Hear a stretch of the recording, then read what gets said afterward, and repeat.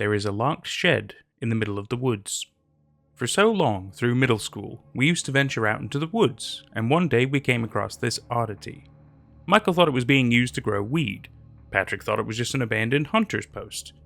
But if it was abandoned, then why did it have a padlock on it? My friend Carlson speculated it was used by human traffickers. We all had wild theories about what may have been behind the doors of that ominous shed in the middle of woods, and multiple times we said that we were going to bust in and see what it was for ourselves. And every time we ended up getting cold feet. However, school was ending, summer was approaching, and we would all be going our separate ways as Michael was moving and Carlson was going to a different school. We were all trying to decide on what we would do with our last days together, and we all had the answer in the back of our minds. We were going to put the mysterious shed behind us, and see for ourselves what it was once and for all. After school, we grabbed some water and our bikes, and rode out for the portion of the woods we usually ride around and play in. It was a noon dismissal, so we had plenty of time to figure out what was in that shed and go about the rest of our last day together. The journey was uneasy. I don't know if it was the sadness of knowing that our friends were going away, the excitement of solving an age-old mystery, or if it was something else entirely. I would almost call it a sense of dread. But what was so scary about a creepy tool shed in the middle of the woods?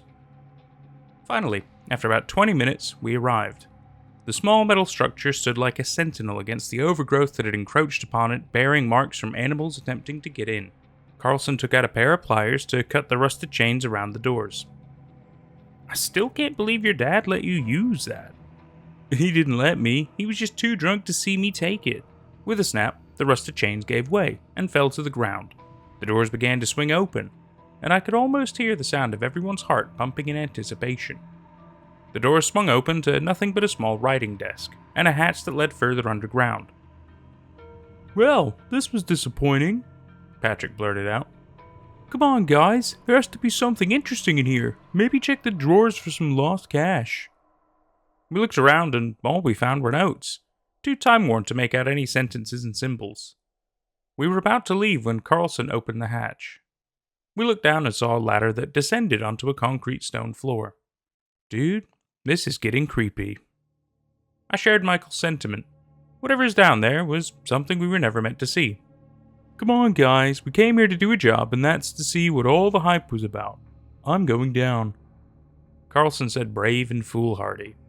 Upon seeing he didn't die instantly, his courage became infectious, and we all descended downwards into the dark cellar. It was cold, unnaturally so. None of us had brought our flashlights, so we had to waste precious phone battery and use the flashlight apps.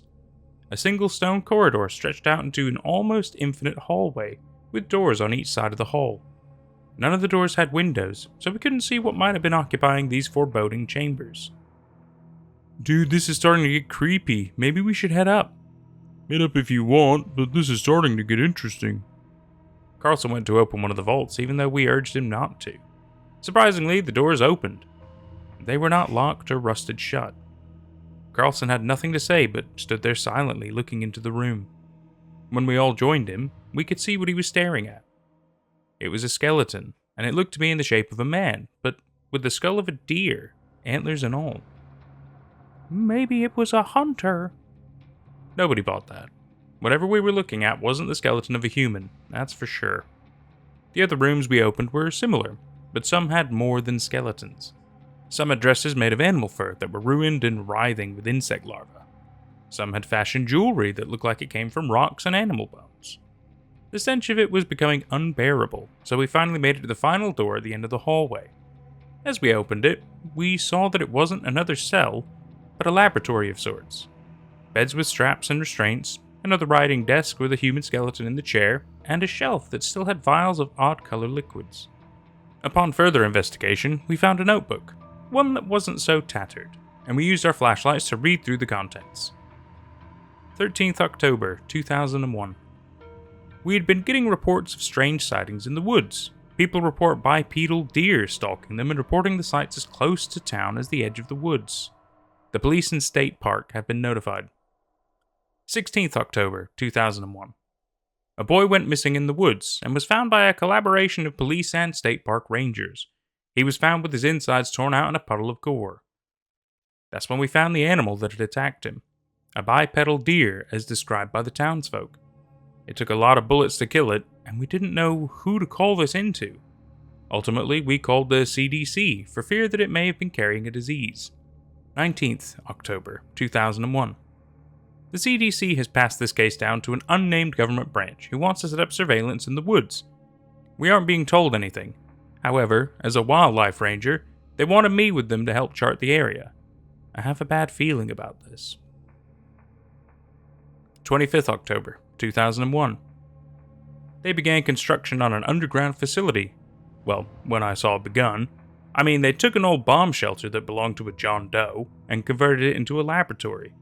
We've named these creatures the Voracious, probably a play on the fact that these creatures seem entirely driven by the need to feed.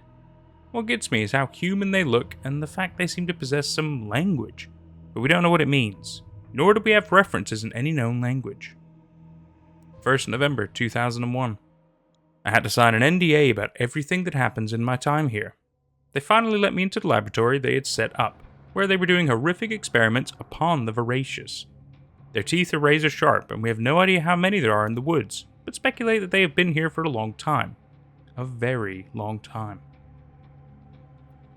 Our phone's batteries were getting low, and the lights were starting to flicker. We all decided to go back up. The run down the hallway was terrifying, seeing as how I was expecting a door to fly open, and those monsters to pop out at me at any moment. We all made it to the surface and bolted out of the shed as fast as possible. Even though it was broad daylight, I still felt like we were being watched from every angle. The treetops, the thickets, I couldn't wait to get the hell out of those woods. We reached our houses and made a silent vow to never talk about what we found in the shed. I, however, kept the book and continued to read through the notes. They were unremarkable, only detailing the ranger's ascension of authority the more he worked on this case. Until I reached the final entry. 1st December 2001. We heard gunfire and screaming coming from the grounds outside. They have us surrounded. There must be dozens of them. Where did they all come from? I hope whoever finds this journal can help spread the truth that there is something evil in these woods. Cannibalistic fiends they are. Fire is their only known weakness. I can hear them clawing at the shed above. The rest of the text is ineligible from water stains, probably from tears. I'm in high school now, and to this day I still refuse to go into the woods. I still set my own curfew before sundown, and I still hear stories about people who go into the woods and never come back. And some nights, when I look out my window into the dark woods, bloodshot eyes stare back at me. And that was There Is a Locked Shed in the Middle of the Woods by Lustrous Scorpio. Great name, great name. So what I like about this story, it's not crazy long. It's a nice, simple, short story. It's got a level of mystery to it. It's got some intrigue. You've got mad scientisty kind of work going on when they're experimenting on the creatures, the Voracious. I like the fact that they're kind of a strange bipedal deer people, and it's weird because later on he talks about how like they're human-like, but it's like, well, they might have like a level of human anatomy, but then they've also got the deer head thing, which makes them kind of different. But then it also mentions cannibalistic, which is also a bit confusing. Because I think the better word would be carnivorous, the fact that they eat meat. They eat people, but they're not eating like similar people and stuff like that, So it's argumentative. Anyway, the point is, I like the story. I think it's got a lot of promise. It feels like there could be more. It kind of felt like it kind of just stopped, but I suppose it's fair enough. It's just kind of like kids going in the woods. They experience a creepy thing going on, and they decide not to pursue it any further, which is the right thing to do. It's pretty smart. Maybe talk to the authorities about it. It's probably not a bad idea, just in case. Granted, they might kind of sweep it all under the rug or maybe arrest you or something like that. So I suppose there's also the fact you probably shouldn't do that. I think it just depends, doesn't it? It really, really does depend. But no, it was good. I like the fact you had a little bit of journal, so you kind of understood a little bit of what happened and everything. And so there's like a level of truth to the rumors and everything, which is always an interesting part. And yeah, no, I think it's quite good. I like these carnivorous deer people. I think that's pretty great. It makes me think of Rusty Lake and like messed up minotaurs and stuff like that. Or no, centaurs. Centaurs is what I was thinking of. Where it's like a weird hybrid between two things. Very cool. Very interesting. It's like a reverse centaur when you think about it then. human body with a deer head, though. Even though centaurs are horse people, but not important. Not important. You understand what I'm trying to say, trying to think. This was good. No, this was really good. I quite enjoyed it. I like the fact that it wasn't too complicated to get into. You understood a good amount of what was going on. There wasn't a massive amount to the mystery or details and everything, but that's okay. I think that's totally fine. Yeah, no, a perfectly good story. I've been Nate at Night, and I've really enjoyed myself, and I sure hope you have too. See you for whatever's next. Take care. Something is rearranging my furniture every night. Ever since I was a young boy, I would wake up in the morning with my furniture arranged differently than when I went to sleep. Sometimes it was small, like my lamp in the wrong place or my shoe rack was tipped over. Other days I'd wake up and the bed would be in the wrong spot, the dresser on the wrong wall, my deck in front of the door. In the beginning, it wasn't in a messy fashion. It seemed like a perfectly normal way to arrange my bedroom, just in a different way than I preferred. I have a very early memory from around 5 years old of my mom yelling at me for moving around all my furniture at night. I swore up and down that it wasn't me. She seemed conflicted when she was yelling at me. I wasn't a troublemaker. She knew it wasn't something I would do. But looking back now, I think she was just scared of the thought of it not being me. After a couple of hours, I convinced my mom it wasn't me. After all, I was a small kid. I don't think I could have physically moved it on my own. Next to blame was my older brother. He was 11 at the time, so it still would have been hard for him to move my stuff, but not impossible. My brother liked to mess with me. No more than any normal brother, but never any over-the-top pranks. Mostly just because he was lazy, though. No way he'd lose sleep over something so weird like moving my furniture every night. After my brother denied it, and adding on that he stayed at his friend's house for sleepovers often, gave him an alibi. My mom attempted to blame my dad next. But of course, that comment was not taken lightly, and ended with my parents just pointing fingers at each other. My mom spent that night with me in bed. She tried her best to explain why she was sleeping in my bed without making it sound scary, but I could tell she was scared. I wasn't scared at all because it felt normal. I see now as an adult why she was freaked out. The night felt normal. If anything, it was a fun night, like a big sleepover. My first sleepover, even. We woke up the next morning and my mom gasped and gripped the sheets. "Wait, how did this happen? I was right here." My mom looked around the room. It was pretty easy to do so, given that the bed was right in the center of the room. This hadn't happened before. It was always in a normal spot against the wall. It was like the room was showing off that it could put the bed in the middle of the room without us waking up.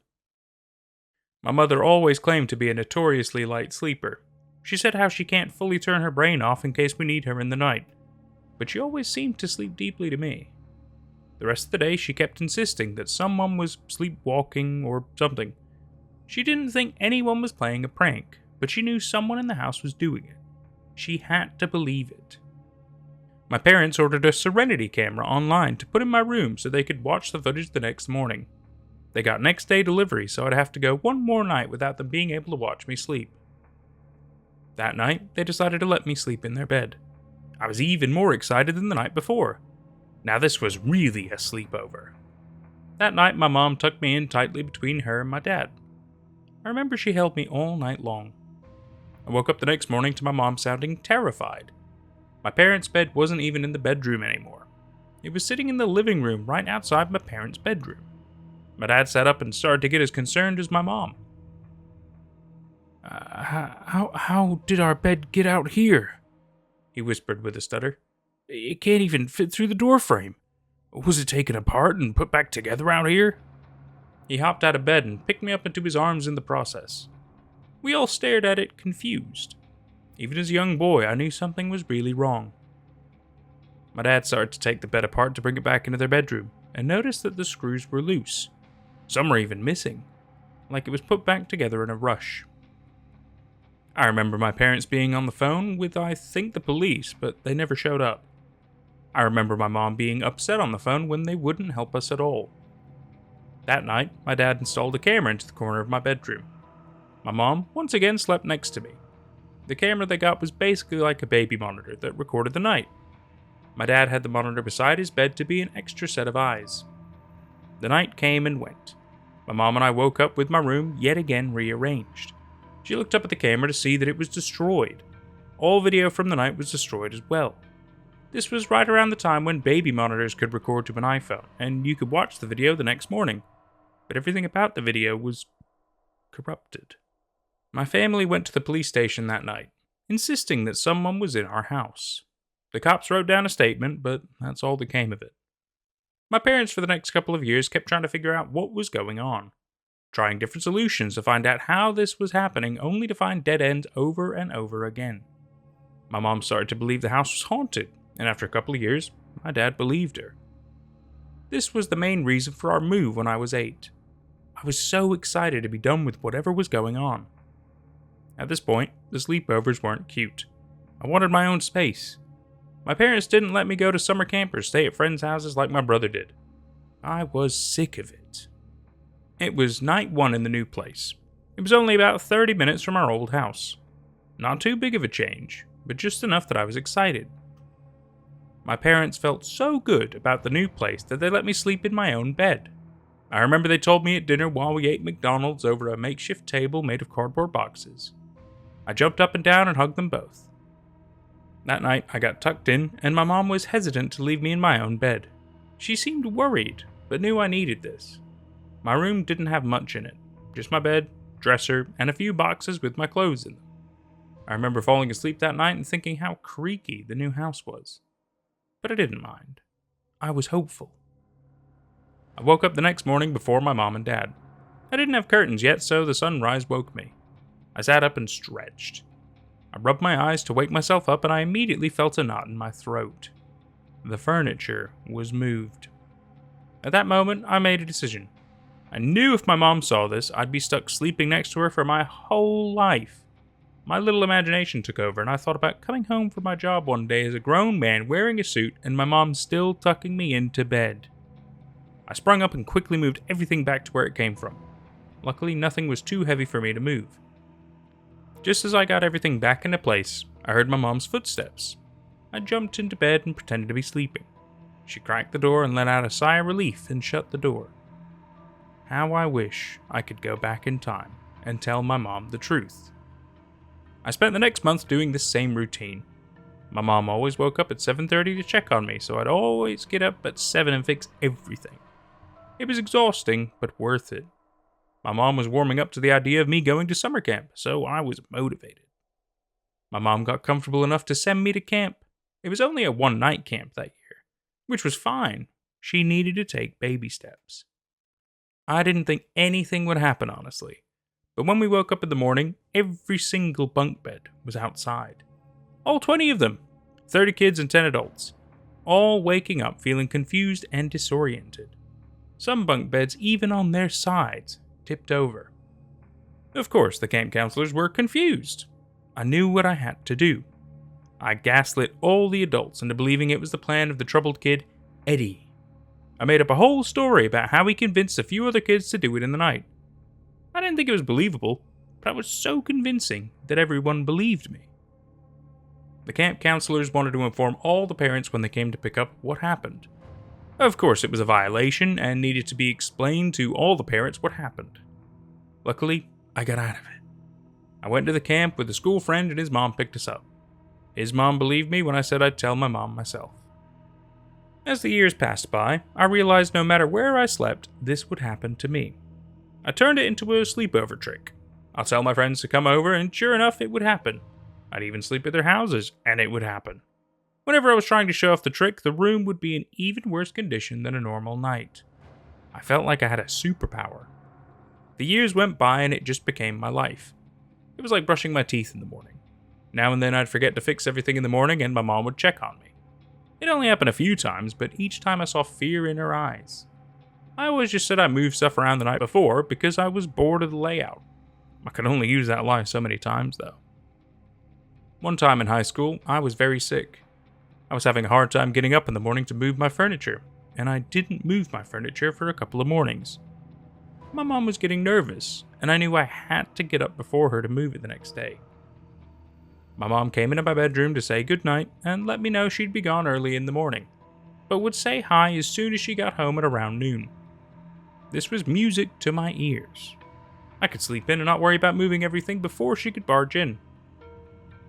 The morning came and I got to sleep in until about 11. I couldn't believe how much better I was feeling. I knew I should have probably started to move my furniture and be proactive, but of course, that's not what I did. I could hear my brother in his room next door playing video games, so I went to go see what he was playing. Him being a brother, he wasn't letting me play with him, so I instead stood by his bed for way too long and annoying him. I lost track of time and heard the garage door open. My heart sank. I ran back into my room and tried to move everything back into its place. Luckily, throughout the years, I convinced my parents to get me lighter furniture. They never caught on, and it made life so much easier. Everything got replaced except for my dresser, which was a family heirloom. It wasn't all that big, but this day it felt heavy. I knew I was weak from being sick all week, but I couldn't believe how heavy it was. It was the last thing to move, but it just wouldn't budge.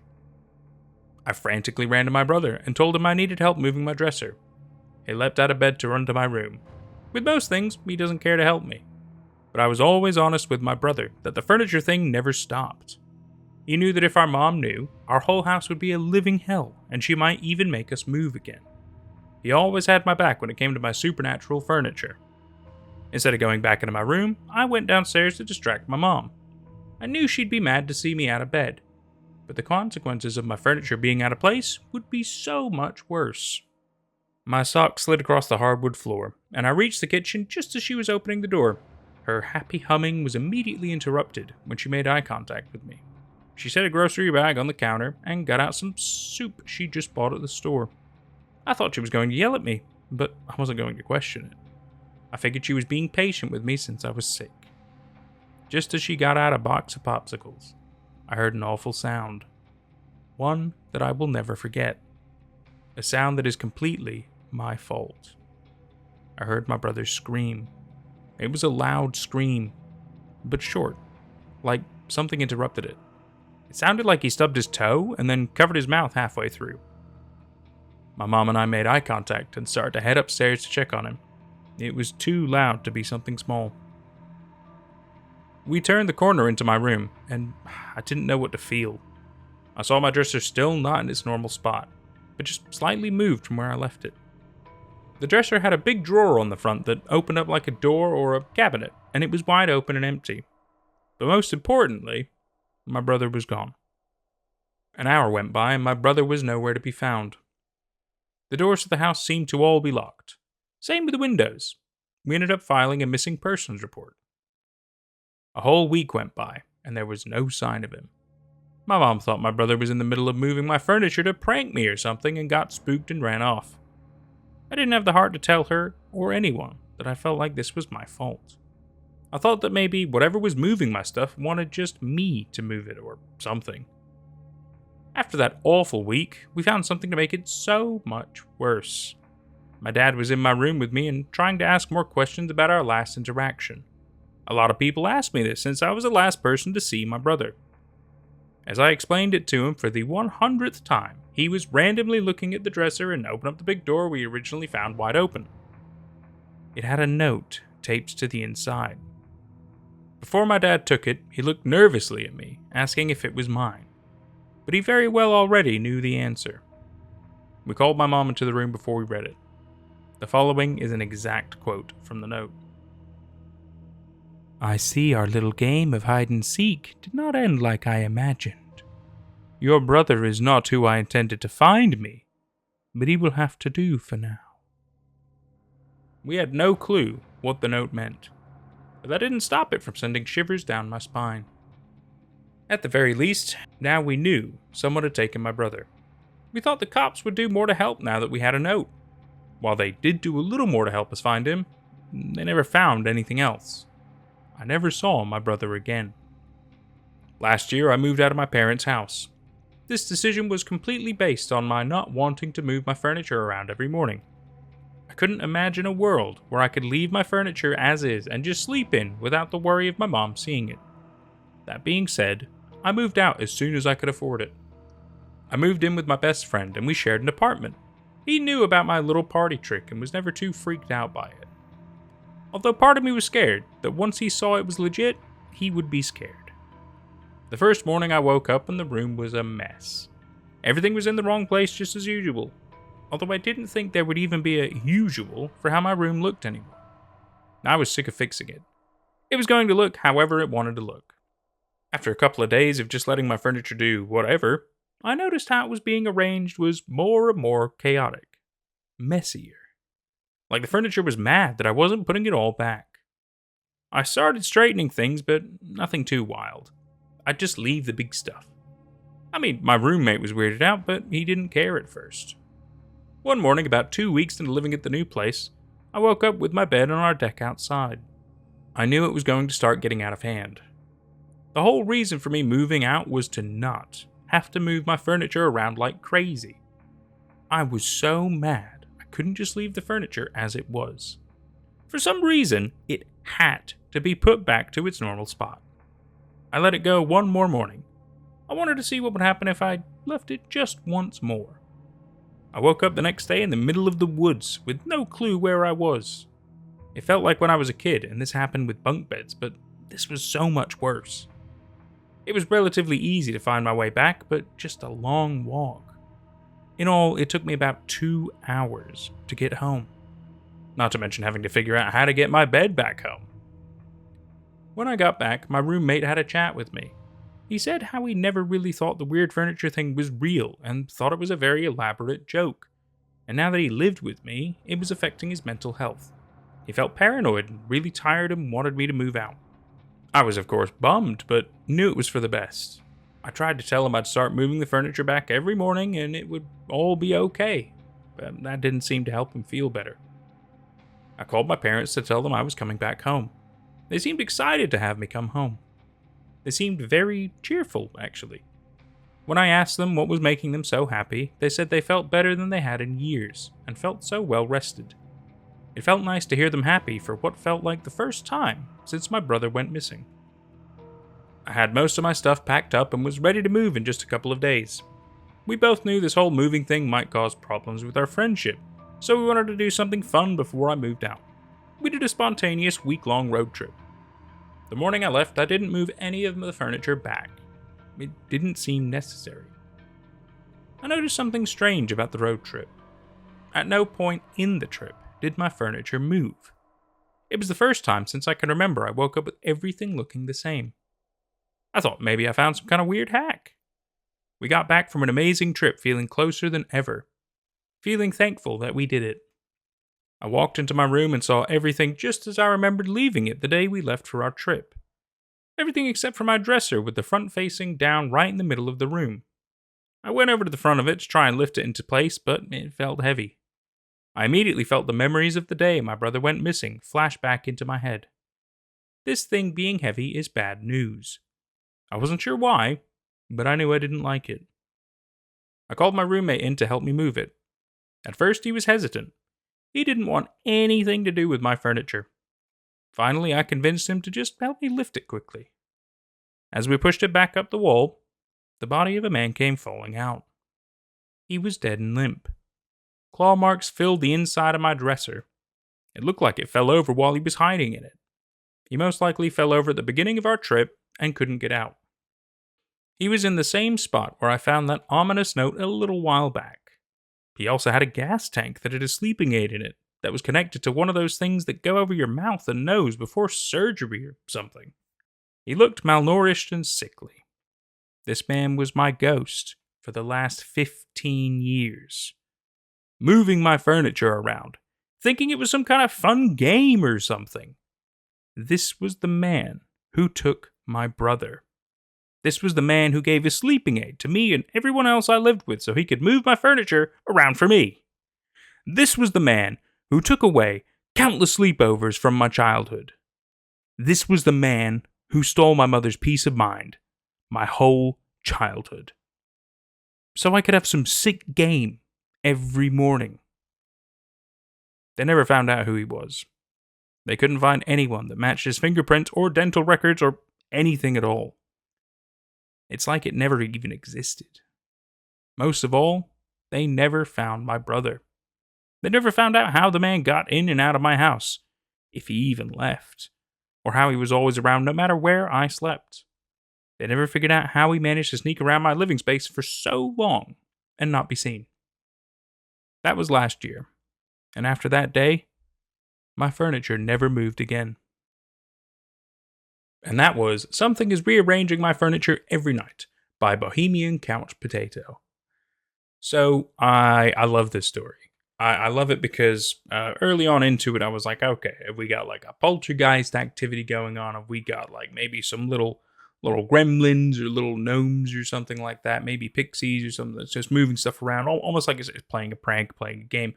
But the more the story goes on, so it starts off from a very early age, which is quite random that it kind of just starts, but who cares? Not really important. The fact is, it happens, and it's not like it happens maybe once a week or once a month or once a year. This happens every single day for years and years and years to only this one specific person, which is very interesting. No matter where they go, no matter where they live, this always happens to them. And if they don't do something about it, like putting it back, doing the reset, whatever the game you want to call it, it gets worse. It gets more chaotic and more problematic. Now, I think that's awesome. I think it's a horrific premise. I know I would be mad. I would probably go insane if I had to deal with something like that. You know what I mean? You know exactly what I'm talking about. Can you imagine having to move your furniture back every single day? I would hate that. Hate that with a passion. I would totally have done the same where you try to find any evidence of why the fuck it's moving. I would just move and see if anything changes. I would try all kinds of things. I would bolt stuff to the floor. I would live in like a canal boat. I would live in a place where the furniture couldn't move. I'd live in a place with no furniture. I would try everything I could possibly think of to not have to deal with it. You know what I mean? Or to find out why it's happening. It's just a horrifically annoying thing, right? But horrific still, because you're like, unless you can figure out why it's happening or who's causing it or whatever, it's just horrifying. Because you're like, you have no idea why it's happening, and you have no idea how to stop it from happening. It's just, that alone is horrifying. But then obviously we get into the fact that later on in the story we find out that, it's a person or maybe a person. Because when you really find out that it's a man, or at least what looks like a man, it's obviously humanoid. Human perhaps, but I've got a little bit of doubt there. Because, see, if he's able to move things really far, even heavy things, in a short amount of time, right? I mean, we're talking at least within like an 8-hour period. Like, to be able to get his bed all the way out 2 hours away, that's pretty nuts. That's pretty nuts. I don't know how you could do that. Also, I mean, the idea of him hiding somewhere in the house, I mean, obviously, it's not like he disappears. He clearly still exists, right? He's still a visible person, humanoid, whatever. Which then it then reminds me of the I've seen a couple like horrifying clips before in the past. I'll have to see if I can find one of the ones I'm thinking of about like people, homeless people, squatters and stuff who have broken into somebody's house, but instead of like trying to live in the obvious, they like live in an attic space or something like really out of the way. You have no idea they're there, kind of stuff. Kind of like the Grady Hendrix story that I read on Twitter ages ago. It's a video you can see on here, and it's just the idea is horrifying. So. That's a part of it that I'm like, okay, well, they probably find weird little creepy hiding spaces that have clearly worked and for some reason haven't been investigated. Horrifying. I would hate to have somebody living in my same space that I'm not aware of. That's just that's horrifying. I mean, who knows? Maybe one day they'll just decide to kill you, right? Like, unless you're aware of them, what are you gonna do? Just so many creepy thoughts, so many creepy premises. This story has really made me think of so many things, and it's so great. It's so great. It's so great. What a story. And then also the fact that the brother disappears. The brother is kidnapped, however you want to define it, and never found. Never found. There's no evidence at all of his existence after he disappears.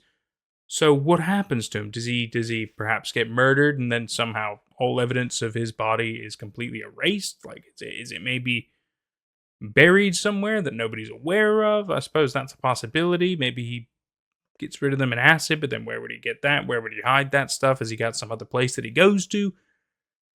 I don't know. And why the game? Why the game? It's so strange, isn't it? It's so Strange. It makes you think of so many questions, so many things. God, what a story. What a story. I've thoroughly enjoyed it, and I sure hope you have too. This has been Nate at Night, and we'll see you for whatever's next. Take care. I found an old recording of the most gruesome TV show ever broadcast. Me and Lila always carve dozens of jack-o'-lanterns every October, so they'd absolutely saturate our lawn on Halloween night. It was our thing. But looking back on it, now that I've lost her, I just feel bad for the pumpkins. I almost relate to them somehow. The way they were carved up, had everything of substance inside of them torn out, and left as hollow, rotting shells with forced smiles. Needless to say, I didn't cope with their death well. I didn't want to cope with it. I wanted the world to drown in the black sludge of my grief. I loathed the people I saw going about their lives, unaware that the world had already ended the moment Lila died. The earth shouldn't keep spinning. Life shouldn't go on. Not without her. Even my relatives bringing me along on a trip to Kauai only made it worse. The most gorgeous place on earth, and it made me sick with hatred. Nothing that beautiful deserved to exist if Lila wasn't ever going to get to see it.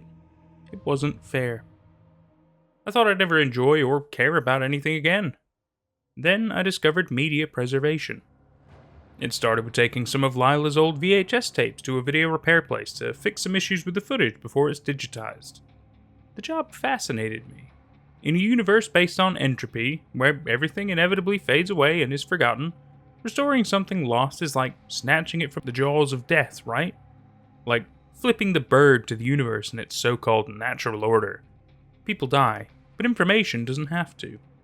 Now, it doesn't matter how small, be it some god-awful plug-and-play licensed game or a cereal commercial from 80s. It's my mission to recover it in as high quality as I'm able and make sure it's freely available online for as long as possible. A couple weeks ago, I came across a big haul. 4 boxes of old VHS tapes offered up on eBay for dirt cheap. Most of the tapes were just recordings of Cheers episodes already preserved in higher qualities, but one Maxell E240 caught my interest. First of all, I'd never seen one so melted. Sure, sometimes they were left in an attic too long, and the colors and audio start to degrade. But this one looked like it had survived a house fire. It was covered in soot and the smell of smoke, and had the overall shape of a chocolate bar left out in the sun a little too long. Second was the label, which read in neat Sharpie, Episode 4,679,329, March 8th, 2035. The casing was so disfigured, I had to bust it apart just to pull out the tapes and re-spool them in a fresh cassette. I tried to iron out the creases in the tape as best I could, but I had no illusions about it accomplishing much. The mylar surface had been irreparably warped in places by whatever fire had half melted the thing. Imagine my despair at the sight of the dreaded no signal. I could clearly see the tape wasn't blank, yet no amount of adjusting the tracking or trying different DVs or VCRs accomplished anything. Just as I was about to give up, though, the thing just suddenly started playing properly the exact instant the clock struck 3 a.m. As if it had only now decided to work. My all-nighter had paid off. I didn't dwell on the fact that this miracle fix had been impossible. If I'd had any sense, I'd have torn the horrid thing out of my VCR and buried it beneath holy ground. Instead, fool I was, I sat down and watched. At first, the thing seemed unwatchable. The audio was so distorted that the show's theme song emerged as a low, crackling, staticky wail that made my head throb. And the logo was completely indistinguishable through the flickering and interference. I thought it was a lost cause for a moment, but then a figure appeared and cleared away the static, like Moses parting the Red Sea. It was the sight of the show's host that hooked me. He was just perfect. Perfect in every way. I knew it just looking at him. Infinitely handsome and likable and charismatic. And he always said the exact perfect thing. The only issue is, I don't remember a single thing about him now. In the same way you can't remember a dream that seemed so clear to you while you were experiencing it. He just appears in my memory as this abstract blur in a sharp suit. Yet at the time, I was awestruck, even before he said a single word. I can't even remember a word he said. It was like he was speaking another language, one I felt as opposed to heard. I'll try and transcribe it as best as I can into words, but know that it's only a pathetic imitation. For another night of laughs, prizes, and fun for the whole family with your host... I've noticed that the audio and visual distortion seemed to suddenly intensify the instant he said his name, rendering it completely illegible. Idiot I was. I figured that was a coincidence. Tonight is a night of celebration, folks, because thanks to the support of loyal viewers like you, we have just been approved for, get this, 200,000 more seasons! The live studio audience went wild with applause. I put that in scare quotes because, as far as I could tell, besides the host, the studio seemed completely empty, as if he was standing on a plain white stage that extended outwards into infinite darkness on all sides.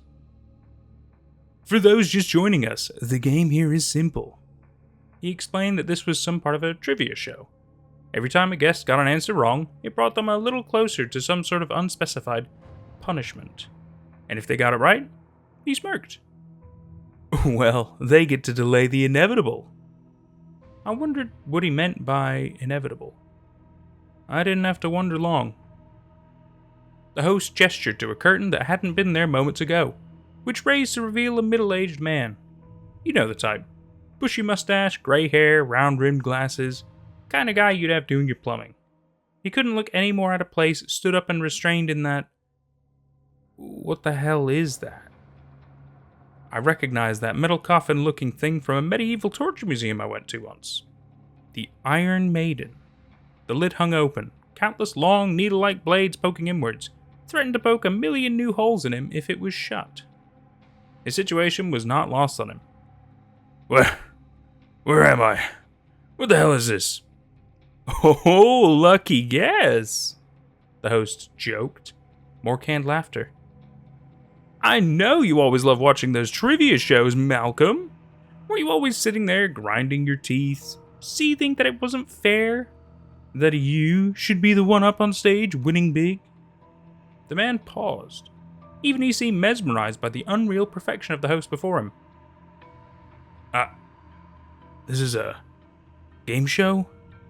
All you have to do is answer a few questions. Think you can handle that, Malcolm? He pulled out a cue card without waiting for an answer. And our first question, what were you doing the night of February 18th, 1998? The man seemed baffled. Just sat on my couch watching the NFL, I think. I'm not sure how I'm supposed to remember. He let out a startled squeal as a horrid buzzer sounded. On cue, the lid slid a third of the way closed, making him flinch. Ooh, I'm afraid that's the wrong answer, Frank. But you know what? I'll give you one more chance. What were you... Following a girl home, the man cried out. From the bar. There, are you happy? Correct. The canned audience began cheering. Such honesty. Now, our second question. Just what were you carrying while you followed her? He hesitated for a little too long, and then the buzzer sounded again, and the lid slid so near to closing that its blades began poking uncomfortably against his skin.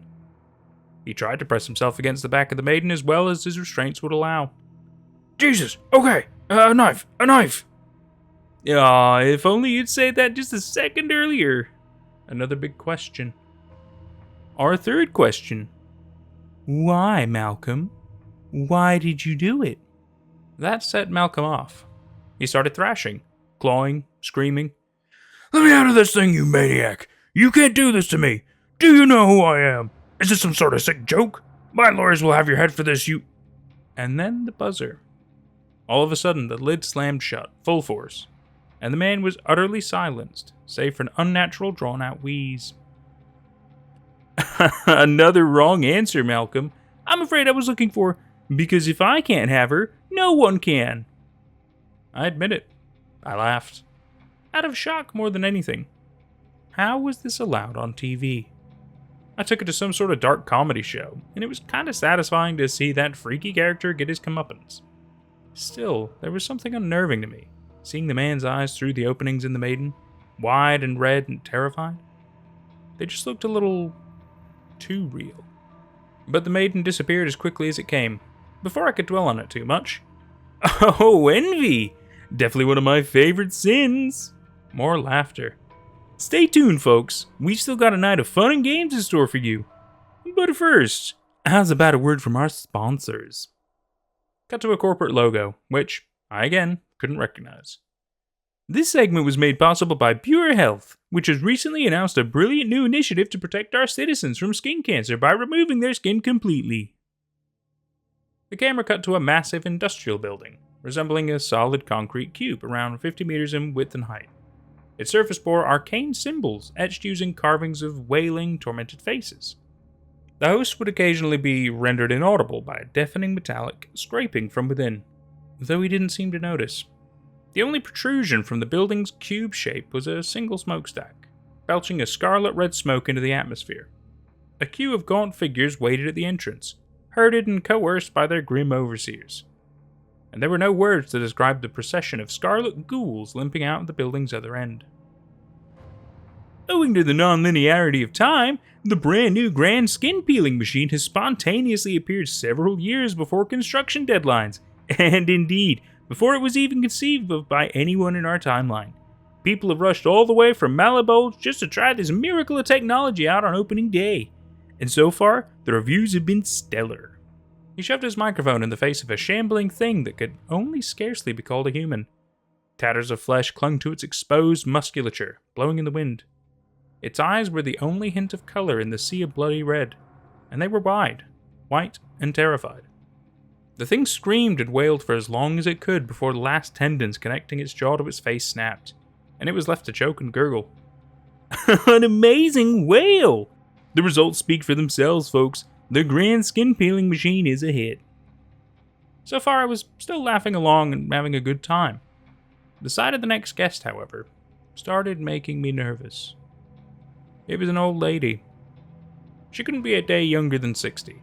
The sort of sweet, elderly woman who, in a just world, would be cooking chocolate chip cookies for her grandchildren in a comfy cottage somewhere. But here she was, tied to a metal chair, eyes wide, shaking like a leaf. Unlike the last contestant, she seemed to know exactly what was happening. In exchange for our loving endorsement, they've agreed to loan us one of their star employees. Ladies and gentlemen, put your hands together for the Laquisma. Something slunk from the darkness far behind her. Or perhaps it'd be more apt to say that the darkness birthed it whole cloth. It was like a living shadow, and it took my eyes a moment to register what I was even seeing. How do I even begin describing this creature? I could say it looked almost human, or at least like something that may have been human long ago. Or I could start with its skin, which was all black and shiny as latex and seemingly smooth on first glance. But if you looked closer, you'd realize it was covered in a million tiny reptilian scales, almost like a shark. Its head was a bald man's, utterly devoid of any distinguishing features, like the basic stock template for a human being. It was notable only for a complete lack of pupils and irises. Its eyes a pure white. Its body defied basic biology in so many key ways. I had to stare at it for what felt like an eternity just to wrap my mind around its physiology. It was at least 5 or 6 meters long, by my estimate, composed of multiple human torsos stacked one on top of the other, like segments of a centipede, each melding with the ones around it at the waist and shoulders. Each torso sported a pair of short, stubby arms that propelled it with terrifying grace. It ended with a pair of human legs, perpetually bent on their knees, beneath a tail that looked more like its coccyx was poking free from its body. The old lass could clearly hear it, and kept futilely trying to turn her head around enough to get a peek at what stood behind her. My mouth uselessly. You don't want to know. Glad you could join us again, Miss Weathersby. Judging by our ratings last week, you seem to have been a fan favorite. Her voice was so soft, I could barely hear it below the static. Oh God, please, why won't you people let me go? I've told you, I've never done anything, never hurt anybody. There must be some sort of... He waved a hand over her, and it seemed to forcefully snap her mouth shut. Please, Miss Weathersby, save your breath for our questions. Another cue card. Your first question, my friend. Where did you and your husband buy your first home? She had to think about it for a long time. Eventually she cried out, Alabama, Tuscaloosa, Alabama. Ding, ding, ding. Why, you're already doing better than our first contestant. Next question, what breed of dog was your childhood pet? She had a pained look on her face, as she thought. Eventually, a timer started ticking down. It wasn't visible, so it wasn't clear how much time she had left exactly, but the sound it made got more shrill and high-pitched with every second. Miss Weathersby, need I remind you that we have a time limit on this show? A tear ran down her cheek. I keep telling you people, I don't know. I have dementia. I can't remember, please. The buzzer again. I'm afraid that was the wrong answer. Lacheesma? The old lady shuddered at the sounds of hundreds of feet drawing a little closer to her. Now, your first grandchild. What did he look like? What color were his eyes? His hair? She was crying harder now, like it hurt her that she couldn't remember something so dear to her. I told you, I can't remember. Why are you doing this to me? If you don't remember them, why would they remember you? The host mocked as the buzzer sounded, and the beast drew a little closer. Really, do you believe they still even think about you? Or do you think they're glad that the old bag of bones isn't there sucking up their inheritance? This went up for... God, it could have been an hour. I was glued to the screen all the while, frozen with terror, praying for this nightmare to just end. For her to make it out okay somehow. He pored over every little detail of the life she lived and the people she loved, delighting in how little of it she could still recall. And the thing grew closer and closer, until she finally felt multiple pairs of hands resting upon her shoulders. The thing was looming over her now, and a long black tongue, a few feet in length, emerged from its mouth and ran trails of dark saliva over the back of her head. She looked broken down, eyes raw from crying. I could tell by the dampness of her dress that she'd wet herself. Now, Miss Weathersby, our time here has been fun, but I do believe it is time for our final question. Tell me, what is the name of your only son? She couldn't even answer anymore. She just stared ahead like her mind was a million miles away. He cackled as the buzzer sounded one final time and threw his cue cards aside. Thank you for playing, Miss Weathersby. Better luck next time. I would say the thing unhinged its jaw like a snake, but that'd be an understatement. The way the thing's face malformed and wrinkled and stretched as it opened its maw, it no longer looked even remotely human. Its jaws must have been parted at least 30 centimeters apart, revealing a second, pharyngeal pair of jaws that lashed out and gripped the woman's skull, pulling her headlong into that darkness. I could hear bones crunching and snapping as its throat constricted down around her body, peristaltic muscles compacting her into a meat slurry, bit by bit. Yet she just wouldn't die. Even as her skull and upper body were already crushed and compacted, organs and muscles pressed into mulch, she still kicked her legs, twitched her fingers, let out a gurgling that must have been some attempt at screaming. She was squirming even as the beast snapped its jaw shut around the last of her, condemning her to whatever torments awaited her inside the creature. And all the while, that horrible laughter. Don't worry, folks, she'll be back next week, and the next, and the next. Needless to say, I wasn't having fun anymore. In fact, I had to turn away and fight the urge to throw up. I stood, about to turn the TV off and don't touch that dial now. I froze. There was something chilling about the way he said that, staring right into the screen as if reacting to what I was doing.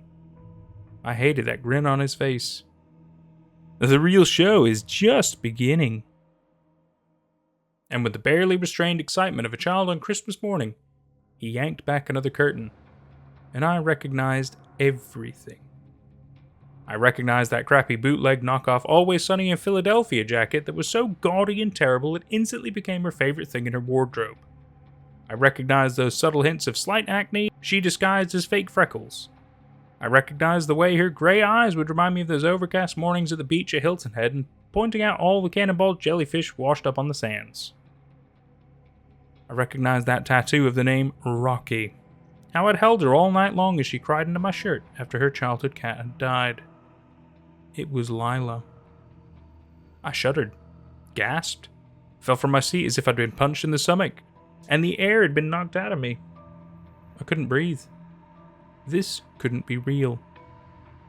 I was dreaming right now. I must be. I just had to wake up. But I couldn't wake up. Nothing I could do dispelled the sight of her curled up in that thing. That bronze statue of a bull, horns jutting out on either side of a head that roaring silently up at the heavens. All while the love of my life was locked in its hollowed-out belly, visible only through a pane of glass. I could hear her cry out in shock at where she'd found herself, and every whimper felt like it drove a knife through my chest. The host soaked in the moment. It was ecstasy for him, the suffering of it all.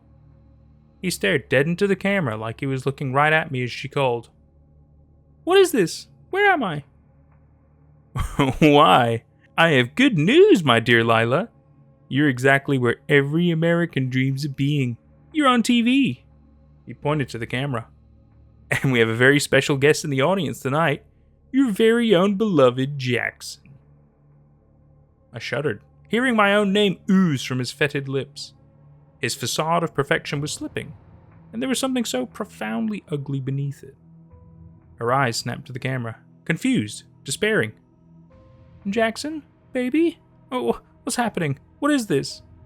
I don't know, I thought, gripping the sides of the TV so hard my knuckles turned white. "But I'm going to get you out of there, baby. I'm going to find whoever did this, and I'm going to bury them all so far beneath that studio that they'll never..." "I'm afraid Jackson hasn't joined us quite yet, my dear. But if you truly love him, surely you'll give him a show to remember. Won't you?" He taunted her. "All I want, after all, is to ask you a few questions. In fact, I'll offer you a special deal.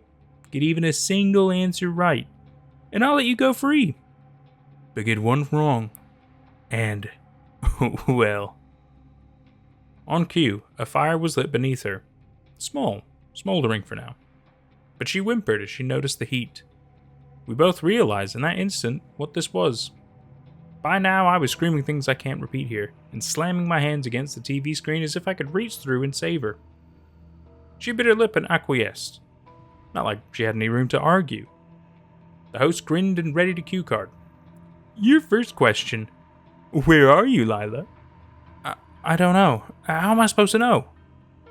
"You do know, Lila. You know exactly where you are." He smirked at her. "Here's a free hint. What's the last thing you remember before you woke up here?" She thought about it and choked back a sob, shaking as the realization slowly settled in. "But why? The horrible wail of the buzzer cut her off. "Oh, too bad. I'm afraid you've run out of time." Seemingly as if on its own, the fire doubled in size. Sparks licked the belly of the bronze bowl and began to ever so slowly heat the surface. She pawed around in the tight confines, searching for any reprieve from the scalding heat all around her as the metal grew hot like it had been left out in the sun on a summer's day. "Please, oh God, let me out of this thing. It hurts. It hurts." The host seemed to breathe in her pain, as if stealing a moment's indulgence. "Now that there is no doubt about where you are, my dear, let us proceed to the second question." He switched to his next card. "Did you believe in God, in the end?" "Of course." She pled her case as if she was being tried in court. "My entire life. Every day I gave to the poor, helped the sick, did whatever I could to honor..." "I'm afraid you misunderstood my question. I asked, did you believe in him at the end? The very moment your pitiful little life was snuffed out." "I always believed I'd never forsake him." Yes, I know. You lived a good and holy life, didn't you?" He cackled. "But what of the very end? You and your little husband were so excited to deliver your first little baby boy. But oh, tragedy. It all went wrong, didn't it? Your precious little boy didn't make it through childbirth, and you followed closely behind. That whole business with the botched pregnancy, it was, what do you call it? Yes, a test of faith. And I'm afraid you failed. In your final moments, you watched the light fade from your child's eyes, and you assumed, wisely, in my humble opinion, that no kind and loving God would allow something like that to happen." He laughed. "Funny how after a lifetime of dutiful service, all it takes is one little mistake at the end to bring you here. To us." I'd never seen such depths of despair in a person's eyes. Such emptiness. Like with every word, he'd been scooping out another piece of her until she was hollow. And then that buzzer roared again, more shrill than ever, and I could barely see her little window through the smoke and flames. The belly of the bull was turning orange in places, and I could hear her flesh start to sizzle like meat on a grill. There are no words for the noises she made. No words at all. And our last final question, he continued. What were your last words to your poor, beloved Jackson? I love you, I called out the answer. Bloody fingerprints stained the TV screen from my slamming my hands against it as I screamed the answer over and over. I love you! I love you! I love you! At some point, I forgot that there was ever a question. I was just screaming it at her, as if hoping that she could hear it, that it could bring her a modicum of comfort in that place. The buzzer sounded again. I couldn't bring myself to look. All I could hear was the roaring of the bull and the steam rising from its bronze nostrils. The curtain fell. Silence drowned the sound. The host dropped all pretense that he hadn't been speaking directly to me. Now, Jackson, you just might be one of my new favorite audience members this show had ever had. I know this must have been hard for you. But if you'll just stay tuned, I have one more show I know you're certain to love. I didn't bother to touch the remote. After all, nothing could be worse than what I'd just seen. Right? Wrong. Horror racked me as the curtain rose, and I saw the man chained to a chair. I pulled away like a caveman witnessing fire, cringing and stuttering, face wet with sweat. It was the sort of fear that worked its way into your bones like a bad chill, that left you shaking, teeth chattering. It was me. An older me, sure, but not by much. 10 years, maybe? A gaunt and hollow version of me, one twisted by 10 years of depression and hard drugs. But it was unmistakable. His eyes widened as he recognized the host. Oh, God. God, please no. It can't be. Oh, Christ, let me out of this chair, you come now. We wouldn't want to use the Lord's name in vain, would we? I mean, that would be a sin. The host laid a hand on the other me's shoulder. It may have been a few years since you watched our program, but I'm sure you remember the rules, don't you, old friend? The other me was wordless, on the verge of hyperventilating, just as I was. The host was giddy with delight. Now, our first and only question is one I'm sure our viewer will be very interested in. What sins, exactly, do you think landed you here? The other me tried to speak, but the words caught in his throat. I could see it in his eyes. The years of self-destruction, the bitter hopelessness, the whirlpool of nihilism and vice and decay, the suffocating depths of a man, the darkness.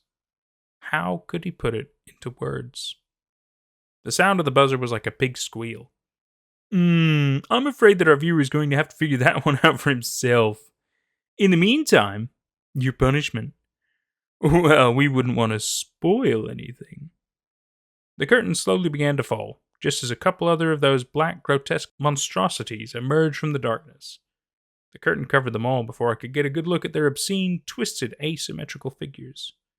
All I could hear was the crunching, the sound of skin tearing like paper, the screaming that went on for longer and louder than a human throat or vocal cords could endure. The image and audio were beginning to distort, glitch, burn away. The tapes were physically melting as they played. My VCR was starting to overheat, sparks pouring from its front panel. The host's voice jumped around in tone, his voice fading into the static blur as the tapes bubbled and boiled and distorted. But my friends, I'm afraid that concludes tonight's episode of our show. So with a final farewell to our dear beloved viewer, Jackson. Just before the image melted away, the camera seemed to jump forward until his face filled the screen, his eyes piercing into mine as he cackled in that sing-song voice. See you soon. And that was, I found, an old recording of the most gruesome TV show ever broadcast by No Mass 39. It's quite obvious, based on the context clues we get out of the story, that this is clearly hell or some kind of purgatory situation going on. Most likely hell. And it's interesting because it's not just all fire and brimstone. I'm sure there's an element of that somewhere, but this is it's a studio show kind of set up, potentially run by Lucifer himself, which is probably why he's a like the perfect thing being whatever, because Lucifer's a fallen angel and they're supposed to be like the embodiment of perfection, blah blah blah blah. But it really kind of reminds you of just how like dark and twisted that kind of a mindset could be. And I think what else is really interesting is the fact that no matter what kind of a life you lead, it's clear that even one remote second of a sin, whether it be disbelief in God or anything else, really, can that's it. You're going to hell, like no issue. I mean, the fact that Lila was a great example. She was always a good person. She always believed in God. She did all kinds of really good stuff. But then it was at the last moments of her life is when she kind of believed that okay, maybe God isn't real. Maybe he's why would a benevolent God, do all these horrific things? So clearly that was enough to still get her sent to the place. Maybe it's a defamation of God kind of thing. Maybe that's like the ultimate sin. I don't really know. I don't know how all that works. Not exactly said. But I like the fact that this is it's a great story. It's quite a lot of fun. It's got elements of like digital restoration. I think that's really interesting. I've always found that kind of stuff to be awesome because you get to see real cool glimpses into the past of like lost media and stuff. I think that's great, and makes me think of shows like Archive 81 or what was the film? God, Insidious? Is that the one I'm thinking of? Insidious? No, it's not Insidious. It's oh man, can't believe I forget the name of it right now. But he gets these. It's Bagul, and he's got the he lives in the murder house, and he's a writer, and oh my god, it was so good. But yes, it's similar kind of stuff where basically you find things that are lost to time and you restore them. Really cool. Anyway, let me stop rambling. I really enjoyed the story.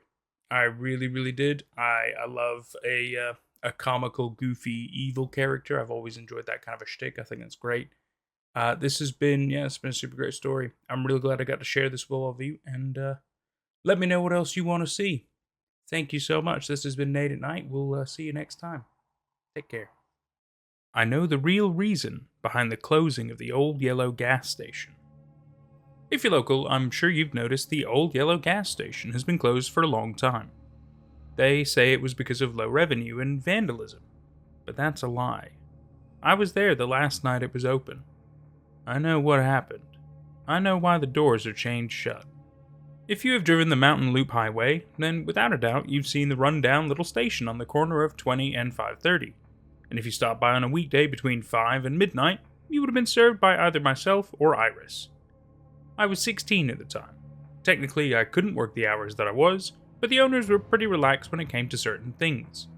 Iris was 2 years older, and in my teenage opinion, simply beautiful. She stood equal to my 5'8", had long dark brown hair that she kept in a ponytail while working, and the most mesmerizing blue eyes imaginable. It was the winter season. The pass over the mountain was closed due to snow. This meant we went from being nearly overrun by customers to seeing 1 or 2 people an hour. The later hours were even slower. Sometimes we would go the entire shift only getting a single customer. During these times, I would wander around bored out of my mind, or watch movies that I had downloaded at home. There was no cell service or Wi-Fi, so scrolling social media wasn't an option.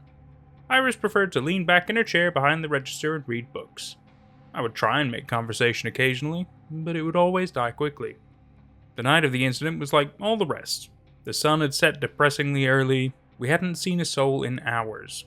I pulled my phone out of my pocket out of habit. Realizing there still wasn't any service, I put it away. What time is it? I nearly jumped at the sound of her voice. What? I asked in confusion. She took her feet off the register and placed her book on it instead. Raising an eyebrow, she repeated, What time is it? Oh, it's... I had to pull my phone out again. It's 9:45. She sighed. Still got another 2 hours until closing. I just nodded dumbly. An awkward silence hung in the air for a minute. Iris picked up her book and continued reading. Feeling the moment slipping away, I blurted out, Hey, you want to do something? Like what? She asked without looking up from her book. I don't know, something to help pass the time? As in... I just shrugged. She sighed and put her book down. Listen, Clyde, we're paid to keep an eye on things and help people buy stuff, not to goof off or socialize. Her rebuke stung a bit, and it must have shown somewhat because she quickly followed with, Tell you what, go take out the trash, and I'll check once again if the bathrooms are clean. Then we can inventory the beer cave together. I hated taking out the trash, but if it meant we could do something together afterwards, it was worth it. Carrying the large black bag over my shoulder, I used my free hand to fumble with the bolt on the rear door. The doorknob never properly latched, so the owners had installed a large gate-style locking bolt. It usually required two hands, one to pull the door closer, and the other to rotate then slide the bolt back. Finally working it free, I pushed the heavy metal door open. In front of me stretched a gravel driveway that led to the highway. At the end of the driveway was a worn green dumpster. Iris hated taking the trash out for the same reason I did. At night there was a single light above the door. The rest of the walk was in near blackness. One night I had stupidly bragged about how I didn't mind taking the trash out, how I kind of liked the fresh air. From then on, Iris had let me take it out every night. Willing myself forward, I walked out into the all-absorbing darkness. I felt eyes on me. Despite knowing it was just my imagination, I couldn't hold back a shiver. I lifted the dumpster lid and swung the bag inside. The lid slammed shut, echoing through the night. I almost didn't notice the rustling bushes just off the path. I froze. The sound grew closer. I nearly screamed as a figure stood from the blackberry bushes, leaves and twigs sticking out of their hair and clothes. They took a step closer. I let out the breath I was holding. I knew that face. Jeez, Iris, you nearly scared me to death. Why are you in the bushes? She stared at me without blinking. Her eyes were completely void of emotion. She slowly opened her mouth. To death. She whispered in a voice that was not her own. Instinctively, I took a step back. She matched it with a step forward. Iris? She took another step closer. Iris? She whispered, despite her mouth being open too wide to be whispering anything. Fear coursed through my veins. Her enunciation was wrong. But even worse, it wasn't her voice. It was mine. My legs were beginning to shake. There was something wrong with her. Not only was it the way she sounded that freaked me out, but she looked incorrect. The color of her hair and skin was just a little off. Her dimensions weren't quite right. It hadn't been enough to notice at first, but the more I looked, the more off she felt.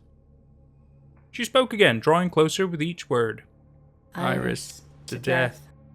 Iris, why to death? Iris. The words were flat and emotionless. Each time she spoke, she sounded more and more like me. A car happened to drive down the highway. Her right eye jerked to the side, watching it pass, as her left stayed focused on me. I snapped. I turned tail and sprinted for the building. Bursting through the back door, I slammed it shut behind myself and barred it. I slid to the floor with my back planted firmly against the door. I waited for something to happen, but the only sound was my ragged breath. Regaining my composure, I started to doubt what I had just seen. I don't know how she did it, but Iris had pulled one hell of a prank. I started to get pissed off. She had made a total fool of me. I could just imagine her out there, doubled over in laughter. She probably even had a camera set up. I stood up, ready to throw open the door and give her a piece of my mind, when I heard her in the main room. About time you finished. What were you doing out there this whole time? She asked. Confused, I stood up. She couldn't see me in the back room. How did she know I was back inside? She spoke again. Are you gonna come in or just stand outside? It was then that I heard my voice come from the room she was in. Iris, stand outside, Iris. Are you okay, Clyde? She asked with obvious concern. I heard her walk towards the front door. The voice that sounded like me encouraged her. Come outside, Iris. The inflection was still wrong, but it sounded so much like me. Realizing what was happening, I ran out of the back room. Iris, wait! I yelled. She jumped in surprise. Spinning around, she looked at me in confusion, then back to the empty front door. How did you... She trailed off. There's something outside. I don't know what it is, but there's something out there. She looked quite annoyed with me. Clyde, work isn't for pranks. You got me. Now stop goofing off before we get in trouble. I glared right back. Listen, Iris, I'm not doing anything. And unless you were crawling around in the bushes a few minutes ago, there's someone out there messing with both of us. She didn't look entirely convinced, but apologized anyways. Sorry. I just assumed since it sounded and looked like you that you were behind it.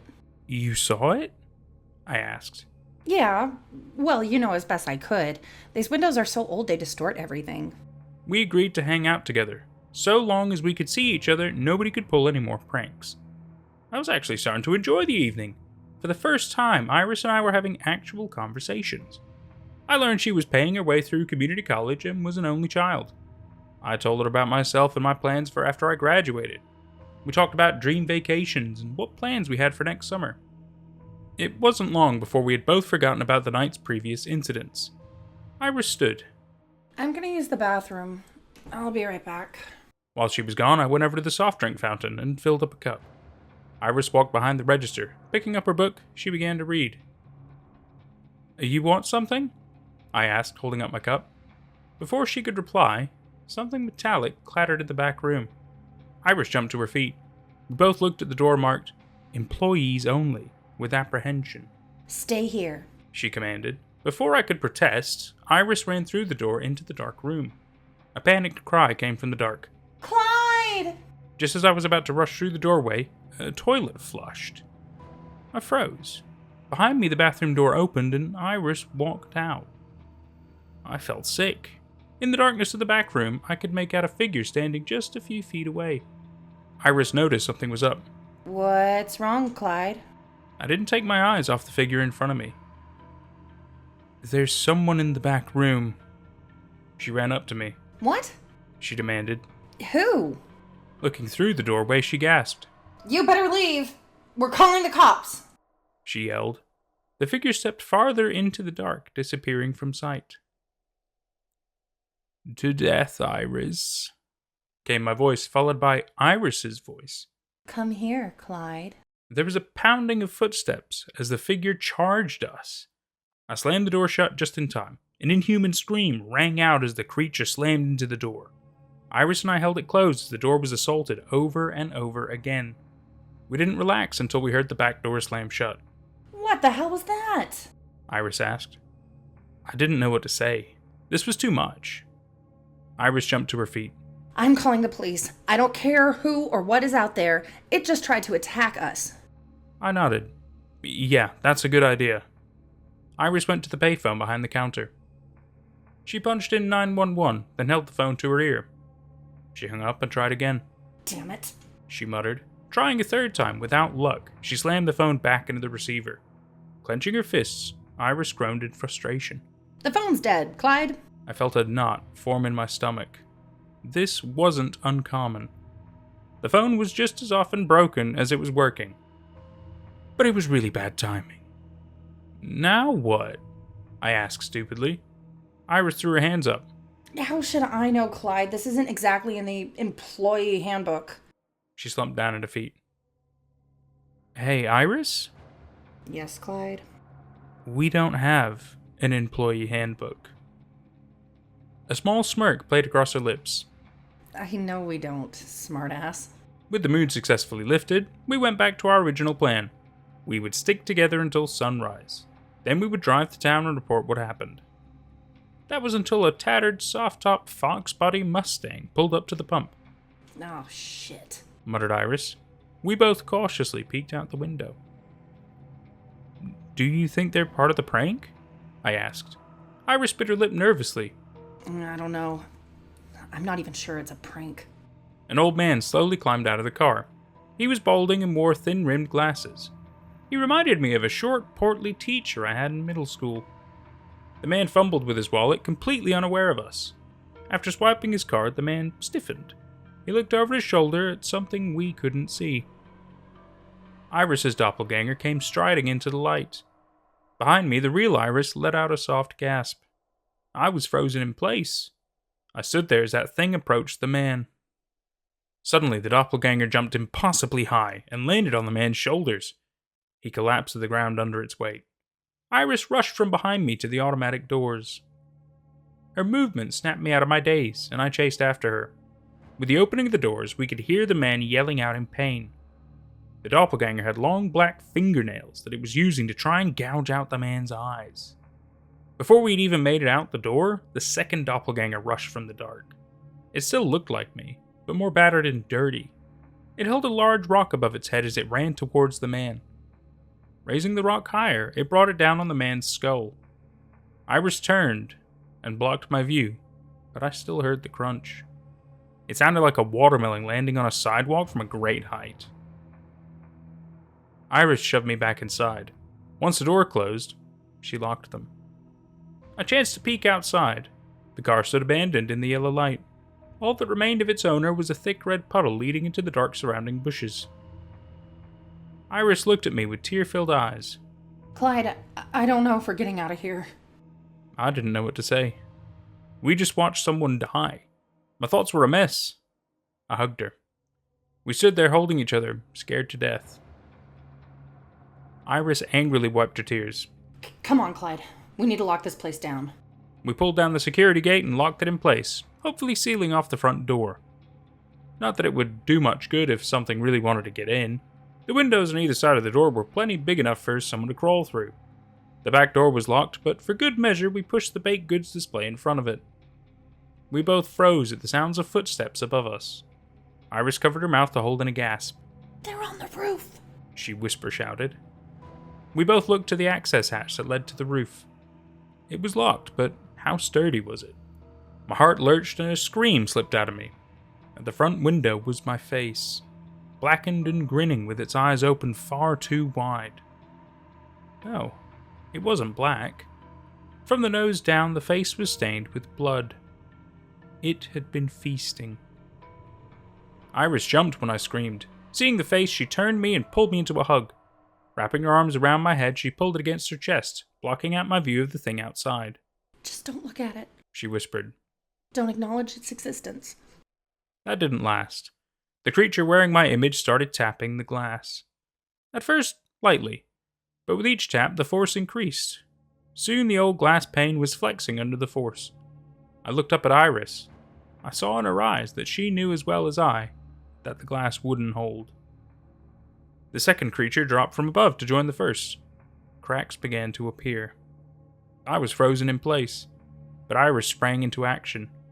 She managed to move the display, blocking the rear exit all by herself. The window shattered. The creature stood there, seemingly surprised by the sudden destruction. Iris came from the supply closet. In her hand was the broom we used to sweep the floors at the end of the shift. She snapped the head off, leaving a sharp point. Iris had a look to her. It was as if time itself slowed in respect. She took my numb hand and put her car keys in it. She shoved me towards the back door. I stumbled into the back room. I looked over my shoulder to see her charging across the store, improvised spear held out in front of her. The creatures were coming through the window, their faces twisted with hatred and hunger in their eyes. I made it out the back door. I made it to her car.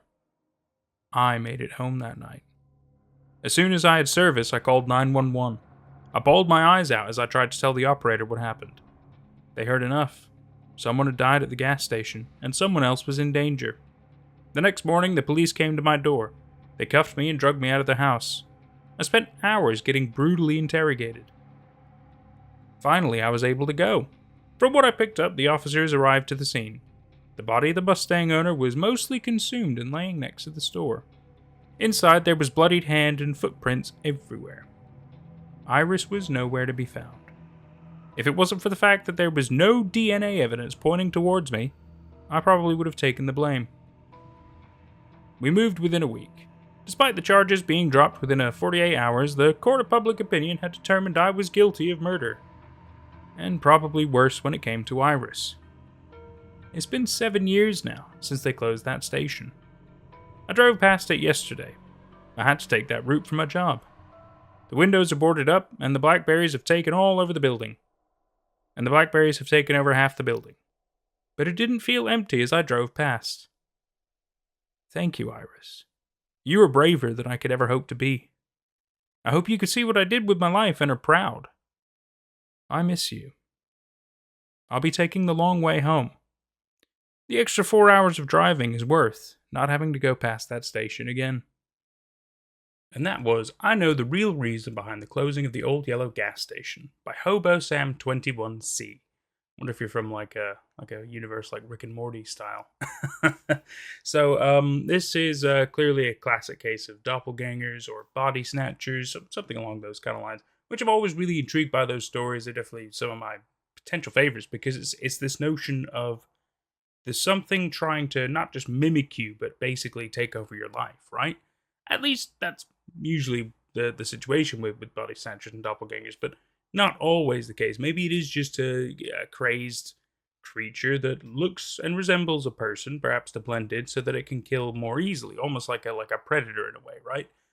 Not entirely sure what the ultimate goals would have been from this creature/creatures after they had potentially killed these kids at the gas station. Were they going to continue working at the gas station and maybe take victims every once in a while? Do they do they have to kill people? Do they feed on people?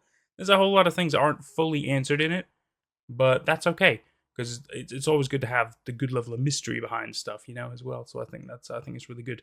I enjoyed it. I thought the story was quite good. There was a lot of little moments that made you kind of think, oh, okay, which one am I dealing with? And poor Iris, really, at the end of the day. But great voice acting yet again by Space Pants, my girlfriend Jenny. She does a great job. Really pleased, really happy to see more stories coming out with her. And overall, I'm very pleased with that story.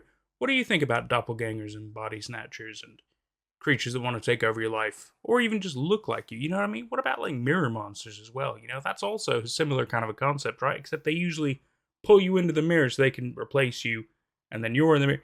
It's still yet again kind of crossing the similar boundaries. Really, really bizarre stuff.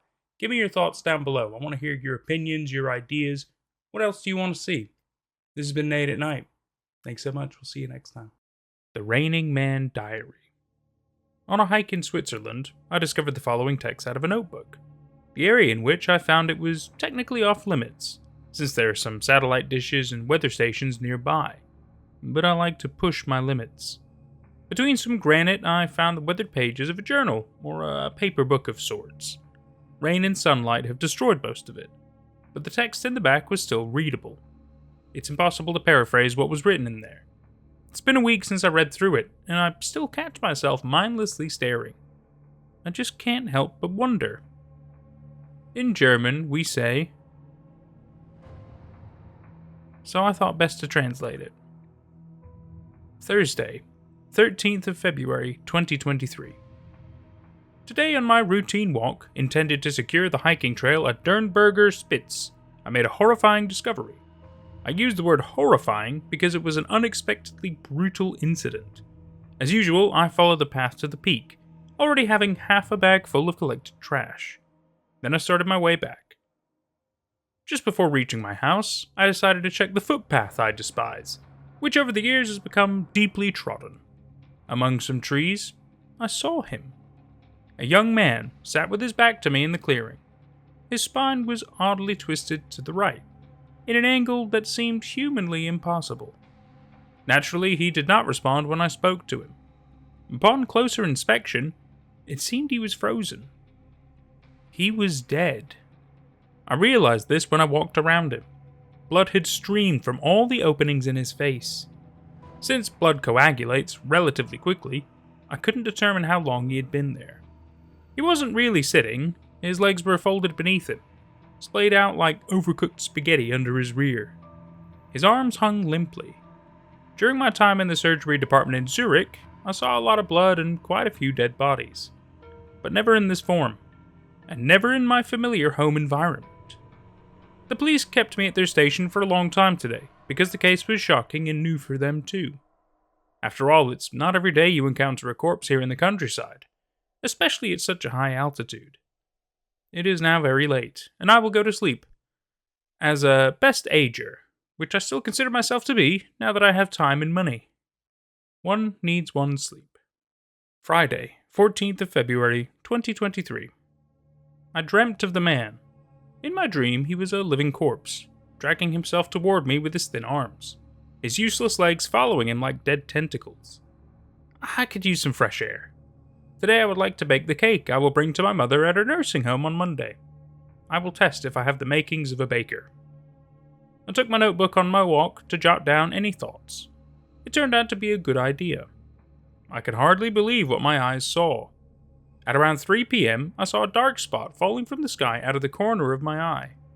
It fell straight from the clouds and crashed into the spruce forest to the right of my house. I immediately thought of the sitting man from yesterday. And I was right. In the middle of the spruce forest, roughly where I estimated the object to have fallen, a woman was hanging between the trees. Clearly dead. Her spine was severed. The broken trees and branches above her tell the story. She seemed to have fallen from the sky and onto the earth. Now I stand here, wondering what to do. Since I have no way to prove what I saw, I will call the police from my house phone and describe my find to them. I hope I won't be declared insane, as the situation is truly bizarre. It's best not to overthink it until the matter is resolved. I am not a man of panic, and do not believe in rash decisions and overreactions. But I am beginning to feel uneasy. Just before reaching my house, I heard a flapping sound very close by. It sounded like the wing beat of a mighty eagle, only much louder. Air displacement is the key word. More unaesthetically, I saw a body hit my car with full force. My first thought was about the car. Total loss doesn't even cover it. Upon closer inspection, the hood of my Mercedes was a mix of blood, organ remnants, and engine parts, making any repair attempt impossible. I urgently need to call the police. The line is dead. Nothing works. My only salvation, my car, is wrecked. I must keep a cool head. Anything else is the quickest path to personal disaster. I will have to come up with a plan. Monday, 17th of February, 2023. It has been raining people continuously now for 3 days. They do not scream as they fall. I have locked all the windows of the house and drawn the curtains. Shortly after it started, I tried to make one last call, but I could no longer reach my mother. Afterward, I spent hours resignedly watching bodies fall from the grey clouds. The whole driveway to the house is covered with body parts, about 3 to 4 people. And of course, there is blood everywhere. It smells oddly metallic. I can no longer see out of the lower floor windows. They are so smeared. Bodies are scattered across the cow pastures to the right and left of the property. Once I took binoculars and looked at their faces. They look like ordinary people. Some have big noses or small ears. They are all humans. I worry that my roof might collapse under the weight. I constantly hear cracking in the attic, and then the sound of bodies sliding off. I am kept awake at night by the crashing sounds. By candlelight, I try to read a book to calm myself. Oh yes, the power is out. I believe the power outage is widespread, maybe across all of Switzerland or even Europe, or the entire world. Imagine thousands of main lines covered with bodies. The corpses must smolder and glow from the electricity continuously pumped through them. It must smell awful.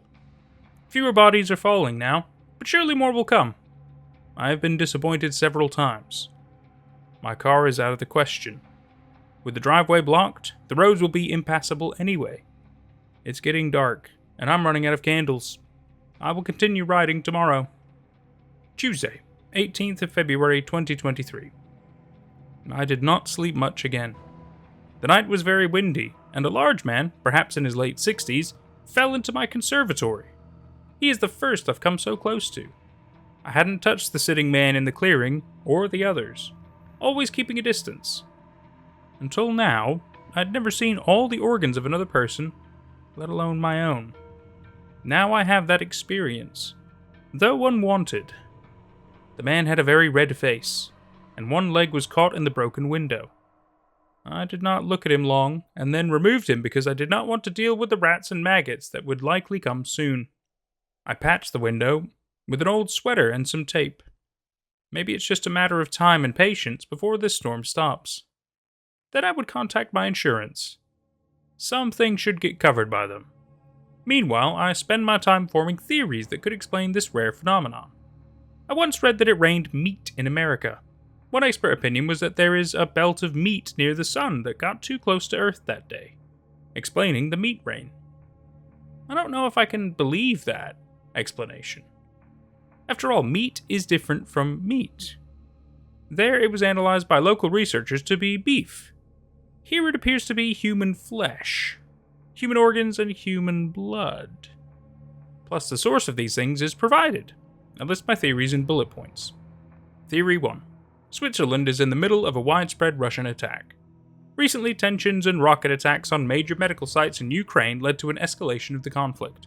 This resulted in the use of bioweapons by Russia. Comment. Not entirely unthinkable, but there are some gaps.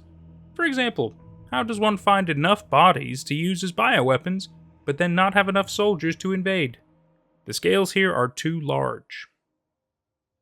Theory 2. Elsewhere in the world, there has been an alien attack that ended with many dead people. These people were loaded onto the invader's ship, possibly killed there, and then unloaded here. Comment. The plausibility of this theory is almost zero, especially since the existence of higher life forms is out of the question. Any radio waves or other long wavelength radiation would have been enough of a signal to inform Earth's inhabitants of the existence of other intelligent life forms. Not much else comes to mind. I have to rethink the theories and take different perspectives. I will try to sleep on it.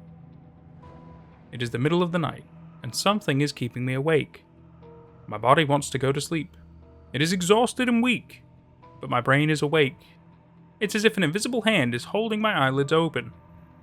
I want to sleep with all my might to finally rest. I imagine, no, I hear the thuds and squeaks and slides and pops outside. How their body sacks burst, and it rains organs with a splat. How spines and skulls crack the brittle branches of a dead tree. How they hit the ground with a thud and lay there, arms and legs twisted at grotesque angles. Wednesday, 19th of February, 2023. It is light outside again. I must have found some solace in my manic writing. At any rate, I fell asleep. It is early morning, and a look out of the window reveals that more bodies must have fallen during the night than usual. The cow pasture is increasingly covered with fresh blood. The sky is grey and restless. Occasionally, I see blue-violet lightning high up in the cloud towers. I am determined to go outside today. I must keep an eye, better both eyes, on the sky. Being struck by a falling body would certainly not be a pleasant death. It is late afternoon according to my watch. My battery-operated wristwatch still shows the time, but it is only a matter of time before it stops working. How ironic. More importantly, I made a significant discovery today. I managed to drag one of the corpses from a driveway, past my wrecked car, into the garage. I selected a young man for examination. My initial investigations revealed no significant anomalies, except, and here's the surprising part, they all have a third nostril. I repeated my experiment on a woman and another man and found the same result. This is highly interesting. A few hours later, my garage looked like a scene from a horror movie. The insides were like those of any other human. I don't know what I expected, but I also don't know what to make of it. My thoughts are swirling and fuzzy. I can't quite grasp them.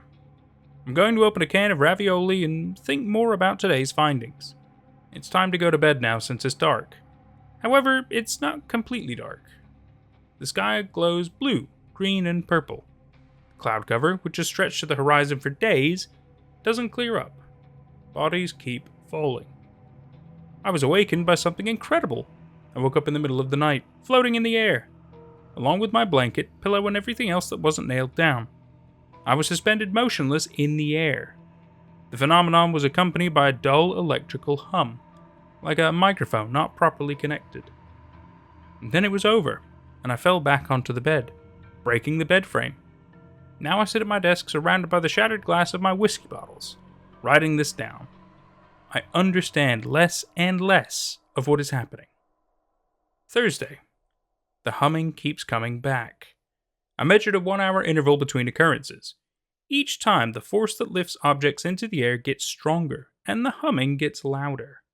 I prepare for each episode by holding onto the stair railing, so I don't break my bones if I fall badly. The sound starts quietly, and at first the force isn't strong. I suspect a direct correlation between the volume and the resulting force. Each episode lasts at least 5 minutes and gets about 20 seconds longer each time. All signs indicate that the intervals between episodes are getting shorter. It's only a matter of my calculations to determine when exactly the pulses will never stop. Others might panic now, but according to my calculations, I have about 5 days until the critical point.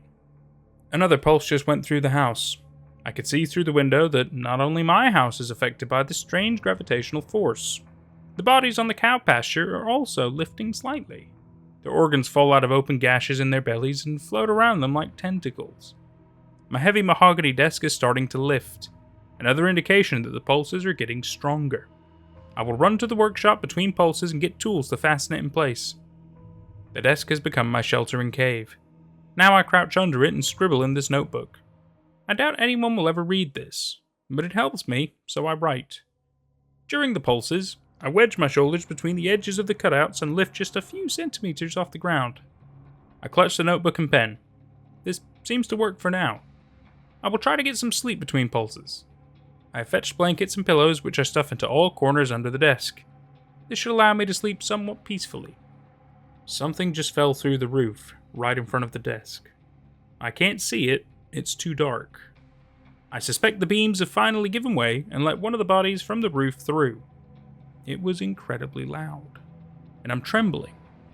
Adrenaline is finite, and I just have to wait until my body calms down. My mind longs for sleep. Friday. The first find of the sitting man was over a week ago. It's light outside again. At least a diffuse light is coming through the windows. I still wait for the next pulse, and then take a look at the body in front of the desk. I made an incredible discovery. The body had broken through the roof, landing on its stomach, sustaining some injuries in the process. Through the hole in the ceiling, I can look directly into the sky filled with colorful veils. In the distance, far above me, I see a house. It looks very familiar. It's surrounded by several cow pastures, a forest of fir trees, and there's a silver limousine in front of the door. I can't make out more details. I don't understand it, but it's my own house? Has a kind of mirror formed in the cloud? The roof of the house had no holes, and the car didn't seem damaged either. My intuition tells me I should examine the body more closely. Dear God, what sights I have seen. I'd put the pen aside and tucked the folded notebook into my pocket. Carefully, I approached the lifeless body. There was a sort of magical attraction emanating from the corpse. It almost glowed. It was as if a colorful, shimmering veil hovered over it. I patted the pockets of the corpse and pulled out a tattered notebook. The veil flowed right over to my hands, soon enveloping me completely. Even now it dances around my skin. According to all the known rules of physics, this should not be happening. I had to muster all courage to turn the man's body over. With one arm under the corpse's shoulder, I lifted the body first onto its side and then completely over. My suspicions were confirmed when I looked onto my own face. It was my own, except for the nose. Like in a mirror, with a small difference. I can hear the humming coming back. It is now a lot louder than before. And that was The Raining Man Diary by Funkhouse. It gives a whole new meaning to Hallelujah, It's Raining Men. Am I right? It's the first thing that came to mind about this. So this is interesting because just by the title alone, you're like, oh, okay, maybe it's like a creepy dude in the rain or something like that. Maybe it's a diary that's found because of a rainstorm or something. You know, you think it's about typical rain. But the fact that it gets so very interesting so very quickly. This diary, this notebook, it's so interesting. So through the notebook, the diary, whatever you want to call it, we learn that there's this freak phenomenon that seems to happen in Switzerland at the time. And it's incredibly random because it's a recent year. I mean, we're talking like just last year, around the time of my birthday. How about that? Really creepy stuff. And it starts with just, finding a body up a kind of like a hiking area. I wouldn't quite say a mountain, but something quite cold, and maybe I suppose it's kind of a mountain. Now that I take it back, and he finds quite a deformed-ish body, not crazy deformed, but definitely looks, and he's definitely dead. Spine's in the wrong place and stuff, and you're like, oh my God, that's horrific. But I gotta admit, I wasn't expecting it to rain bodies. You know what I mean? And then the fact that we also learned that they've got a third nostril Very strange. So, my initial theories and stuff about that. Obviously, he's got some pretty good theories himself. It makes me wonder about like parallel universes. There's other dimensions, multiverses, or whatever you want to talk about. I think that's a possibility.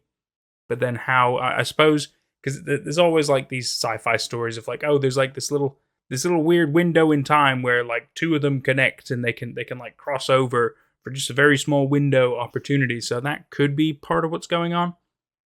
I'm not sure why. Maybe the gravity's collapsed in one of them because of this, and so now that's why people are falling from the sky into the other place. But then not everything is falling. It's only specifically people. It's weird. It's very, very weird. But that's my current prevailing theory about that. It definitely makes it seem like there's some kind of extra force at play with the humming, the noises, the gravitational manipulation. Yeah, I don't know. I still think it's some kind of a parallel universe sort of a thing going on where they've got a little bit of overlap, like a weird little window, and that's my theory and understanding of it. But otherwise, the story is it's got a lot of amazing detail, a lot of crazy, weird, horrific to it, and I mean, can you imagine? We're not talking like a couple of bodies. We're talking about like days of bodies raining from the sky. That's horrific. That is, what would you do? I mean, like, what would anybody do? I mean, even one body falling from the sky is horrific, but to have it happen like a rainstorm, it's so. God, it is a brilliant story. It is, oh God, so creepy, so horrific. The more you think about it, just the worse it gets. It's so excellent, but it's not like typical jump scary. Oh, there's a monster. It's just the horror of a weird science thing, right? It's just the horrors of some freak nature. We don't know. There could have been aliens manipulating stuff. That could be a possibility. I don't know. I loved it. I absolutely loved it. This has been Nate at Night, and I've had a great time, and I sure hope you have too. Let me know what you wanna. Let me know your thoughts. Let me know your theories, your ideas about this. Give me your comments. I want to hear from you. I want to hear what you think, because I think that was crazy. I think that was absolutely crazy. Oh, so good, so good. Let me know what you want to see next. Take care, guys. My father's cabin in the woods burned down. We found something strange in the ruins. So, my father used to own a cabin. In fact, he used to own a lot of different properties. Which I suppose is just a roundabout way of saying that we grew up with money. Where things get a bit complicated is how he actually made that money. The line that he constantly fed us was that he was an accountant running his own firm in an office in the city. Long hours, lots of business trips. We never saw him much.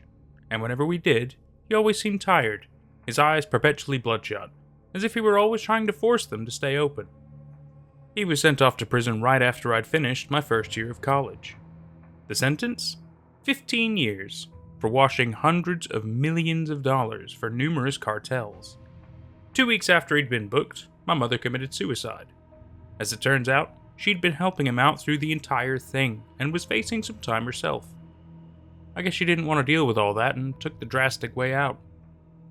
A few months later, the government had seized pretty much all his property. All of it, except for that cabin in the woods. It took a long time for me to feel normal again, but eventually I managed it. Went back to school and graduated with a good enough GPA, which allowed me to snag some shitty office job a few months later. But it was enough to pay the bills. Fast forward about another year, and I've basically scrubbed that entire sequence of events out of my brain. It took a little bit of therapy, a lot of psychedelics, but I finally did it. To the point where I was comfortable enough to go back to that cabin. The one place where I'd see my father for more than a few weeks at a time during our summer trips. I decided to take along 3 of my friends from uni, Jack, Pedro, Randy. We drove down there at the beginning of May. The road leading to the cabin hadn't been maintained at all, and as a result, it had become borderline undrivable. I decided to save my vehicle the stress and parked in a nearby lot, leaving us about a 1.5 mile trek through the woods, which really wasn't so bad. Our time in the cabin was pretty much spent getting drunk and stoned, and by the 3rd night, we had completely run out of food. we decided to take the 30-minute walk over to the nearest rest stop, where I knew that there was a 24/7 diner.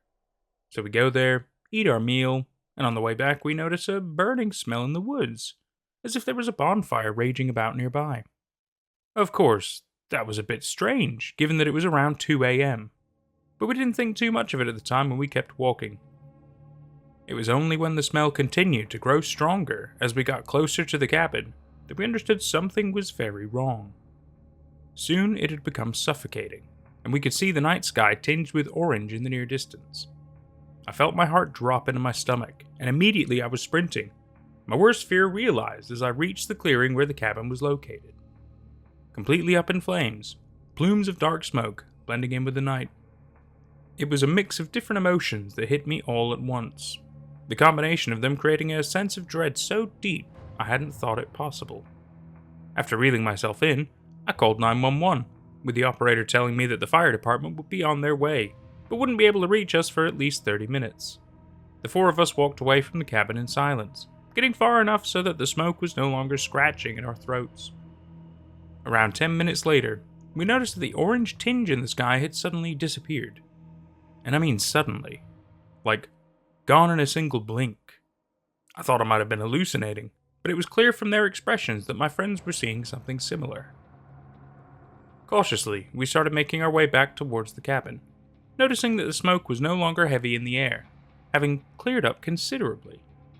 Once we reached the clearing, it had disappeared altogether. I looked ahead, my brain working overtime to comprehend the sight before me. The cabin was no longer on fire. Burnt to a crisp, sure, but the raging, overwhelming flames that had been consuming it just minutes prior had somehow completely fizzled out. The four of us looked between each other, as if to confirm we were all still seeing the same thing.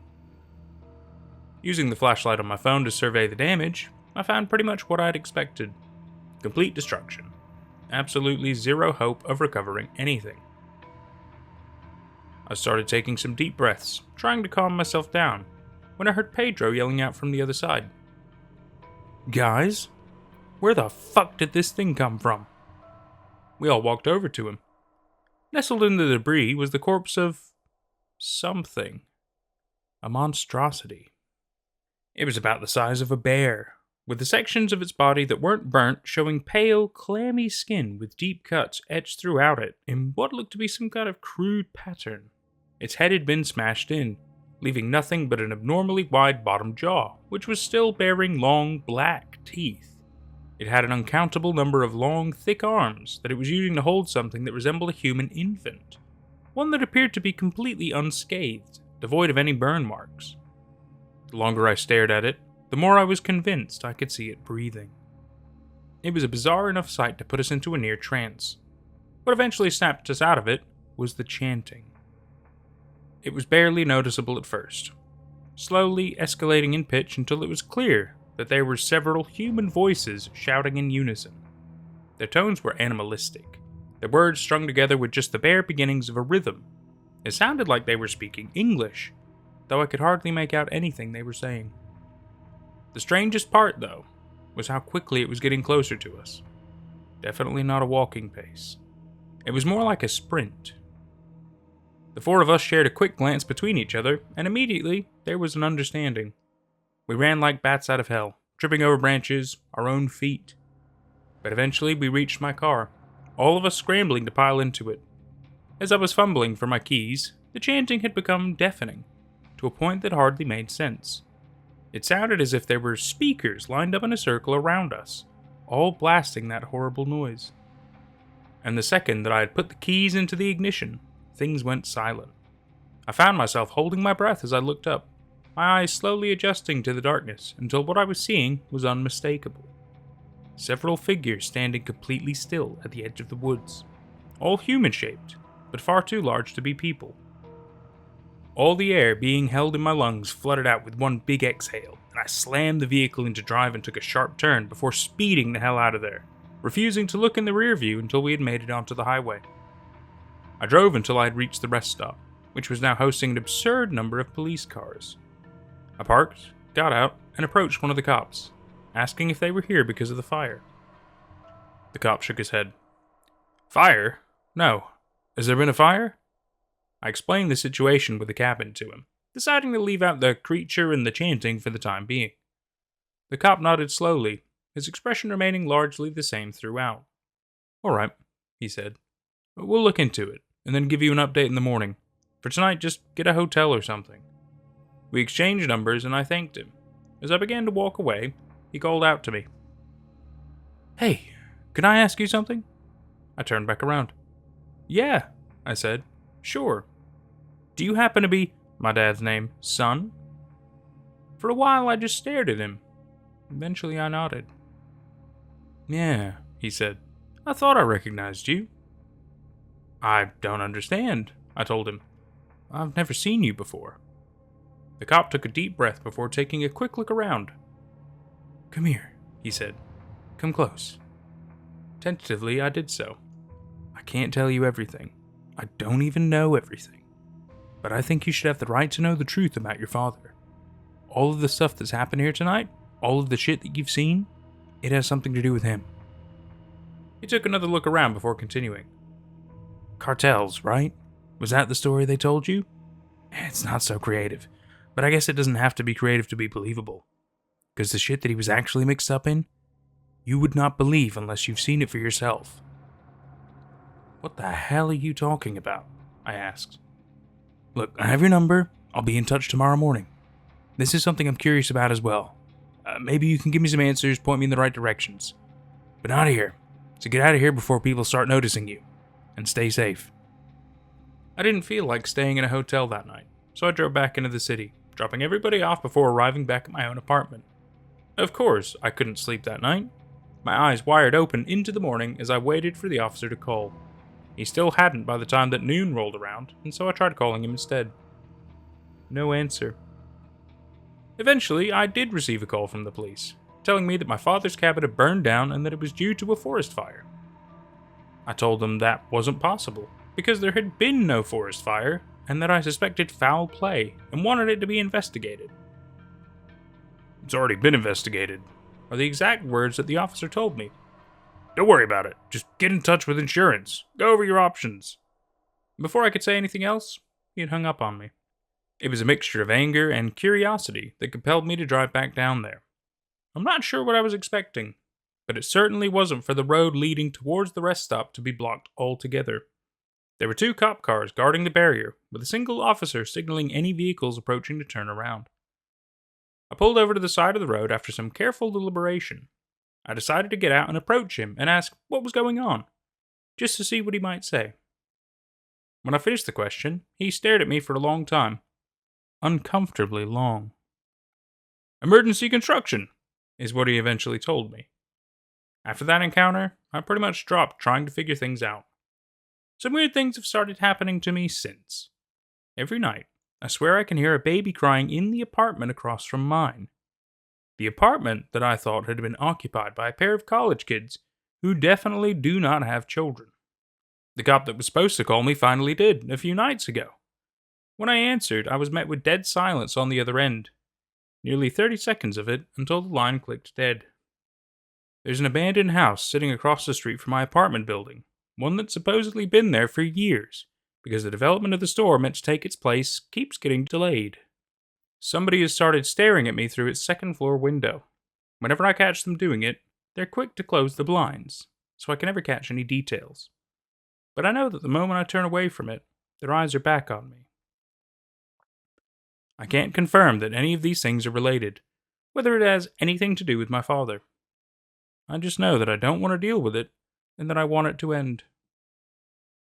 And that was My Father's Cabin in the Woods Burned Down. We Found Something Strange in the Ruins by Mr. Outlaw.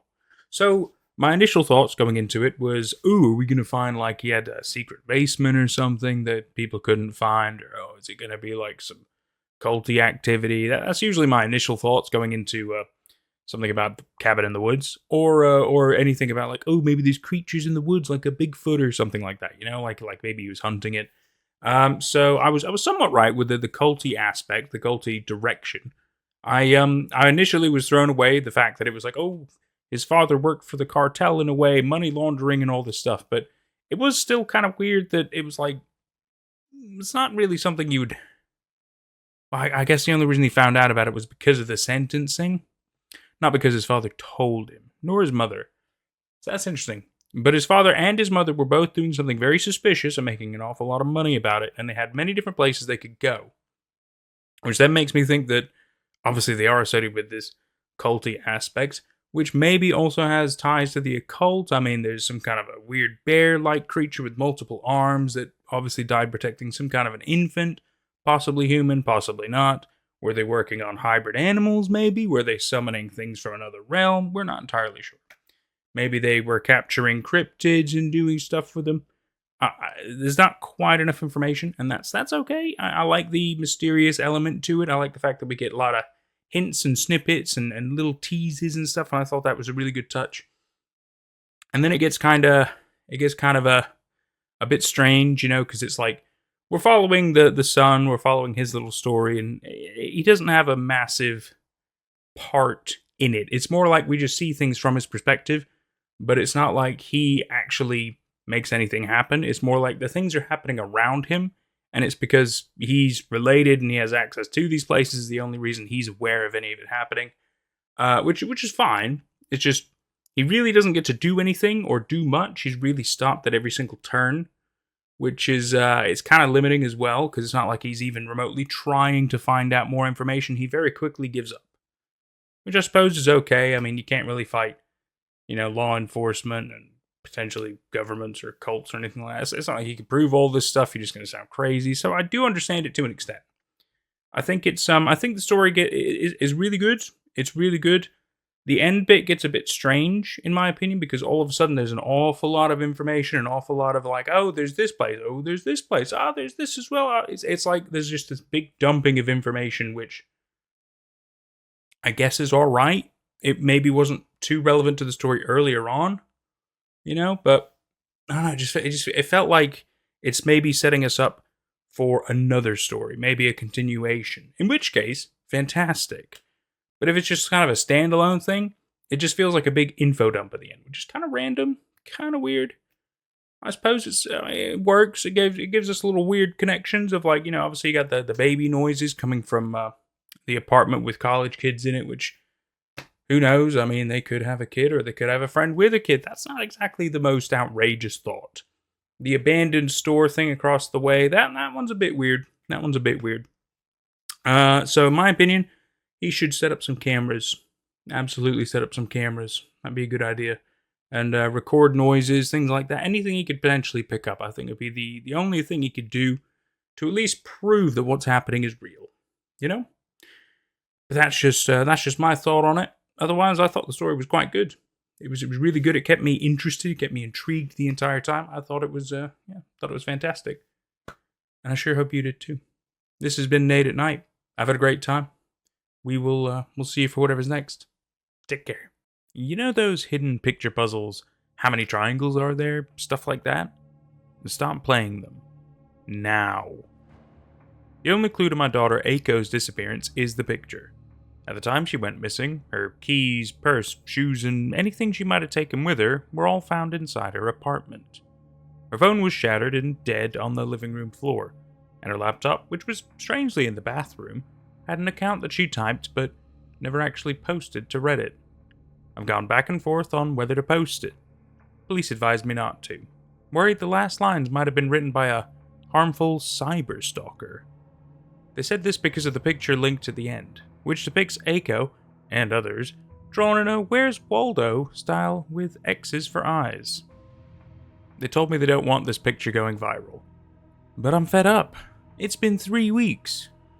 So I'm sharing Aiko's post in the hopes someone could tell me, where is she? Please help me find my daughter. Aiko's post. I don't know what it is about me that's so susceptible to that stuff, but whenever those things pop up like, find the snake hidden in this image of turtles, I can always find it instantly. I scour the snaky necks poking out from turtle shells until I spot the one with no shell. Or sometimes a more abstract image, like trees with branches curving into different shapes. How many animals hidden in this picture? I find them all. Or timed challenges, like in a cartoon image of a family building a doghouse with a hidden bat, duck, butterfly, carrot, and balloon. Find all 5 objects in less than 15 seconds and you're a genius. I can find them in under 10. I suspect I play them because I'm good at them. I'm not good at many things. So, hey, you did it! It's a nice little burst of self-esteem, like a gold star to my morning. My friend Fadumo always sends me new ones she finds on the pages she follows. A few days ago, she sent me one with a message. Can you see it? Look for the surprised child. You have 3 chances left. I found the surprised child in a sea of smiling faces right away, with a round O for a mouth, pointing in shock at something. I circled it and sent it back to her with the reply, easiest one yet. She messaged back the next day. Same challenge. Can you see it? Look for the surprised child. You have 2 chances left. This one was a little harder, but after about 30 seconds, I found the surprised child, again in a sea of confused faces, and sent it to her, circled. Yesterday, she sent me another challenge to find the surprised child. It took me even longer than the previous one, almost 3 minutes of scouring, because this time, all the faces in the image had surprised O-shaped mouths. But finally, I found the child crammed in a corner hidden behind a couple of other surprised people. Where's Waldo style? Gotcha, I muttered, circling it and sending it back to her. This morning was the last one she sent. Can you see it? Look for the surprised child. You have 0 chances left. I almost ignored it, because honestly, I was getting bored of different versions of the same challenge. Not to mention 0 chances made no sense, since I'd circled the child every time. But eventually I went ahead and clicked it. To my surprise, the picture came up as not found. I replied back to Fadumo, but all she said was, you have 0 chances left. And all I saw was the same not found when I clicked the link. Annoyed, I switched over to Wordle, only to see the surprised child hiding behind the letter grid. It wasn't even a picture challenge. Weird. The surprised child appeared in more and more of my apps during the next hour. Always the game ones or the ones with complex visuals. I messaged Fadumo, but got no reply this time. Pretty sure she'd been hacked and the not found picture link I'd clicked on was actually some sort of virus that had infected my phone. I restarted the phone, but the surprised child was there when I opened the home screen, this time peeking out from behind the app icons. Definitely a virus. This was inconvenient, and I made a mental note not to trust any links from Fadumo in the near future. I also messaged her again to ask if she'd been hacked. No response, so obviously she had been. But then later this afternoon, I was sipping a Coke, looking out my window when I did a double take, because looking at me from the corner of an advertisement on a passing bus was the surprised child. It had to be my imagination, I thought. But then I saw the child again, when I was on my sofa going through the mail, and the child was staring up from the back of a coupon insert. I tossed the coupons in the recycling. But then after dark, when the windows reflected the interior lights of my home, I spotted the child peering back at me from the window glass. This was getting really freaky. What was wrong with my brain? Was I hallucinating? I tried to message Fadumo to ask if she was also experiencing freaky stuff, but she wasn't on my friends list anymore. I couldn't find her even with a search. Did she block me? I stopped trying because the surprised child wouldn't stop peeping out at me from behind profile pictures. So instead I went into my general feed and tried to scroll down to some older posts where I knew she'd commented. But then one of the posts on my feed was a picture, very large. So large it almost filled my whole screen, of the surprised child. I scrolled past it, but the child kept appearing, and I scrolled so fast, the images on my phone were just a blur. And in that blur was the face of the surprised child pointing right at me. I already found you, you little fucker, I snarled. And to prove it, I opened the last hidden picture challenge where I'd circled the surprised child. Only, the picture was different now. It was the challenge with sea of surprised faces, but near the corner where I'd previously circled the surprised child was a figure that looked just like Fadumo. Maybe she had always been there and I hadn't noticed until now. This Waldo-style Fadumo had an O for a mouth and X's for eyes. In fact, the eyes of all the characters in the picture were X's. As soon as I closed the picture, The surprised child was back, peeping at me from behind the home screen icons. "Go away!" I shouted, and hurled my phone against the wall and retreated to the bathroom. I'm here now, having a break with reality, maybe. In here, it's just white walls and the toilet and tub, with an opaque white curtain, no place for a surprised child to hide. I brought my laptop in here to type on since it's not infected with any virus. And to prevent any visual hallucinations, everything on my screen is minimized, so that there's only white space and these words. But I see the surprised child peeking out from the letters, and the clearer I see that surprised child's face, the more I realize that the child doesn't look surprised so much as scared. The mouth of an O of a scream. In fact, all the figures in the final picture I saw, the ones with X's over their eyes, looked like they were screaming. Fedumo, too. I'm sitting with my back against the wall, sweat pooling under my arms, wondering if I've just lost it. I'm going to post this, and then I'm going to make myself crawl out and knock on a neighbor's door and beg them to call an ambulance. Because I obviously need help. That error message about being not found? Was it actually about Fedumo? Is that why she disappeared from my friends list? Do the X's on her eyes mean she's dead? Are all the figures in the final image people who've played this game and been not found? And another terrifying thought entered my head just now. Can you see it? Look for the surprised child. What if I got it wrong? I'm worried that all along I've misunderstood, and that's why I ran out of attempts. Because I didn't find what was really hidden. Because the real challenge isn't to find the child. Look for the surprised child is just a hint. And suddenly I suspect that the real question I should have been asking, the true goal of the hidden picture game, was to find out, what is the scared child pointing at? I see the child right now, staring out from behind these letters as I type.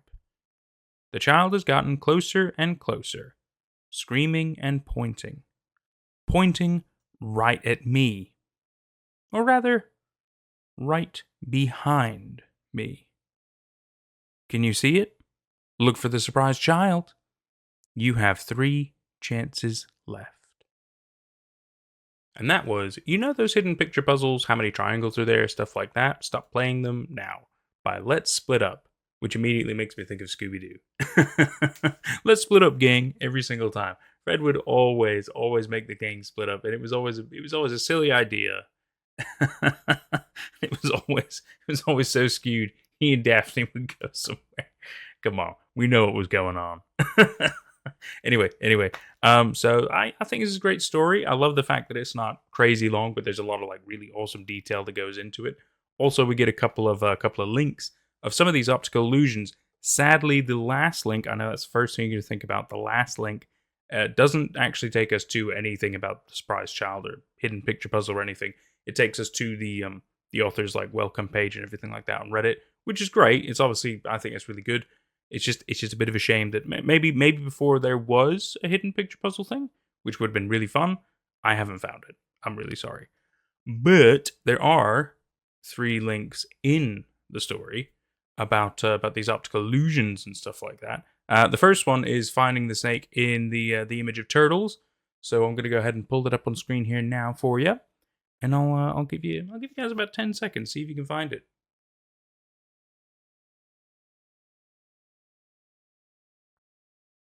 Did you find it? Here's the solution anyway. Just to be kind. I know. To be fair, it took me a little bit of time too. But I went with their strategy about, even in the story, it said that they scour the snaky necks poking out from the turtle shells until you spot the one with no shell. Gotta admit, it worked. So, the next one that pops up is the how many animals are in this picture, the branches of trees one. Now, I personally have found 9, but I'm curious to see how many you guys have found. I would kind of circle them, but I think there'd be quite a weird overlappy mess. So you're just gonna have to take my word for it.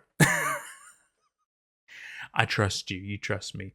Yeah. Anyway, I'll just give you guys a little bit of time with that. So yeah, 9. That is what I have for that. The last one is the speed one. The find all 5 objects in less than 15 seconds and you're a genius is what everybody keeps saying. So I'm going to go ahead and pull the picture up. I'm going to go ahead and do a timer. I'm not going to put it on screen timer because I don't want to like super stress you out with it. But just for fun, we'll see if any of you are geniuses, and let me know down in the comments below. All right, so you are looking for a bat, a duck, a butterfly, a carrot, and a balloon. All within 15 seconds of be dubbed a genius. Don't worry if you can't.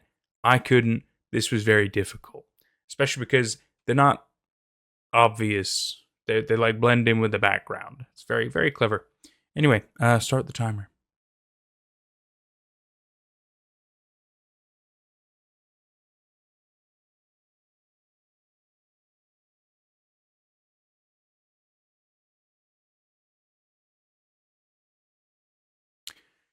Are you a genius? I know I'm not. I did very poorly. I think I found maybe one in the 15 seconds. I felt very stressed, but yet again, I didn't realize just how well blended they were to the background. So yeah, there you go. That's our little solution. This yeah, I thought that was quite fun, quite a fun addition to the story, giving us a little extra puzzle stuff to do. Not, I mean, you know, it's optional. Obviously, it's not really part of the story, but it's just a bit of fun, and I thought it was worth looking into. Yeah, yet again, sadly, there's no actual, you know, can you see it? Look for the surprise child puzzle. Even the link, like I said, takes you to the author's page, which is great. Yeah, but I like the fact that we get kind of the story starts off with the father being like, I don't know what happened to my daughter. This is the situation I've kind of found myself in her apartment. It's a bit of a mess, and this is what she was about to put up on Reddit. And it's interesting. And then you get the post that she was going to put up on Reddit. And it's quite a story. It makes you wonder. You know, a few things. So number one, how was this scared surprise child, whatever, able to kind of, you know, be able to mess with like reality as well? I suppose it's how would you describe it? The fact that they weren't just in picture puzzles. They started being able to like go on their phone and hide there, and no matter what, it was interesting. They were always facing the person, the Aiko in this case, and they were always pointing behind her. They were always scared of something behind her. Very interesting, but obviously, you know, there wasn't always something behind her, or maybe for all we know, it's just something she couldn't see. Because otherwise, you'd probably be afraid if you could see something that was actually behind you. So the fact that there was always a child, always afraid of something behind her all the time, maybe it's something we couldn't see. That's my thought. Could it be like an invisible ghost or something? Could it be something from a different dimension? Maybe something we can't comprehend? Maybe. Sadly, we don't have a whole lot of answers. We have hints, we have mysteries, but I wouldn't say there's a whole lot of answers. No. But I like that. I've always enjoyed the fear of the unknown, the mysterious, the things that aren't quite explained. And this is certainly a freaky one because even her friend Fadumo disappears. But yet again, there's no evidence or proof that she's dead. There's just the alluding to, the inferring.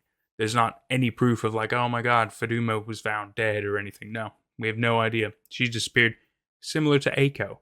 So maybe they get pulled into this world, almost kind of like a Blue's Clues Art Attack kind of a thing. I'm afraid I don't know. Maybe a Super Mario 64 style. I don't know. I don't know. It's very interesting. And I really, really enjoy it because it's yet again, it's not a typical kind of fear. This is a very mysterious, out there, out of the box kind of fear. And I thought it was really good. I really, really enjoyed it, and I sure hope you did too. This has been Nate at Night. We'll see you for whatever's next. Take care, you geniuses. My childhood babysitter turned out to be a monster, and I failed to catch her. Hey, I've seen a lot of stories on this forum that are supernatural, and I experienced something of the sort when I was a kid. If anybody knows anything, please help. I know what I've seen is real, but nobody else believes me. Here's my story. Forgive me if I'm not that good of a writer. When I was about 8, me and my mom moved into a small house in the countryside. She'd gone through a nasty divorce, but she had been lucky enough to find a good deal on the place. It had 3 bedrooms and a backyard with a forest behind it. For a while, everything was great, until eventually my mom had to return to her office job, and she hired a babysitter.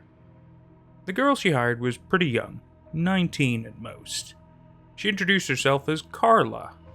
Carla was the most good-looking person I'd ever seen with my prepubescent eyes. She was Filipino, with long dark hair and this killer smile. The first few times she'd come over to watch over me were great. She'd bring board games to play together and buy me snacks before she came over. The one thing Carla was strict about was me always going to bed by 9 p.m. Not a minute later. Still, she became my favorite person quickly.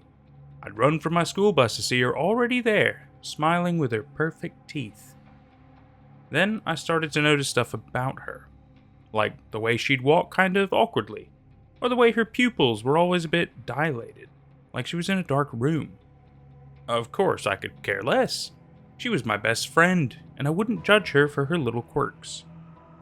One night, when my mom was on a particularly late shift, I couldn't sleep.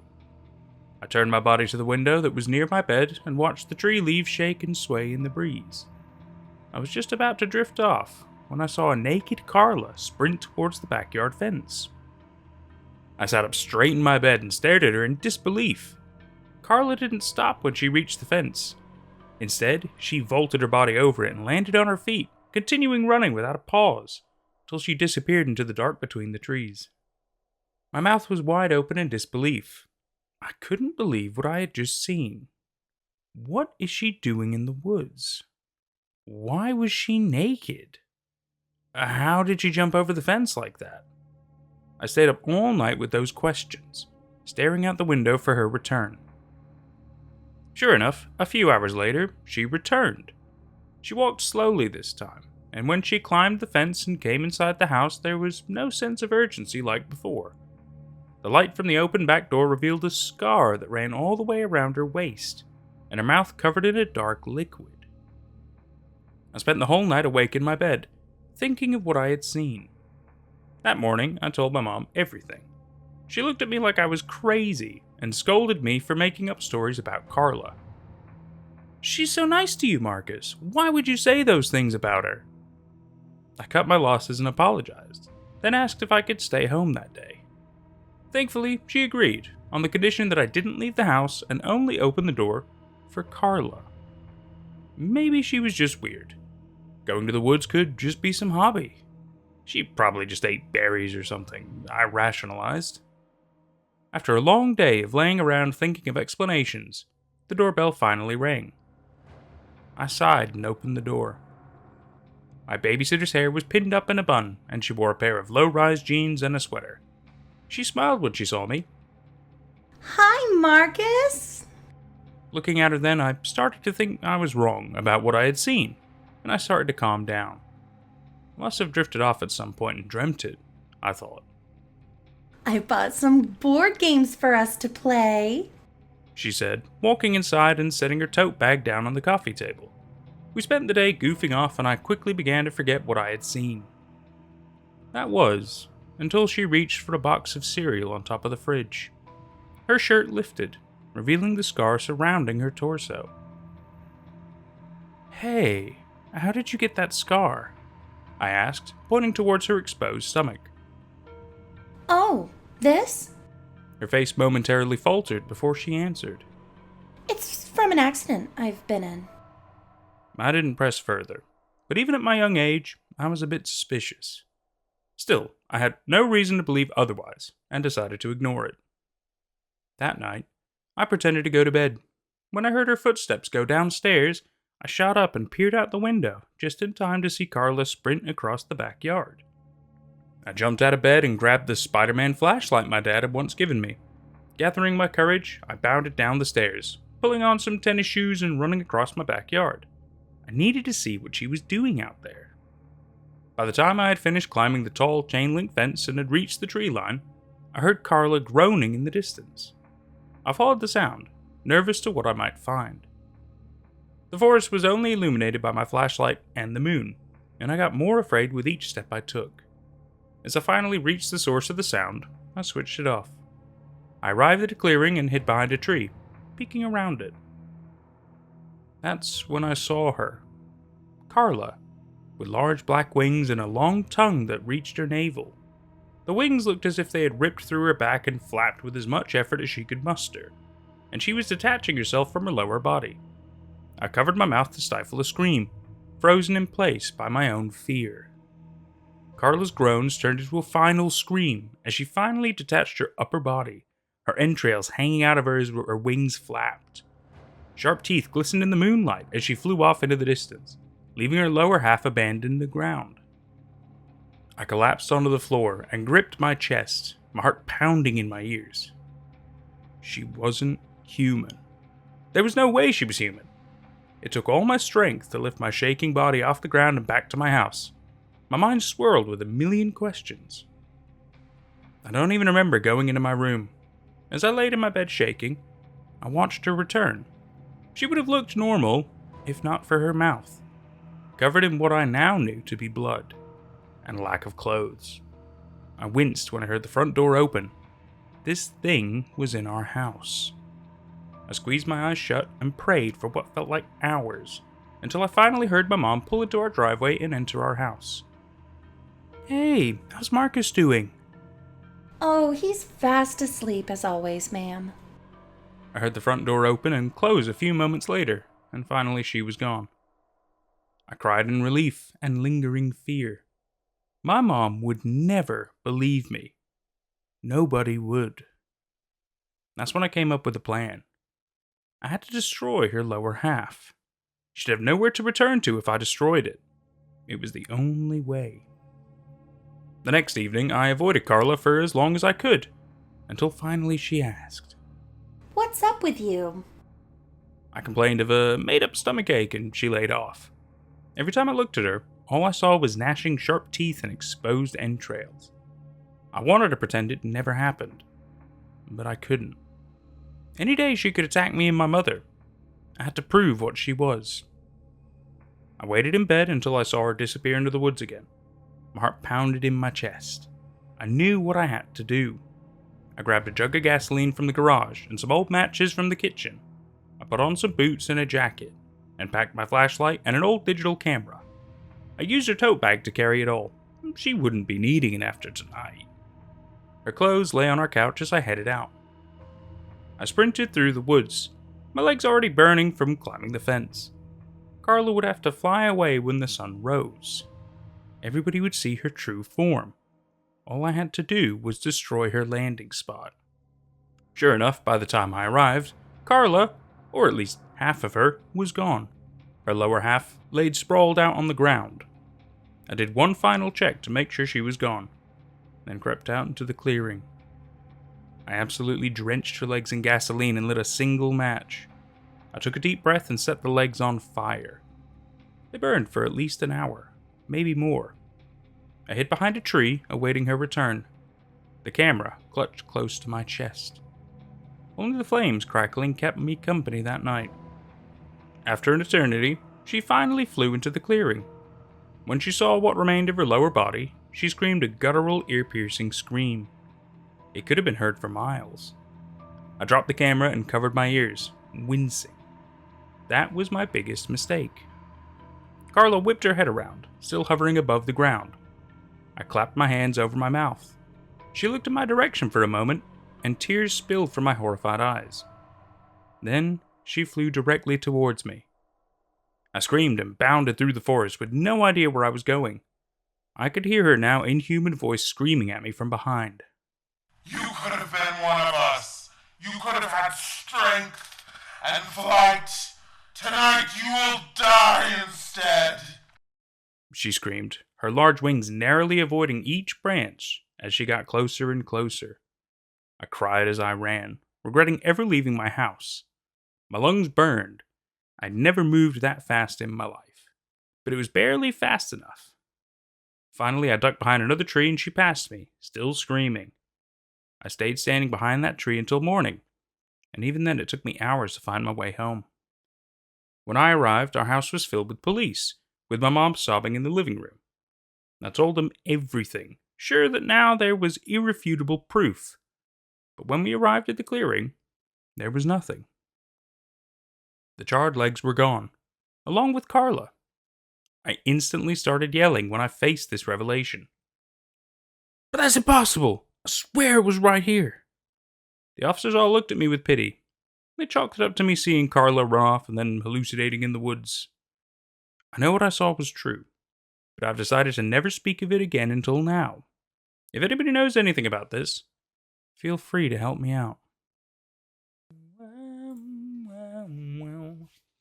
And that was My Childhood Babysitter Turned Out to Be a Monster, and I Failed to Catch Her by Shopping for Stars.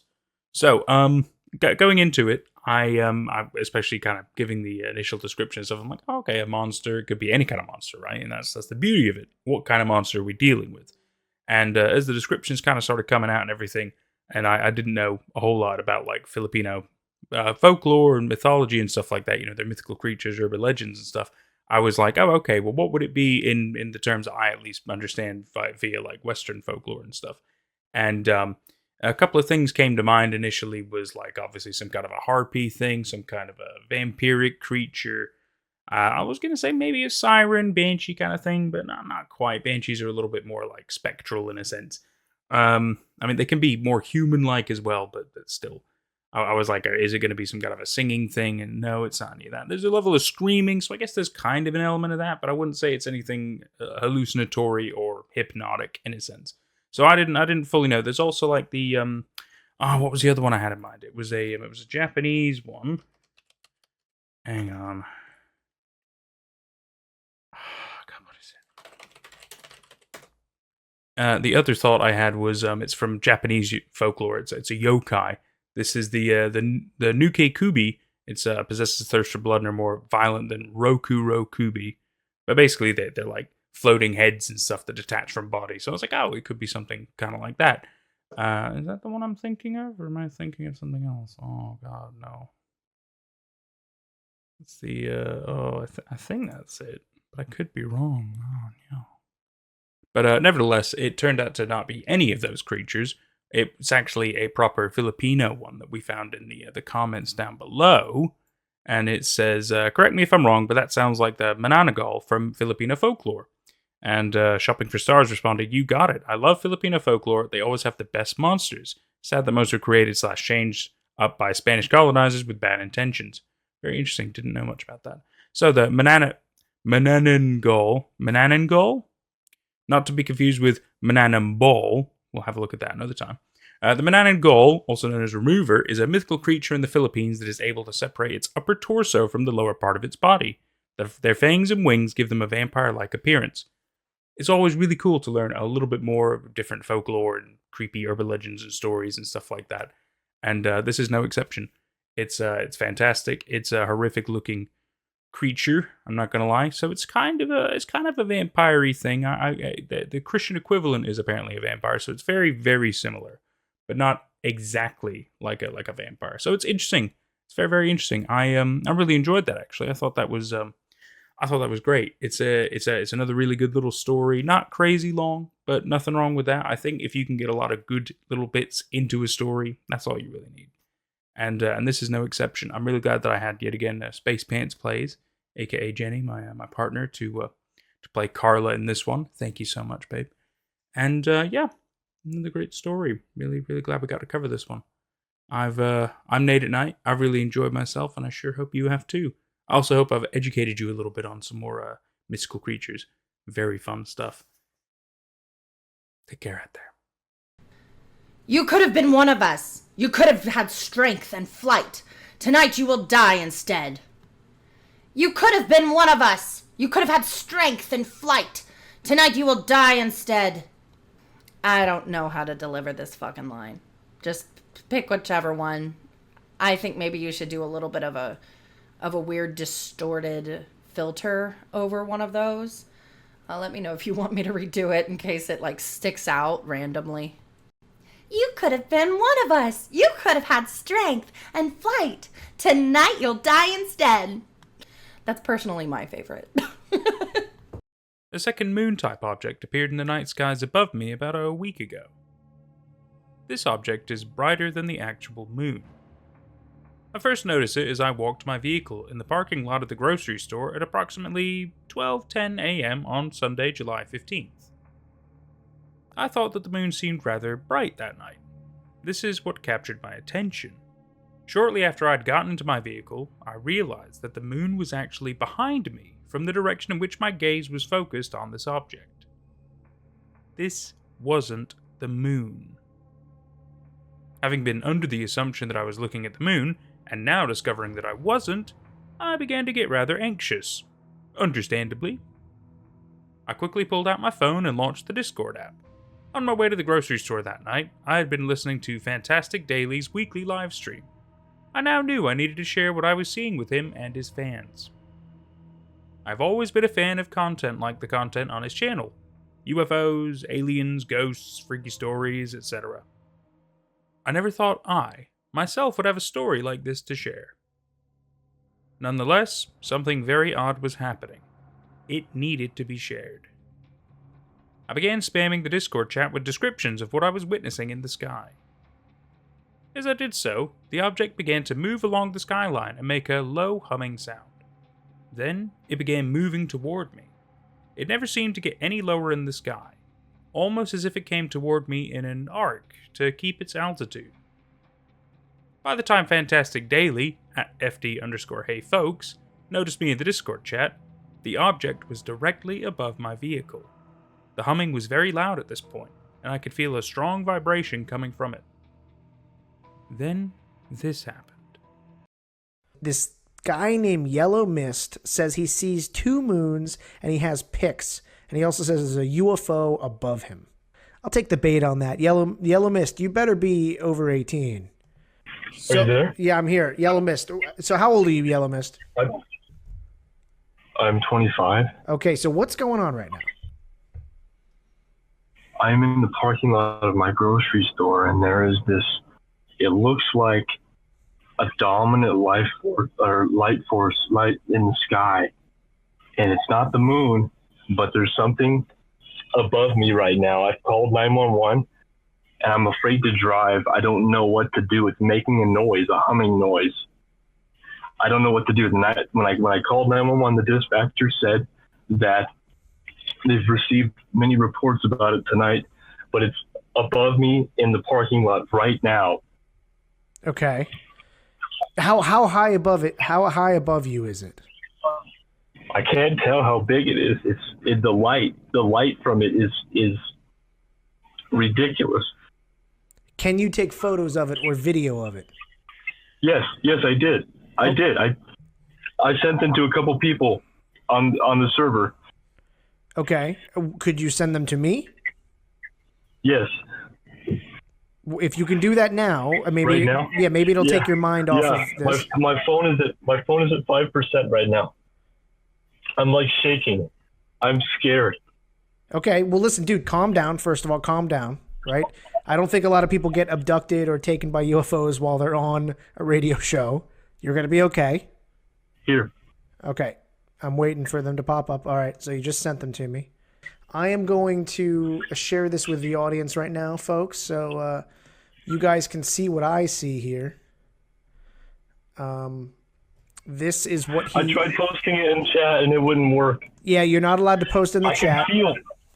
I can feel the vibrations of it above me right now.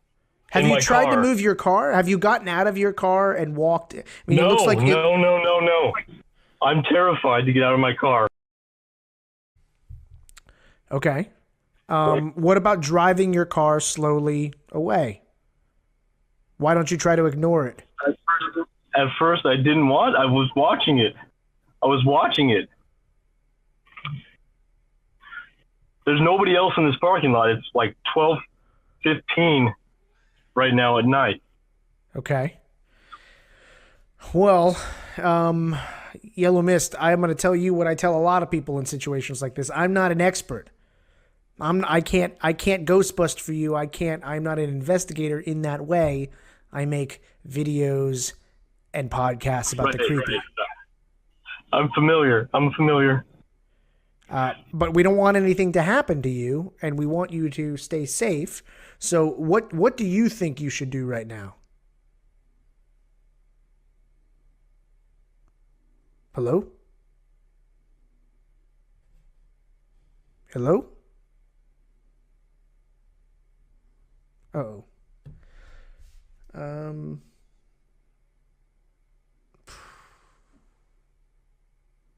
That was kind of crazy, guys. During my call, my phone suddenly lost service. At this point, I was completely terrified. Wanting to continue documentation of this bizarre incident, I launched my phone's camera app. This is what I captured.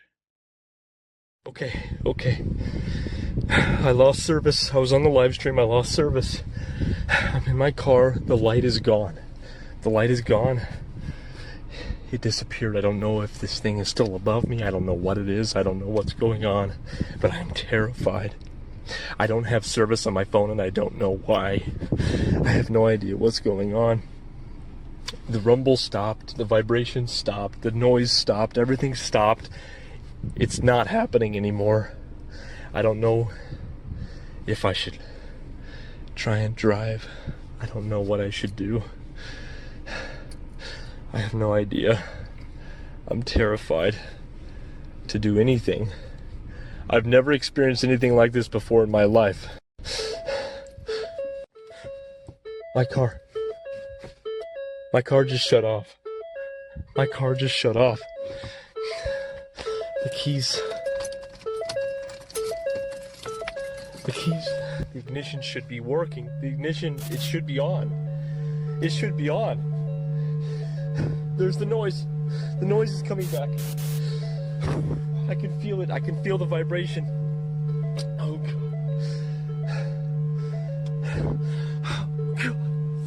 It's happening again.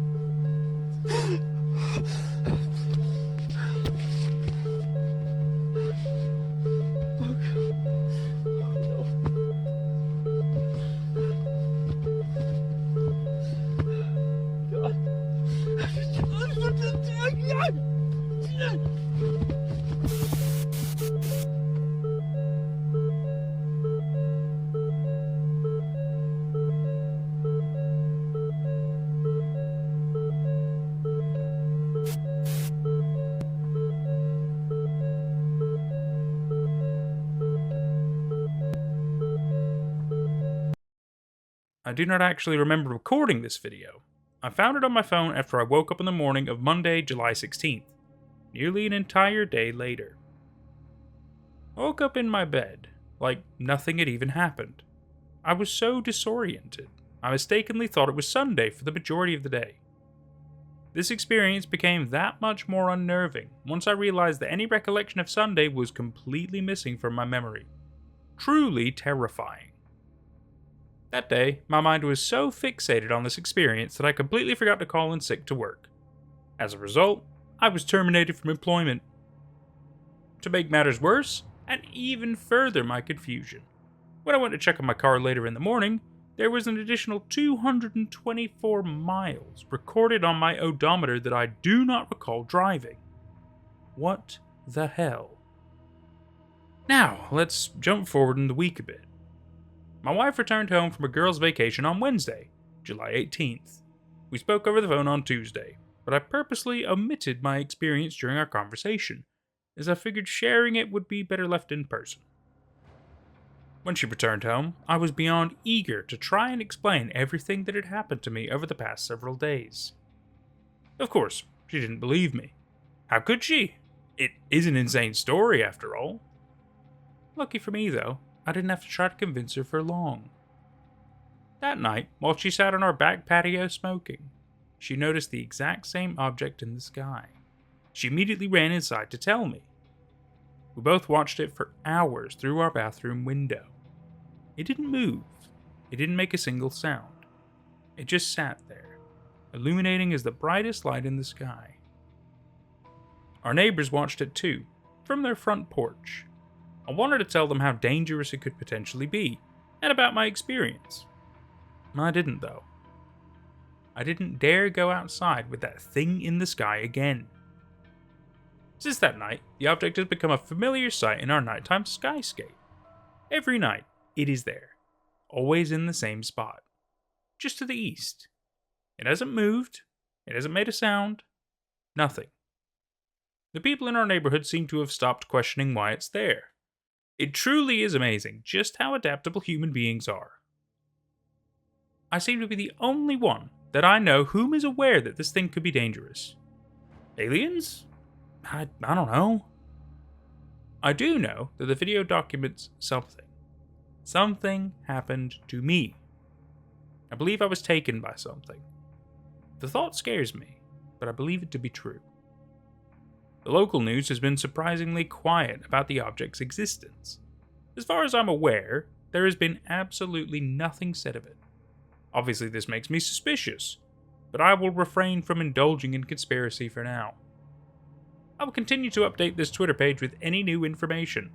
If anyone in my area is reading this, please be careful. There is something going on.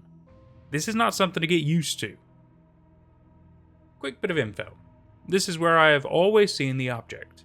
There's nothing notable or odd to be seen in the sky during daylight hours. Just as dusk started to set in tonight, like clockwork, it appeared again. I was able to get brave enough to go out and take a few more pictures of it. Tonight, it appeared from the west and slowly started moving across the sky. This is soon after it appeared. Around 30 minutes after it appeared, it had moved to where it normally stays, and has been there since. It was silent the entire time. No rumble, no vibrations, nothing. I have no idea what the hell this thing could be. Honestly, I don't know what to do. I would call 911 again, but this doesn't fall into the category of an emergency. Since my first experience, I haven't necessarily felt threatened by it again. Samantha is afraid and confused, but since I'm just as lost and confused as her, I don't know what to say or do to comfort her. It's very bizarre. No one seems to care much. At first they were awestruck and freaked out by the object, but now they don't even seem to notice it. I'm sorry. I just realized that I never introduced Sammy. Samantha is my wife's name. I usually call her Sammy, though. Nonetheless, I suppose it will just be another night of anxiously tossing and turning, trying to sleep for the two of us.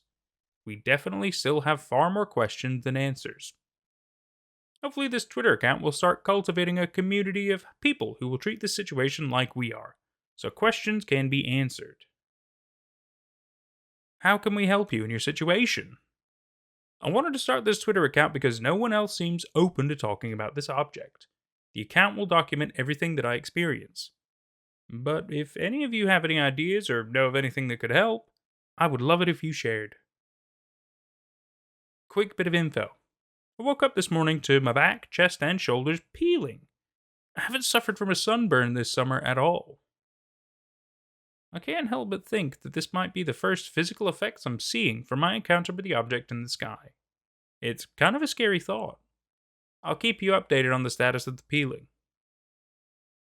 So I'm on my deck in my backyard, and then up here, these trees right here, this is about the angle, I think, that I took that picture last night of it, the object. It was right in this area, shining through those branches, kind of shining down. And then over the course of about 45 minutes or so, it moved across the sky this way, over this direction, and let's see, right here in the sky, it's usually right there, like in this area, just kind of almost in between those two trees right there, for the majority of the night. Really the rest of the night. It's been that way all week. I have no idea what the hell this thing is, but I'm going to try and catch a video of it tonight. So I will keep all of you guys posted. Okay, so I cannot explain this. I've been waiting on my back patio for this thing to show up so I could get video of it. The object is not in the sky tonight. It has been there every night. I have no idea what is going on. Never mind. I guess it just decided to show up late tonight. I'd almost given up on it coming back. Still silent. Still no movement. It's just floating there in the sky. So I was mistaken. There it is. It is in the sky tonight. I don't know what to make of this. It's back. I will say that the lens flare makes it look so much brighter than it really is. Don't get me wrong, it is really bright. It hurts my eyes to look directly at it. The lens flare just makes it more pronounced. That's all for tonight, though. I will continue to keep you updated on everything tomorrow. QBOI. My shoulders and chest have been completely peeled. My back is still peeling. It doesn't hurt at all, but it is still kind of alarming. It is peeled a bit like a sunburn does, but seemingly a lot faster. I cannot link the peeling to anything rational at all. I don't want to freak you out, but is it possible you're being watched and observed by the object? It's hard to tell. I suppose it could be observing me. It seems to be rather large, though, so my assumption is that it is actually nowhere near me or my house. On top of that, its actions do not seem to be directly related to anything I have done. Okay, so I finally have some time to update you. Last night was definitely the oddest night I have experienced since this object appeared. So, first, the thing doesn't show up until it has been dark outside for nearly 2 hours. This is the first time it has taken so long to appear. Then, in the middle of the night, I think around 2:45 a.m., I wake up. My wife is not in bed with me. This is odd for her, as she never really gets up in the middle of the night. I knew something was off. I went out to our living room looking for her. She wasn't there. Then to the kitchen. Nothing. The house was dark, all the lights out, just as I left it when I went to bed that night. Due to this, I knew she wasn't out in the main section of the house. I returned to our bedroom, confused as hell.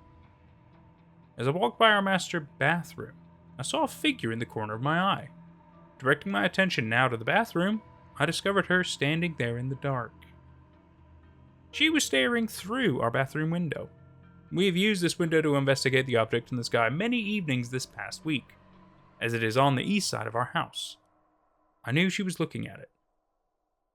I walked into the bathroom and half-heartedly told her to come back to bed. Keeping my stride, I walked up behind her and wrapped my arms around her, giving her a back hug. I figured she had just experienced a moment of fear in the middle of the night. My intent was to comfort her. She didn't say anything. She was rigid. There was something wrong. Knowing this now, I circled around in front of her. I tried to get her attention repeatedly, but she was not responding. Sammy and I have been married for 5 years. I have never known her to sleepwalk. She's never done this before. Starting to really freak out at this point, I grabbed both of her arms, which were flat at either side of her body, and simultaneously gave them several shakes. I figured I might be able to shake her out of it. It did no good. She was looking right through me, almost as if I wasn't there at all. Truly, it was terrifying. After about 30 minutes of trying to comfort her and get her alert, she tilted her head slightly and made eye contact with me. This was probably the freakiest moment of it all, because it was as if she knew I was there, but had been ignoring me. She stared into my eyes for about 2 minutes. There was a blank and empty expression on her face. All the while, I was trying to talk to her. I felt a pit in my stomach as I did. She then calmly told me that she was going to take a shower. Absolutely bewildered at this point, walked back into our bedroom. She took approximately a 20-minute shower. When she was finished, she walked back into our bedroom and climbed back into bed. I was also back in bed at this point. When she climbed in next to me, I asked her if she was okay. She responded, chipper as always. Yeah, I just wanted a quick shower. Then she went to sleep. I didn't push the issue. At this point, I was just happy to see she'd returned to normal. Needless to say, I didn't sleep at all. What the hell was that? Is she okay? Should I try and wake her up? Am I even really awake right now? Was it a dream? I had so many questions. I've made repeated attempts to ask her about the oddity today, but she claims she remembers none of it. It seems that things are getting even more crazy. I will continue to keep you updated on everything. QBOI. The object appeared at its normal time tonight. Unlike last night, it had already been there for a good 2 hours. She's in the bathroom again. She's doing it again. Sammy. Sammy. Hey, you're doing it again. Wake up. Sammy. Sammy. Wake up. Hello? Sammy? Sammy? Sammy?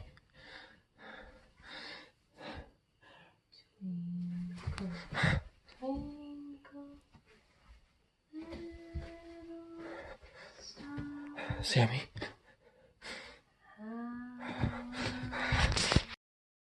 I'm finally able to discuss some of the things that have been going on.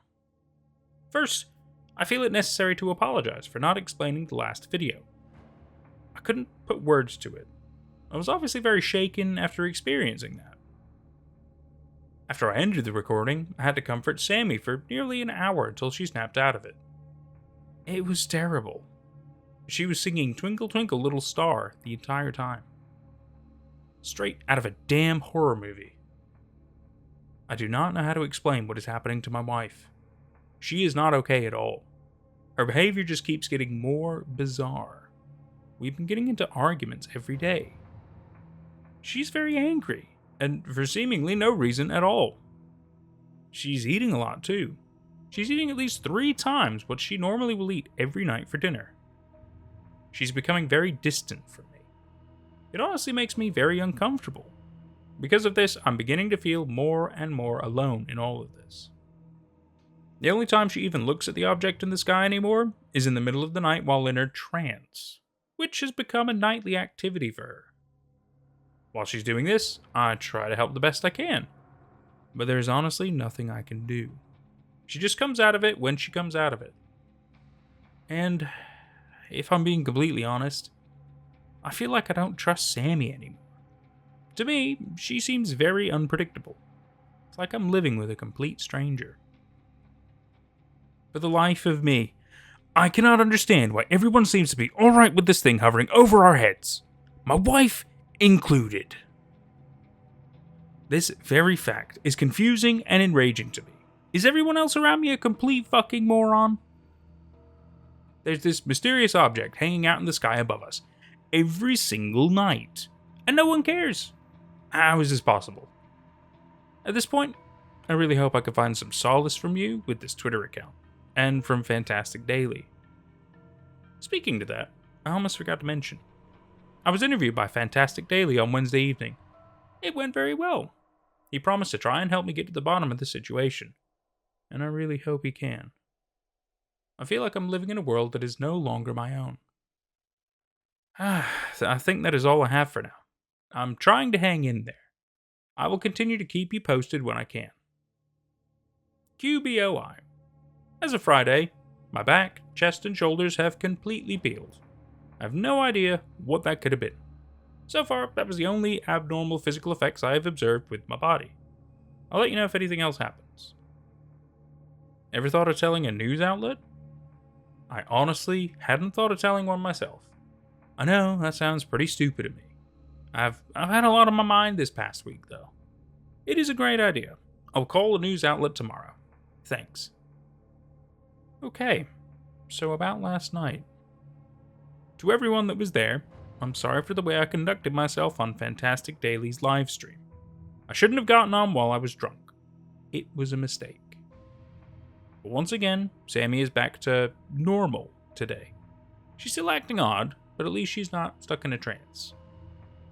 For those of you who don't know, for the last 2 nights, Sammy has been laying in our front yard.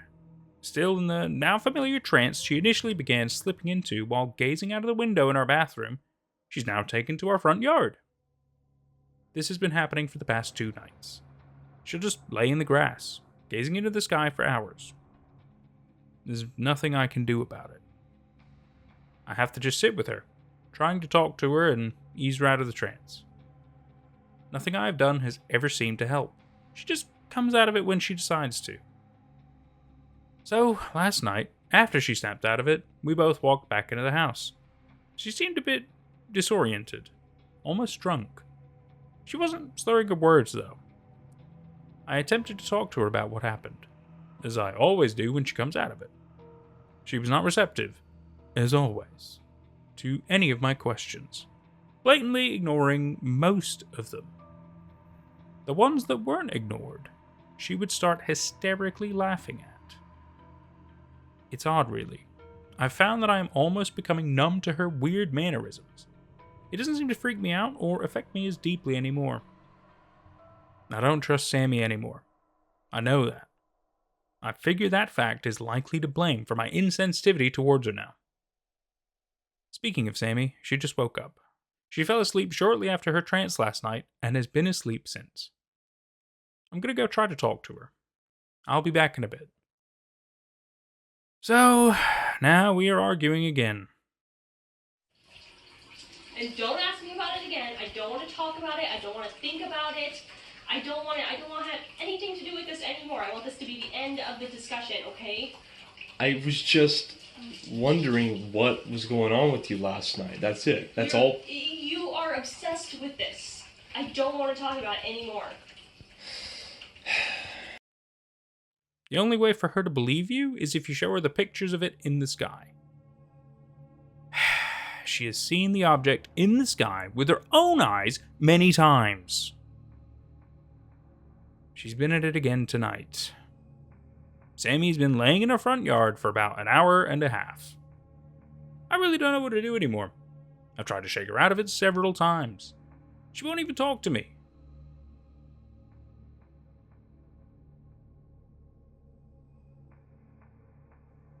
This is the third night in a row. I'm worried about her. I'm worried about our family. I'm worried about myself. I have too many unanswered questions to count. Thanks to all of you who are showing support. I really appreciate it. I'll try and get around to responding to some of your suggestions tomorrow. Sammy and I had the worst argument we've ever had this morning. I woke up early, around 6 a.m., like I do every morning. She was still asleep. Heading out of the bedroom, I remember noticing her snoring in a quick and odd manner. This point isn't notably important, I just feel it's worth mentioning. After all, at this stage, I'm used to abnormal behavior from her.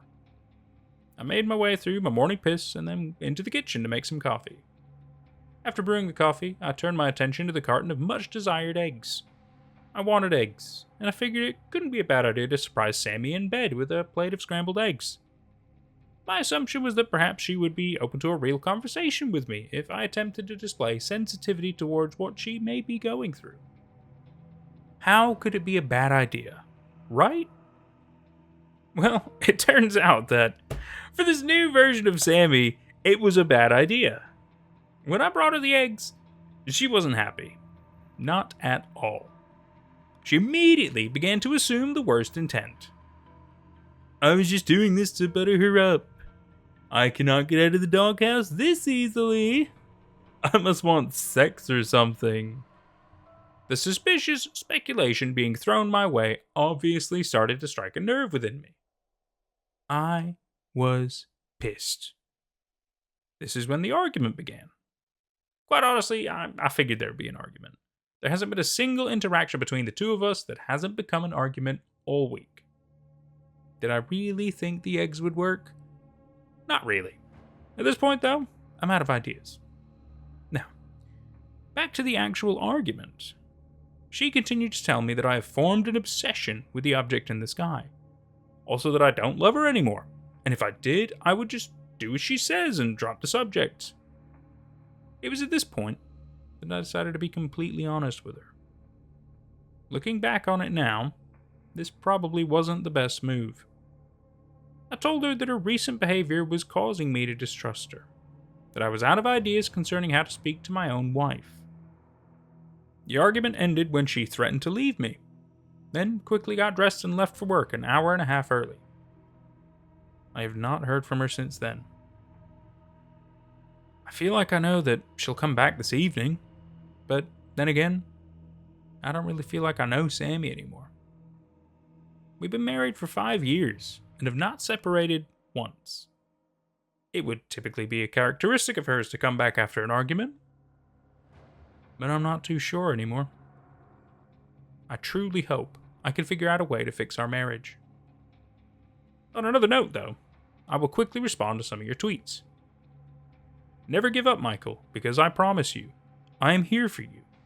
Not as an internet friend, as someone who acts to protect. Thank you for the support.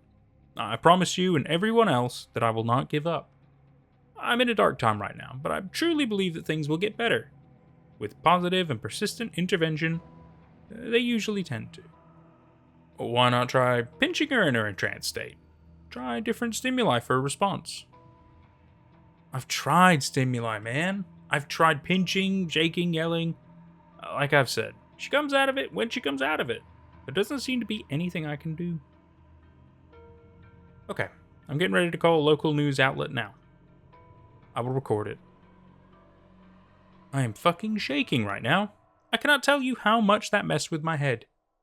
I don't know what is going on, guys. Okay. Alright, so I'm getting ready to call the news right now. I'm going to record it, see what they say, because like I said, I haven't seen this story at all on the news. Like, it hasn't been reported on, nothing's been said about this thing in the sky, so I want to see what they have to say. So, alright, I'm going to put it on speaker.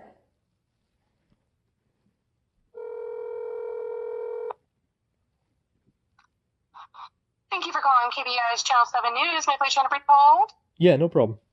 I'll be right back. Sir, are you still there? Yes, I'm here. Thank you so much for holding. How can I help? Well, I'm calling to report a story. All right. Let me get you transferred over to our investigative team.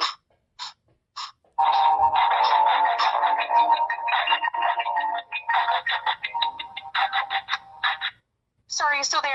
Yes, I'm here. The investigative team isn't available right at the moment, but if you'd like to give me a brief overview of your story, I can relay it to them. Yeah, absolutely. So I'm calling to report a strange object in the sky at night. All right, a strange object? Yeah. So like a UFO or something. It's a bright. Oh, sir, let me start documenting on my message system. Okay. Go ahead. Okay. Yeah. So there's this light in the sky. It's brighter than the moon, and it has been. I mean, it's been there every single night. Brighter than the moon? Yeah, over the last couple of weeks, really. And you've seen this? Yeah, there's this damn thing in the sky. It's been. Stop! Don't ever take our twins' name in vain. What? Do not call again. What? Hello? What the fuck was that? What the fuck was that? What? Seriously, I'm numb. What is going on? Alright, so Sammy's not home yet. She should have been here 45 minutes ago. Starting to get very nervous now. She's still not home. I've both tried to call and text her. Nothing. I think she may have really left me. Sammy, where are you? Are you coming home? Babe? Hello? I'm with Nicole. What? Why? Are you at her house? That's none of your business. By the way, I'll be by in about 20 minutes to pick up London. She wants to take my daughter. What should I do? I cannot let her take London. Are you kidding me? You are not taking her. You were in the fucking grass for hours every night. She's staying at home. Bullshit. Yes, I am. You can't stop me, Mike. If you try, I will bring the police with me to remove her. Oh, and by the way, Nicole showed me. Almost 600 likes, Michael? Really? LOL, broadcasting our life on Twitter. You're an asshole. I have to let her go. She's here. I have to let her take London. I don't want my daughter to see the argument that would ensue if I refuse. She's only 3 years old. I'm done. Broken in so many ways right now. There were 2 men with Nicole and her. They took London. Sammy said she doesn't trust me with my daughter. She had them convinced I wasn't capable of keeping her. I'm done. I'm so fucking confused my head hurts. My wife and I were in love 2 weeks ago. And now I am demonized and actually alone. Sammy, are you coming home? I miss my daughter. Nope. Sorry, we aren't, Mike. I don't trust you. Your negativity about the light is unhealthy. It actually has a name, not that you'd care. Nicole calls it the twin, and it's not bad. What? You have a name for it? All I'm doing is asking reasonable questions. No, they're disrespectful questions. It's not bad at all, Mike. I actually kind of like it. Not that you'd even care about how I feel either. QBOY. This seems to be proof that something is actually going on here. My wife is calling this thing the twin, just like the phone rep at the news station. I don't know what the hell is happening, but I need to get to the bottom of this. Also, I will catch you all up in a bit. I'm sorry for not updating you yesterday. After everything that happened on Monday, I really needed a break from Twitter. I have a job interview to be at in about 30 minutes. It's been difficult to find the discipline to consistently apply for jobs during all of this. The reality of it is, though, that bills still need to be paid. I'll let you know how it goes. I'm back. The interview went well, I think. Other than a few concerning moments, I feel really good about how it went. I'll get to those moments and tell you what was concerning about them later. But first, about yesterday. I scheduled a legal consultation yesterday. My intent was to figure out what, if any, leverage I have to get London back. Unfortunately, I pretty much hit a dead end with every angle I think I could pursue. The lawyer seemed receptive to my case at first. I told him about her odd behavior, and that I didn't think my daughter was safe with her. After showing him the evidence I posted here on this Twitter, he told me that he doubted it would hold up in court. He told me that I do not actually have any evidence that the woman in the videos/pictures is my wife. Unbelievable, right? His reasoning was, her face is not distinctly shown in any videos/pictures. Regardless, he agreed to take my case if I wanted to pursue legal action. He also encouraged me to file an anonymous report with CPS. If they found that Nicole's house was a negative environment for London, they would remove her. They conducted their investigation this morning and found everything to be perfectly fine. Fucking of course. At this point, I'm left feeling completely helpless. Do I pursue legal action? I don't feel like I trust Sammy anymore. But for God's sake, she's my wife. She's my daughter's mom. I think that if her personality changes had happened more gradually, I'd feel more confident in taking legal action against her. This entire thing has me so conflicted and confused. But I suppose, on the bright side, if there is one, she would normally go into her trance later in the evening, after London was asleep. I choose to take solace in that thought for now. I'm so exhausted with trying to make sense of everything. I feel like I'm living in a fairy tale. I'm sad, I'm nervous, I'm feeling completely run down. Okay. Okay. So I don't even know where to start with this. I feel like I need to show you this, but I don't know how to explain it. I don't know what's going on. I'm just so tired. I'm so tired of not being able to sleep. I haven't slept. I'm sorry. I haven't slept. I'm exhausted. And I'm just so tired of all the questions that never get answered. So let me explain. My dad, my mom, and Sammy's mom all live out of state. My parents live in New California, and Sammy's mom lives in California province.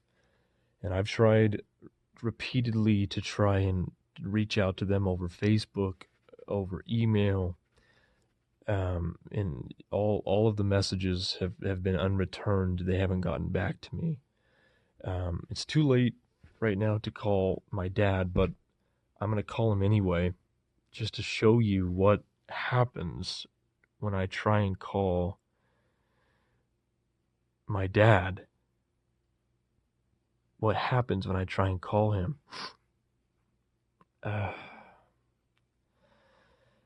It doesn't matter that it's too late, is what I'm trying to say. It doesn't matter. So, let me get the number. All right. I'll put it on speaker for you guys. Here we go. All right, speaker.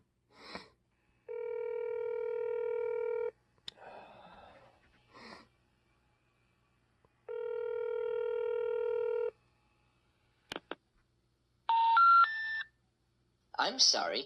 You are not allowed to make calls outside of your district. Please hang up and dial another number within your district. So, that's it. Just a bit of unasked advice. You and your wife are legally married. You both have custody of your child.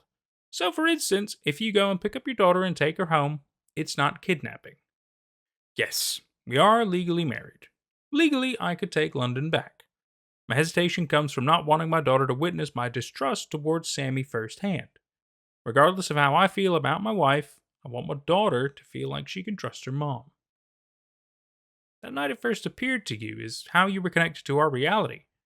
I think it is trying to kick you out. I've pondered about this concept a lot. The biggest question on my mind is, does my initial experience with the object have anything to do with my awareness of it now? I think it does. There has to be an explanation for all of this. Get in your car during daylight hours and get out of there. Believe me, I've wanted to do this many times. I cannot abandon London, though. I've been trying to deny the proof I have witnessed, but I can't anymore. I now believe the object in the sky is actually having an effect on things. Okay, so this morning I woke up and my satellite TV was out. And so it's just been, it doesn't matter what channel I turn it to, any channel, every channel is doing this weird static thing. And I mean, I have no explanation for this. My satellite is usually really reliable. I've never seen it do this before, ever.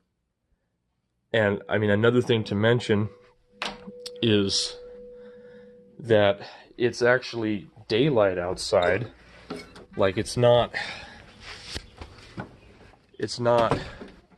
nighttime at all. So this thing is affecting things during the day now.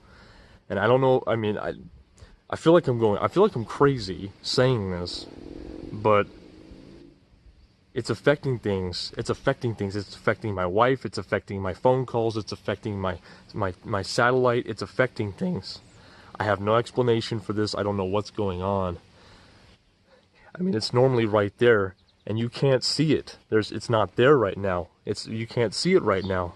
But this whole satellite TV thing is new. This morning, I was just watching TV last night. It's new this morning. I don't know what's going on. I have no idea. I feel like I'm going crazy. I needed to record. I'm trying to record all of the weird things because I feel like I need to document it and I need it to be on video to prove to myself that I'm not going crazy and just seeing these things, because I feel like this is like, I feel like this is not real. I feel like this is getting so crazy. It can't be real. I don't know what's going on. I don't know. I have no idea what's going on. I'm trying not to be paranoid, but I think it's becoming rather obvious at this point that this thing is trying to isolate me. I am so tired of being alone in this house. I am so tired, period. I haven't really slept in days. I'm too anxious to sleep. On top of that, I'm really starting to consider running. I cannot tell if the thought of running away is rational or a product of sleep deprivation. I know many of you have suggested that I leave town. If there's anything I actually feel like I can rely on right now, it is your suggestions. I will admit, though, the thought makes me feel guilty. If I leave alone, I'd be abandoning my family. If I somehow take London with me, I'd be abandoning my wife. I know the latter of the two seems to be the obvious and best option. I love my fucking wife, though. Regardless of how easy it may seem to you, it is not. To quickly change the subject, I received a phone call earlier today where I was notified that I was no longer a candidate for the job I interviewed for. I should be bummed, but like I said, I'm starting to question if staying would even be a good idea at this point. Have you noticed any other effects in your neighborhood? How are people at your local grocery acting? Have you seen any of your neighbors? Maybe you can ask them about the satellite interference to see how spread this is. Not even a weird question. I haven't witnessed many other effects with personality changes. I haven't been around many other people the past couple of weeks, though. When I've gone grocery shopping, the object never comes up. Nothing about it. At this point, I'm a bit afraid to bring it up to anyone. I feel like I need to update you, but truthfully, there's not much to update you on. I've been held up in my house for far too long. My confusion has had a paralyzing impact on me. I'm finding it increasingly more difficult to trust anyone. In addition to my distrust towards people, I'm also finding that I am also starting to distrust my own judgment. I'm unsure which distrust is truly to blame for my newfound introverted behavior. Adding to the slew of other problems, I still have not slept at all. Turning to the bottle has also become a nightly activity for me. I know this is not an efficient practice for managing one's problems, and I have accumulated a fair amount of guilt, being aware of this fact. I am really missing my family today as well. I keep reliving cherished memories within my mind. And fighting, then succumbing to fight the urge to browse through family photos. The photos bring a sense of hope and peace to my situation.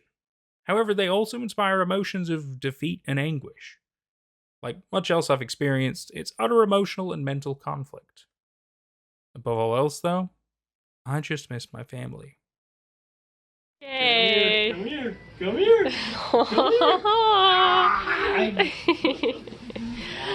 Daddy's got you. It's the tickle monster. Okay, you guys, come on. It's time for dinner. Sammy, if you're reading this, I still love you. Please kiss my baby girl for me. Okay. So there's somebody in my garden. I need to document this.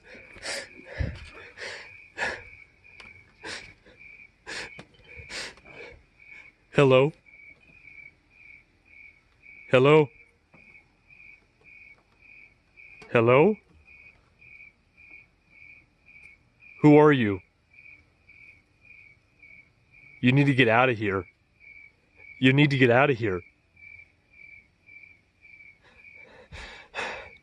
Sammy? Sammy? Sammy, is that you? Sammy? Oh my God. Sammy, what are you doing in the garden? Sammy, what are you doing in the garden? No, you need to come home. You need to come home. Come inside, please. Please. Sammy, where's London? Where's London? Sammy, is London with you? No, don't go back to Nicole, Sammy. Don't go back to Nicole, Sammy. No. Why are you here? Why are you here then? Why? Sammy? Look at me, Sammy. Look at me. Sammy, look at me. Why do you keep calling it the twin, Sammy? Sammy, look at me. Look at me. Turn around right now, Sammy. Look at me. Sammy.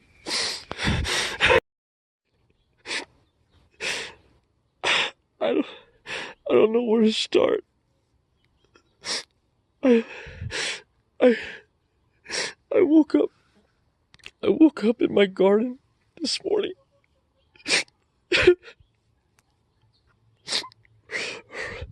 Right there. This is my garden. And that video last night. This is my scarecrow.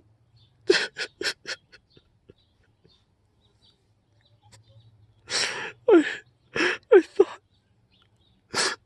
it was Sammy. I know this is a scarecrow. It's my scarecrow. I put it up like 3 months ago. I put it here like 3 months ago.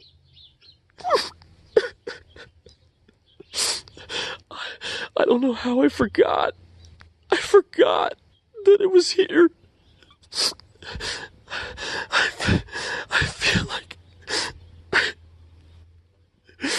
feel like I'm going crazy. This is a test tweet. Yes, it actually went through. Okay, so I don't know how much time I have to communicate via Twitter, but this week has been absolute proof that the twin is trying to isolate me.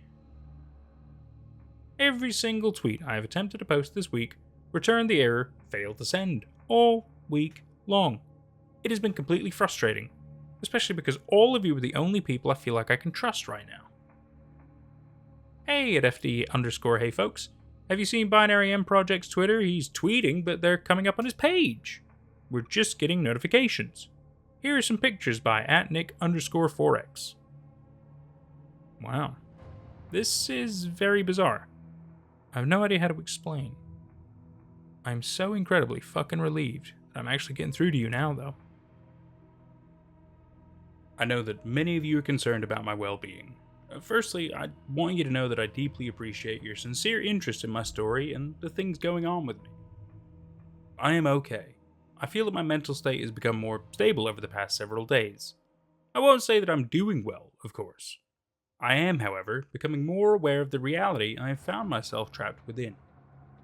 Because of this, I feel like I am now able to view it through a more realistic and a healthier lens.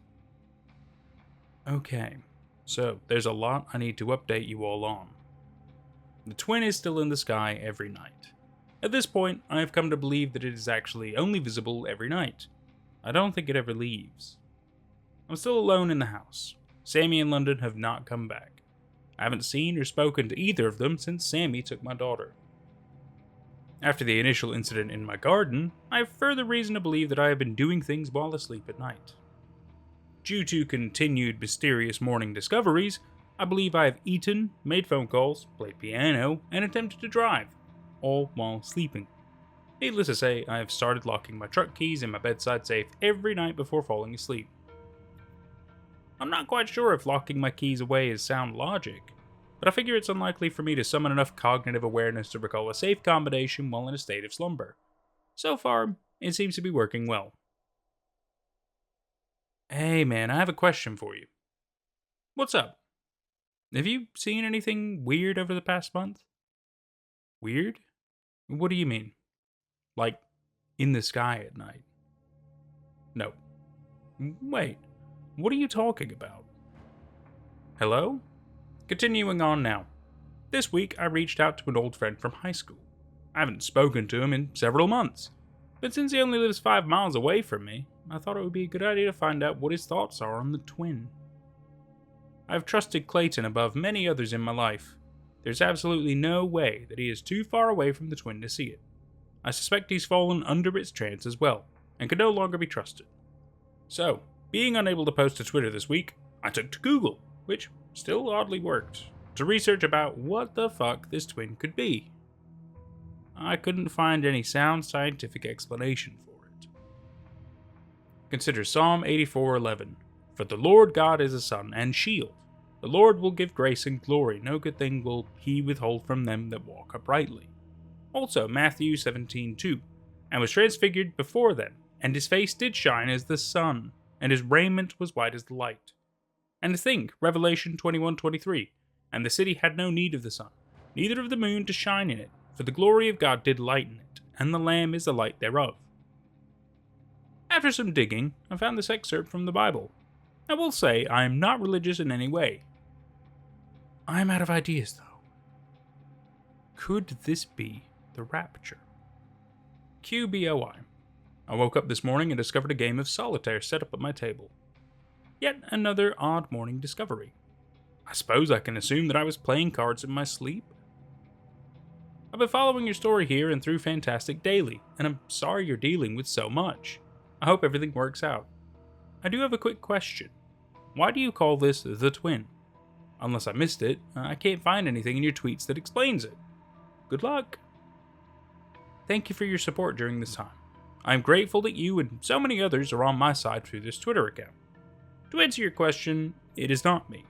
Both the receptionist at the news station and my wife are calling it the twin. Have you thought of possibly setting up cameras at your home? Maybe you'd catch yourself sleepwalking, or an intruder. Just a thought. Yes, I have.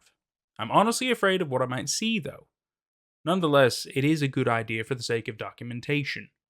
I will try and rig up a camera in my room tonight. I have been keeping an eye on Michael's Twitter. I know I have been called a crazy bitch, insane, and a terrible mother. I need to set the record straight. He is a liar and a manipulator. Michael is the one in the wrong here. The twin has changed him, not me. Don't listen to anything he says. London is safe with me. So, Sammy texted me. Michael? Yeah? Look, I'm sorry, babe. You're sorry? Yeah, I want to come home. I've realized the error of my ways and I want to be a family again, babe. I love you. She wants to come home. I don't know what to say. I'm really having a difficult time deciding what to do here. Please help me out, guys. Help me ensure I'm thinking logically about this. Should I let her come home? Okay, you guys can come home. I love you too. Don't expect me to stop documenting things with the stupid fucking twin, though. Took you forever to respond. Oh, I don't expect that. You like documenting the twin, babe. That's good. I like the twin too. You know I support whatever you want to do. We will be home tomorrow morning. Okay. I'll let her know that she can come home. I tried to insult the twin, seeing how she would respond. I figured that if she was still being affected by it, she would respond negatively. Surprisingly, she didn't. Something still seems off, though. Okay, so Sammy comes home today. She said she will be here in a couple of hours. I will stay close to Twitter as to report any odd happenings. I plan to stay aware. Of course I want her to come home, but there's still something very off about all of this. So I recorded myself while sleeping last night. I'm currently reviewing the video. So far, nothing notable. I do know that I moved last night, though, so I'm expecting to find something on this video. I went to sleep in my bed, but woke up on the couch in the family room earlier this morning. Never mind. There is something notable. I'm clipping the video now. This is exactly the kind of shit I was afraid to see myself do. By far, the most unsettling thing about this? My watch doesn't make noise. I've never heard my watch make a noise.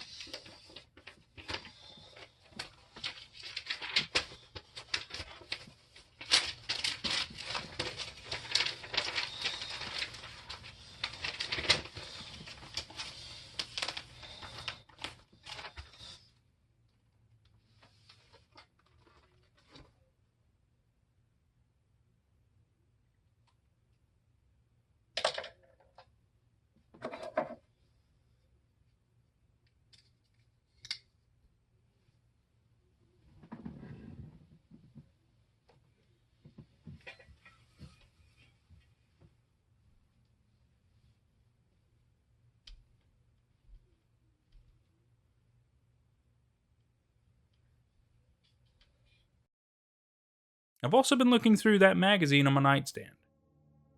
I'm not sure what this is, but I drew it repeatedly with the Sharpie. My return home has been great today. I love Michael. Don't worry, I believe he will come around. Yes, he is different. Yes, his attitude toward the twin is alarming and has caused distrust in me. I truly believe he will come to love them, though. I am here to help him along. I'm finally able to give you an update. I know I said that I would be staying close to Twitter, but it has been especially difficult to do so. Between spending time with my daughter, trying to reconnect with Sammy, and researching the symbol I documented myself drawing in the magazine, I haven't had a lot of time. So about yesterday, my family returned home in the morning. London was ecstatic to see me, as I was to see her. Sammy seemed excited as well, but I could also sense a fair amount of reservation from her. Otherwise, Sammy has been a complete delight, almost suspiciously delightful. Do not worry, I am heeding all of your concerns towards her. I am being very cautious. She has been very loving towards both me and London. However, it has not been the kind of loving nature or attitude that I am accustomed to coming from Sammy. It is different.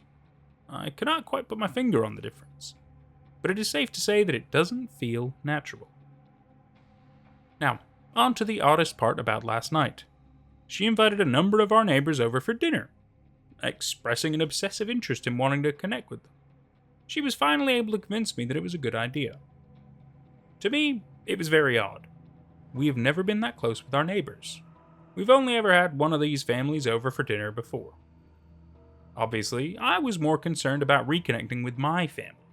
I continually attempted to share my feelings on the subject, but she just assured me that we would be okay and that it was important to connect with our neighbors. Dinner was weird, to say the least. There was an uncomfortable amount of talk about the twin. I have been wrong.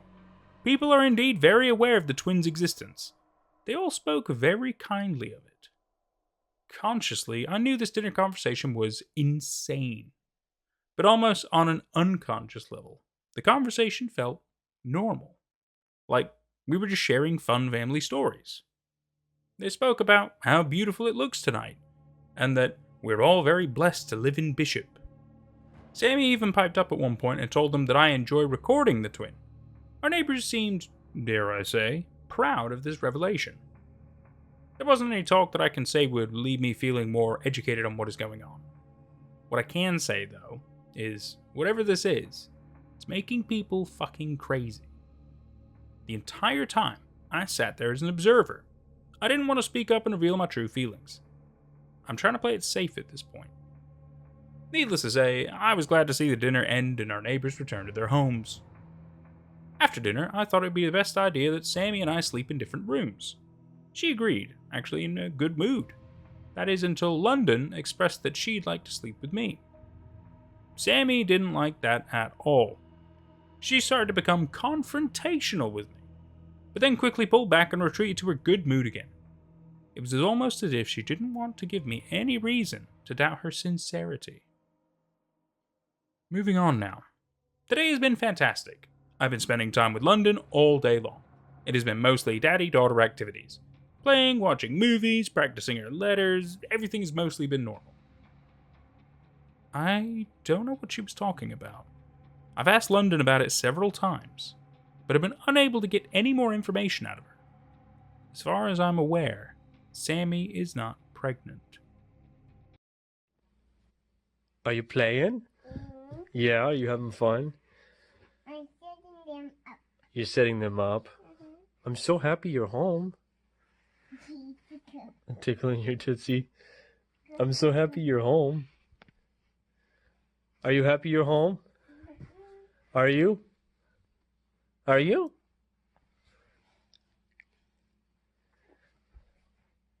I love you. I love you too.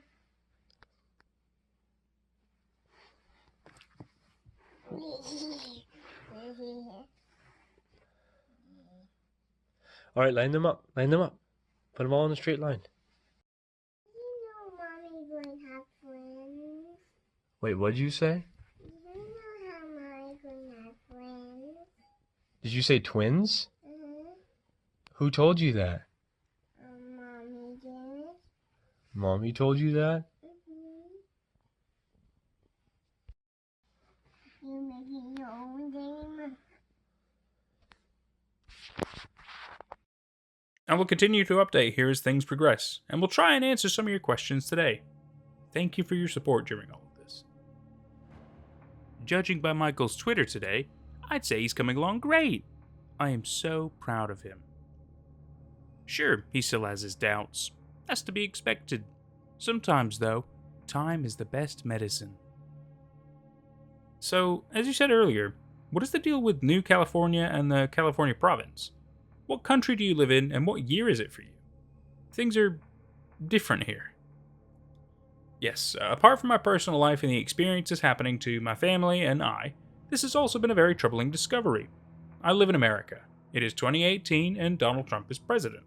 I've been shown a map of America that I don't recognize. Do you think that your abduction is the reason you're not as happy about the twin? The peeling makes me think that there was some kind of layer of protection on you for a while, maybe. I have thought a lot about this. I don't know why I am apparently the only one who seems to be thinking rationally about the twin. I never considered the peeling to be a sign of protection. That is an interesting theory. Michael, I don't want to add up to the people demanding for the same information. But what happened to the United States? What happened to the 50 states, United States? I completely understand the curiosity. I have been curious as well. When I spoke to at FD_hey folks, I was made aware that the majority of you aren't familiar with the USA that has 54 states. I cannot explain it. I don't know if I'm in a different reality or what. Also, I think you should check this out. Yes, I am aware that Sammy has created another Twitter account to tell people the truth. She is insane. I'm definitely keeping my phone locked now that she's home. Oh, glorious, glorious day! The twin is here, the twin is here. She rose in the east, our eyes shall feast. Oh, glorious, glorious day. The twin is here, the twin is here. Our eyes shall crave, if not their bathe. Oh, glorious, glorious day. The twin is here, the twin is here. Oh, glorious, glorious day. Nope. Never mind, dude. Something weird is happening. Text me back. I think I can help you. I received this text message this morning. I guess Clayton has realized that something odd is going on. I'm hesitant. Obviously, it's tough to know who to trust. What do you guys think I should do? Alright, so I texted him back. Let's see what he says. How can you help me? Well, it requires some trust, Mike. I know things are not right. I've experienced it myself. I just don't know who to trust anymore. That's why I initially said I hadn't seen anything weird. Okay. What do you mean by trust? Look, I know who you are, bro. Sammy may not know, but I do. I need you to leave with me, just for a few days. Wow. Very odd. I cannot afford to get reckless with my decisions. I don't trust him. I've known him for years. Of course he knows who I am. Well, I'm very conflicted about whether to go with him or not. I've been mulling it over in my head since I received the text. I think I'm going to sleep on it. Tonight is the first time the twin has made the humming sound since my abduction experience. Not only that, but after shooting this video, I now have reason to believe that the twin is harming people, and Sammy knows about it. Might be a good idea to leave this house after all. Okay, there it is. It's the first time this has ever made the sound. The sound. Did you hear that? What the fuck is going on? Don't worry about it, Michael. What the fuck is going on? Sammy, what's going on? Sammy. Non-believers will be deleted. Wait, what did you just say? I've asked her about her comment during the video several times now. The non-believers will be deleted. That is what she said. Then I asked her if I will be deleted. She just calmly told me that I will come around. What the fuck does that mean? I'm genuinely starting to become afraid of my wife. It's not just me. Looks like Michael gets a taste of his own medicine tonight. So look who it is. Someone's doing some weird stuff at night. Someone's doing weird stuff at night other than me. Huh? Michael? You like to record me when I don't know. Michael?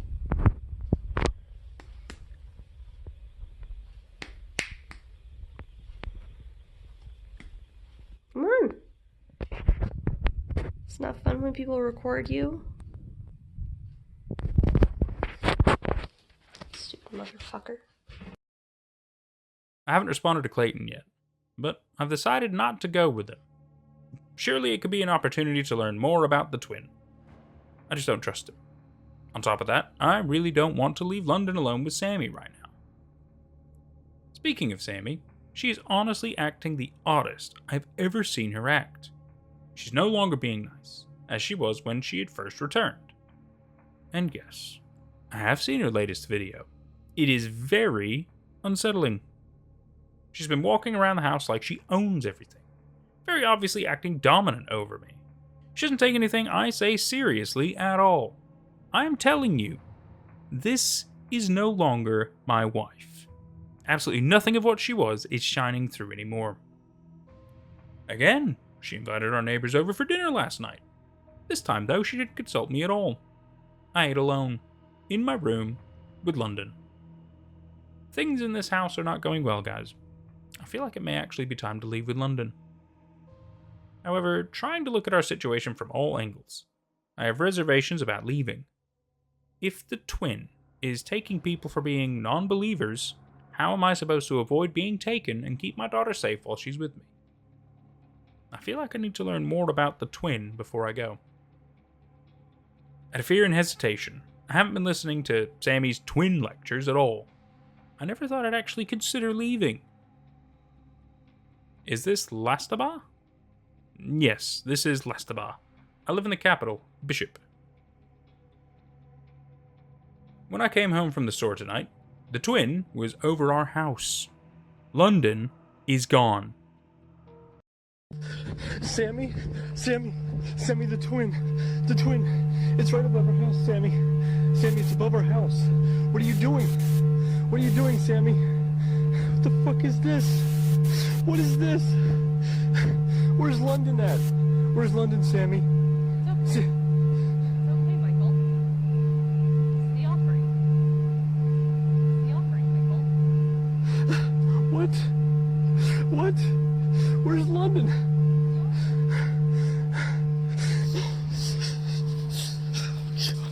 God. Fuck you.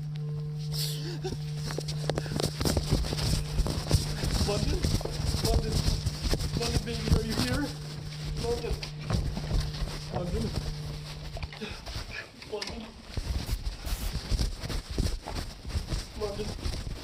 baby, are you here? Oh God, she's not in the fucking house. What the fuck? What the fuck? What did you do, Sammy? What did you fucking do? The fuck is the offering? The offering? What the fuck? Oh, where's my baby girl? Where's my baby girl?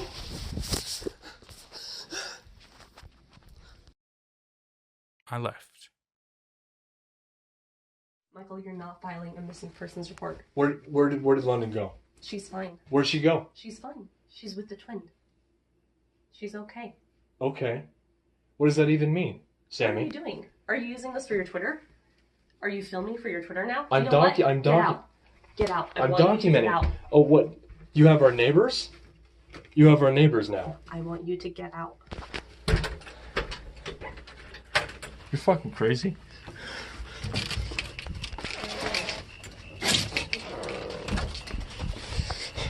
What the fuck?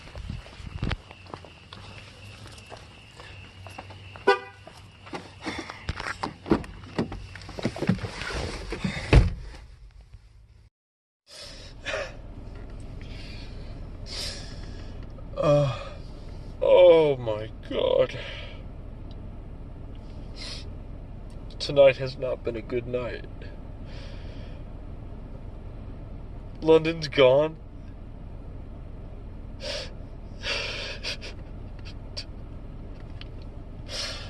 The twin fucking took her, I guess.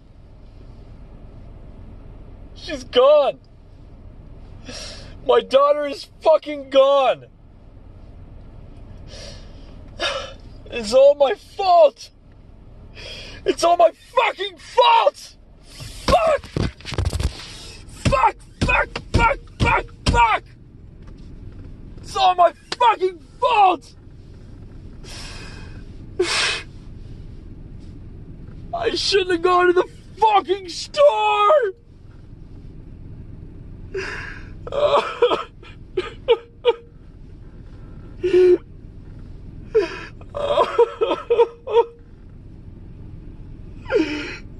Fuck! Fuck, fuck, fuck, fuck! Fuck!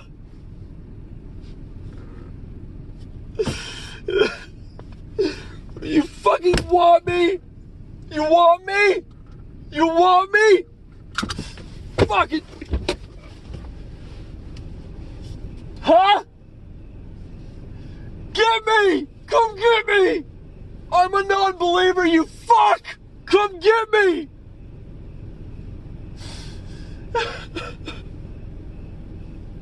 Fuck you, twin!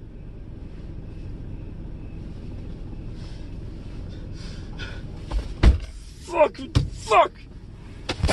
Fucking. You ready to come with me now? Okay. I will come with you, but I drive. I'll pick you up on the corner of Waterway and Pilot Avenue in 30 minutes. Fuck it. Don't be angry with me. Michael deserved everything that happened to him last night. You may not understand yet, but he is a traitor to the twin. Has anyone heard from Michael? I know that all of you have been concerned about me. I'm okay. I promise. I've been staying with Clayton for the past couple of nights. Things outside of Bishop are not good. There are armed men on nearly every corner in this town. They do not look official. They look as if they're average citizens, all of which openly claim to serve the twin. The twin's impact has spread farther and wider than I could have ever imagined. As I and many of you have suspected, Clayton is also serving the twin. He has spoken to me very honestly about his favor for her, them, it. He has used all three pronouns in reference to the twin. I almost feel as if I can trust him.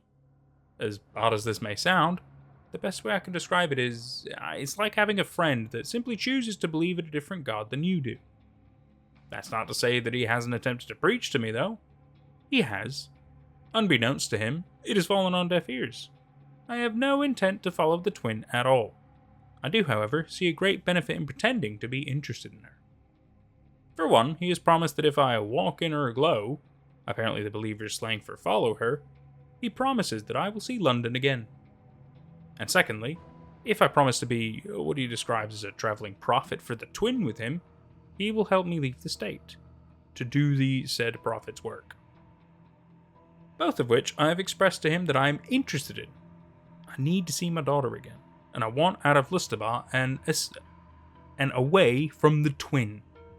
I do not think that I would fare well trying to escape armed guards on my own. I figure that I will concoct a plan to ditch Clayton after we successfully escape from Lustabar. On top of that, Clayton has a gun. If I can ensure that he trusts me, being with an armed man cannot be a bad idea at this point. That is all for now. I have to make this a quick update. Clayton will be back to the motel soon. Our escape is planned for tomorrow. I'll let you know how it goes. I'm not sure what is going on with my Twitter. Hopefully I don't become unable to post again. Please let me know if you see this tweet. There are two main roads out of Meadville that cross the state line into Potafesta. One, of course, is the highway, and the other is a lighter traveled back road. The highway would be faster. However, I think taking the back road would be our best bet. What road do you guys think we should take tomorrow? Alright, I've convinced him that traveling the back road was the safer choice. We're leaving in about 30 minutes. Wish us luck. There's an armed guard blocking this road. We're pulled over right now. We came across this bend and were able to see him in his truck in the road before he saw us. Okay, here's the plan. He doesn't look friendly, so we're going to approach quietly on foot. Clayton is going to flank around from behind him and help get this guy out of the way. Hopefully we don't actually have to shoot him. Alright, Clayton and I are leaving the car to sneak up there right now. I'm so fucking nervous. I'll let you know how it goes. You noticed Clayton. They're fucking guarding the road. They're fucking guarding the road. Fuck.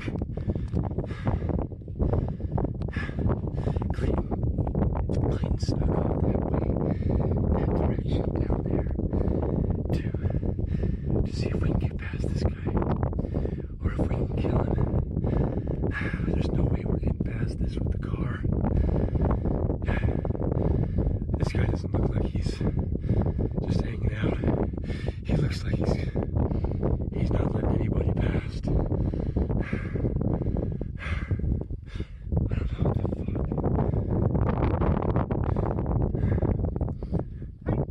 what the fuck. What the fuck? What the fuck?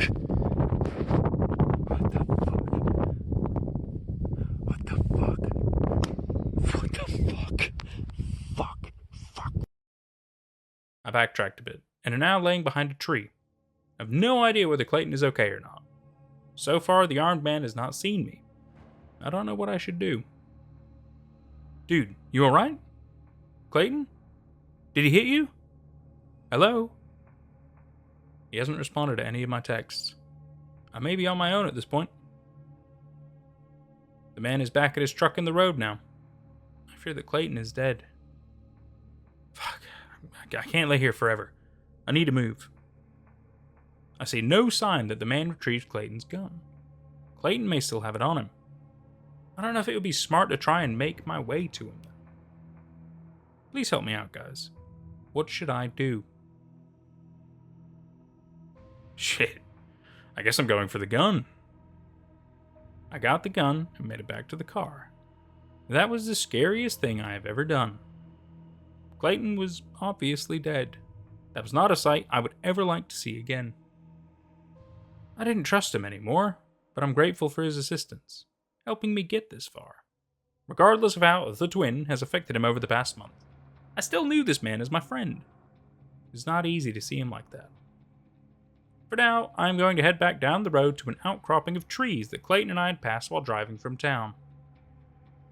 I cannot go back to town. I cannot press forward. At least not yet. I've never killed anyone before.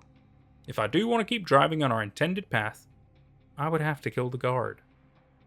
I am not ready for that. Including the bullets in the magazine and those that Clayton had stowed away in my glove box, I have a total of 27. I need to be focused on conservation. I have to turn around and get back on the road now. It's almost dark, which means the twin will appear soon. It's about a 20-minute drive, and Clayton had expressed that it's not safe to travel at night. Mandatory public statement. A faithful servant of our holy twin has perished today at the hands of one of her faithful patrol personnel. This is a deplorable act. It shall not be repeated. All holy servants are now required to identify themselves in the face of conflict. What a very sad day today. Rest in peace, dear Clayton Moenta. Go in her glow forever, holy servant. Michael, if you can see this, please text me back. I hope you're doing all right.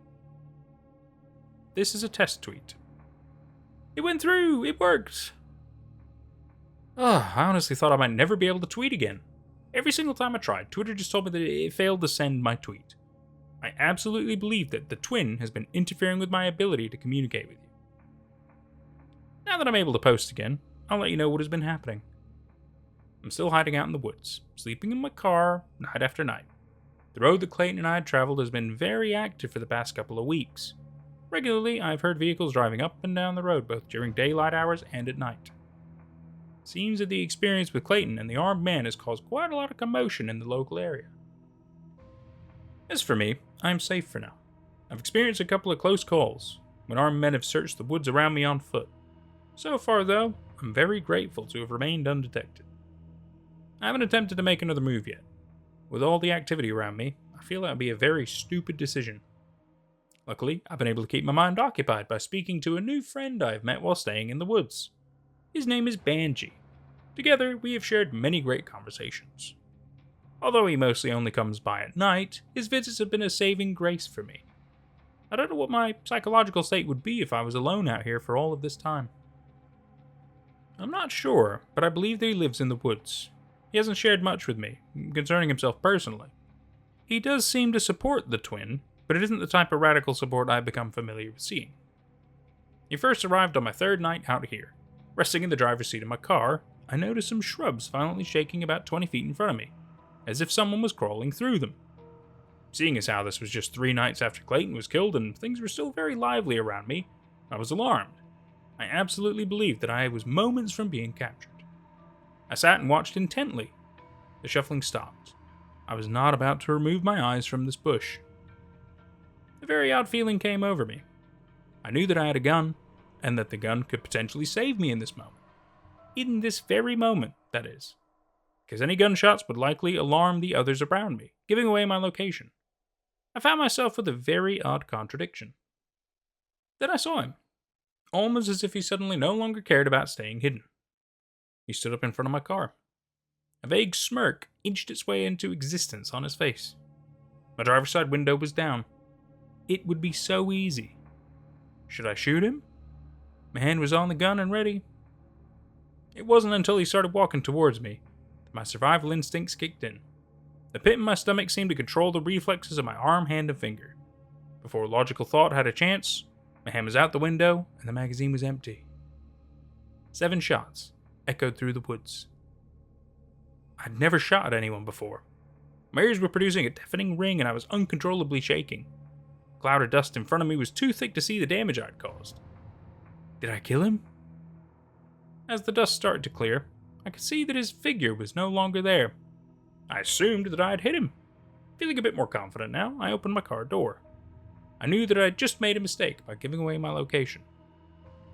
Regardless of whether I hit him or not, I needed to leave my car and move. Stupidly, I decided to quickly run up and check on him. Stupidly again, I forgot to reload my magazine, or bring any additional bullets with me. Adrenaline in my veins, I was in the moment. After several strides, I saw Banji, laying behind a tree. He was softly chuckling to himself. He had not one bullet wound. Of course, I missed. Sitting up now, I will never forget what he said to me. "Are you done? Stupid motherfucker." Reminding me of something I already knew to be true, he explained that they will be coming to find me now and that I needed to follow him immediately. Without much time for thought, I did. I sprinted behind him, trying to keep the pace. We traveled about 50 yards until we reached our destination. A tree. This tree, unlike many of the others, looked rather easy to climb. I already knew what the plan was. We both started to climb. This is when the armed men first searched through the woods that I thought was my safe haven. We watched them from about 20 feet high. All the while I was a nervous wreck, afraid that they'd discover my car. My only shelter out here. My only means to escape when the time comes. They combed through the trees and the bushes for nearly an hour, mostly on the opposite side of the woods from where I'd been staying. There were 7 of them. They never thought to look up. They never saw us. They never discovered my car. Thank God. After they had left, Banji and I climbed down and returned to soil. As we walked back to the car, he repeated a mixed lecture consisting of both obvious warnings towards making loud noises and a comforting reassurance that he wants to help me. Needless to say, after this experience, I have grown to trust Banji. I believe that he saved my life that night. Despite the terrible first impression I displayed, he still consistently reminds me that he's here to help. For that, I am thankful. I am also thankful that I can now talk to you again. I've truly missed this. As always, thank you all for the support you have shown through all of this. I still have little information concerning the twin. I still don't know much. I really don't at all. Through all of this, I've been finding the value that comes with taking life one day at a time. I still miss London dearly. I do believe, though, that I will see her again. I cannot explain why. However, I'm starting to think that maybe the twin isn't to blame for all of this. Maybe instead, as usual, it's the actions of people that are to blame. That is all for now. I'm going to try and respond to some of your tweets this evening, after Banji leaves. What are the names of the US states in your map? I was able to have an interview with FD_hey folks while in the motel room when Clayton and I were on the run. This should address your question. What about food? Do you have enough? Yes, I've been able to drive into Haindale a few times for supplies. It's a much smaller town and it doesn't seem to have a very heavy presence of armed guards. I hope that continues to work well for me. Have you forgiven Sammy after what she has done? No, I have not. I don't know if I ever will. Can you read replies when you can't post? While I was unable to tweet, I was also unable to do anything that would require data. Everything looked fine. My phone displayed that I had service, but nothing worked. The way you say things is weird. You say them as if it were a novel, telling a horror story with very clear descriptions. I know it's a story, but at least make it sound like you were actually there. I'm sorry that you don't appreciate my writing style. I feel that proper documentation is best. Can the twin communicate to people? And if so, can the twin see from above and tell people where to go? I'm not sure. I haven't seen any evidence of anyone communicating directly with the twin. I will say, though, people have certainly not acted like themselves lately. However, people do change naturally. Well, you won't talk to me, but I'm happy you're safe, Michael. I am most happy to see that you're starting to have a deeper faith in the twin, babe. I love you. Hello. Just so you all know, I am still alright. My phone has been working all week and I've been able to communicate with you. I just have been advised not to. Banji doesn't think it's sensible for me to speak about the twin with you, while being so ignorant of it. Don't worry, Banji knows so much about the twin. He promises to educate me on her well. That way, I'm able to address the details fluently. He also promises me that he knows exactly how I can get London back. He will share those details with me when I'm ready. I truly believe that he is the answer to everything. It has been months since I felt as good as I do in this moment. Banji and I have shared so many great moments this week. He has visited every night. We've had a lot of deep and enlightening conversations about long-lost lovers, reality, perception, and the human species' impact on Mother Nature, just to name a few. He is very intelligent. He's witty. He's downright hilarious. He can do the best impressions. He does one of Arnold Schwarzenegger that is spot on. He can even do women's voices, like Sammy, for instance. He has her voice down. We've made fun of her so much this week. Weirdly, making fun of her with Banji has been quite therapeutic for me. I suppose humor is one of the best ways to cope with fucked up situations. Overall, I've enjoyed my experience out here with him. Again, I cannot thank you enough for the support, suggestions, and love you have shown me during this very confusing time in my life. I will continue to keep you updated as I can. I'm safe for now, and for now, I'm also happy. You all think you know me, but you don't. I love Michael. I'm just required to wait to demonstrate it until he comes to his senses. Like I told him, he will come around. I know it. I need your help. Sammy just texted me. Michael? Yes? Twitter's been silent. You ready to come home yet? No, Sammy. Okay. I understand, babe, but I'm really starting to crave you. I want to have sex. Plus, we have been assigned an erotic witness, so we can now. OMG, Michael, when I read your Twitter yesterday, I was full of joy. I've realized the error of my ways. Can I come visit you for a few nights? She wants to come see me. Banji hasn't shown up yet. I don't know what he'll say, but what do you think? Should I let her come visit?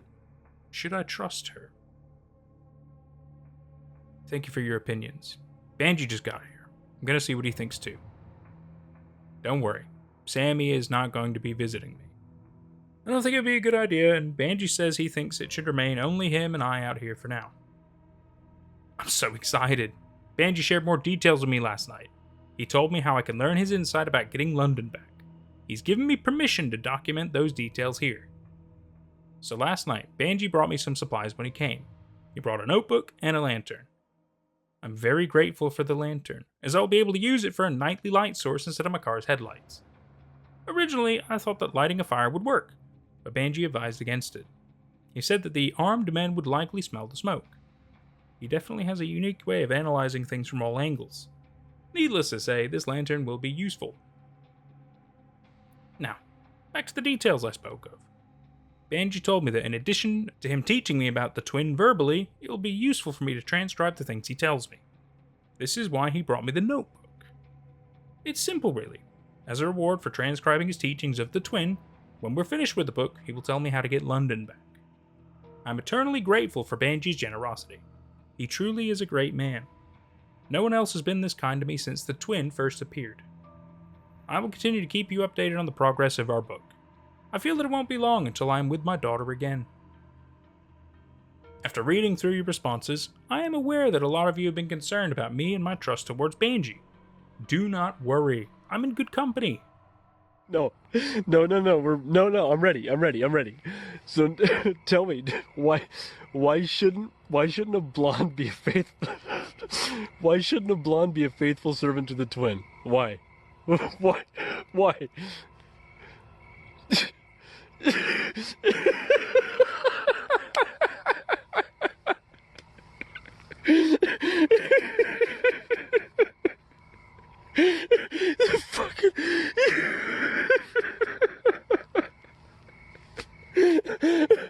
You have the fucking best jokes.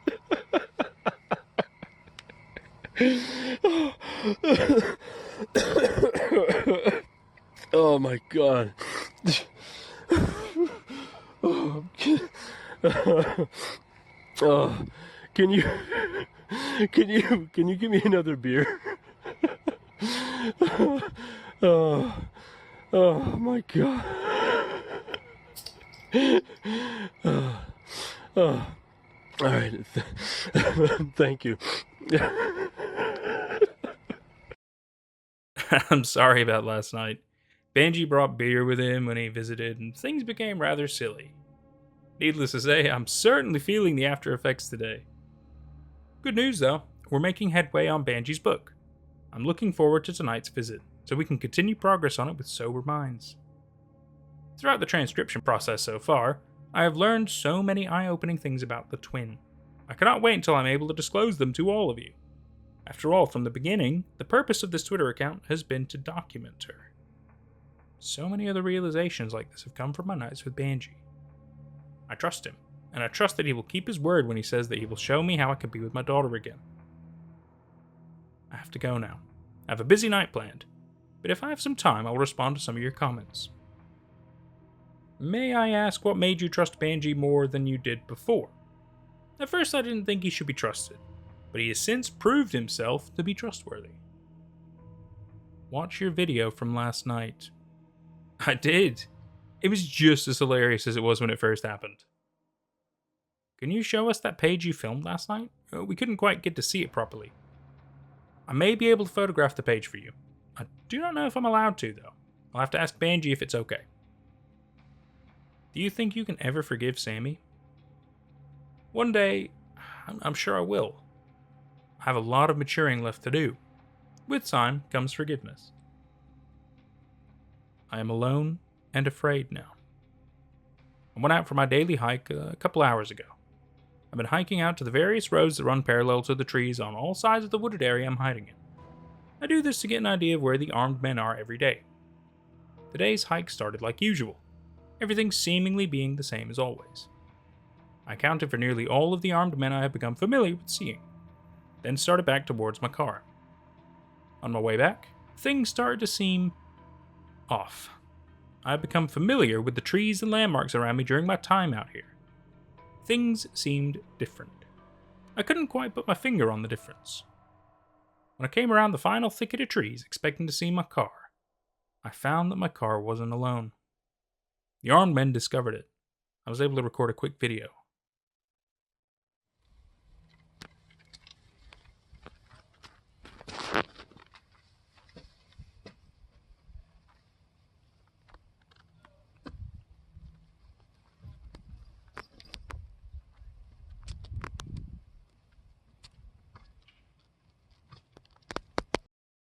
After I recorded the video, I ran back to a portion of the woods that is more dense.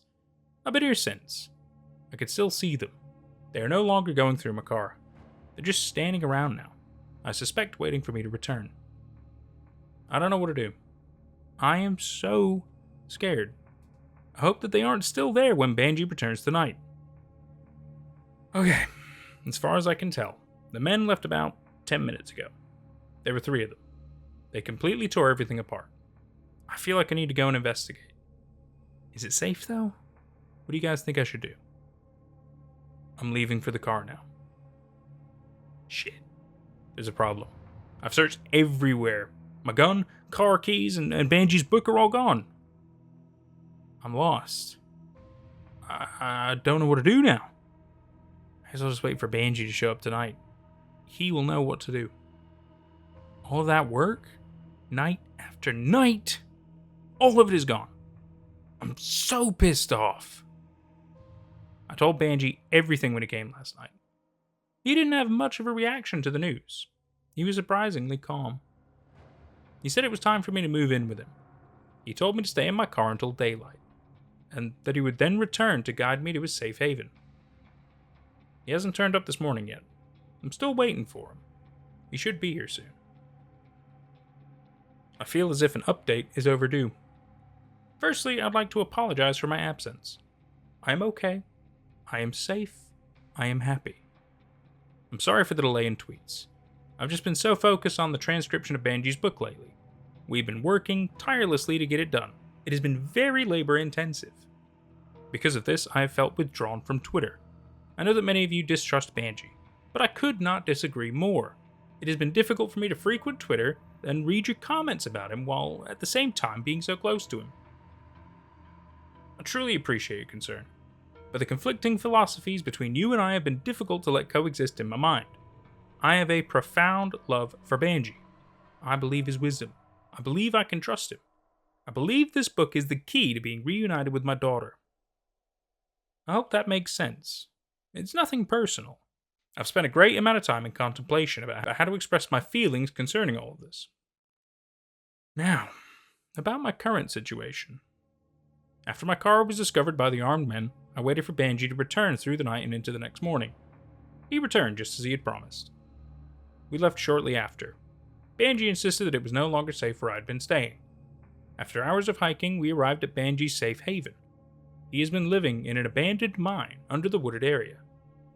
It is safe here. He's done a wonderful job making the space livable.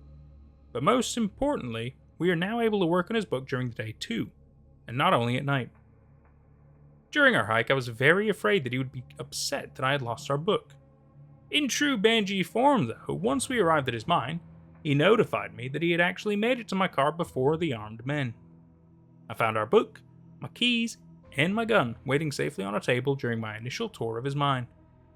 He is so fucking wise. Almost as if he knows what will happen before it does. Nonetheless, this is where we have been living for the past couple of weeks.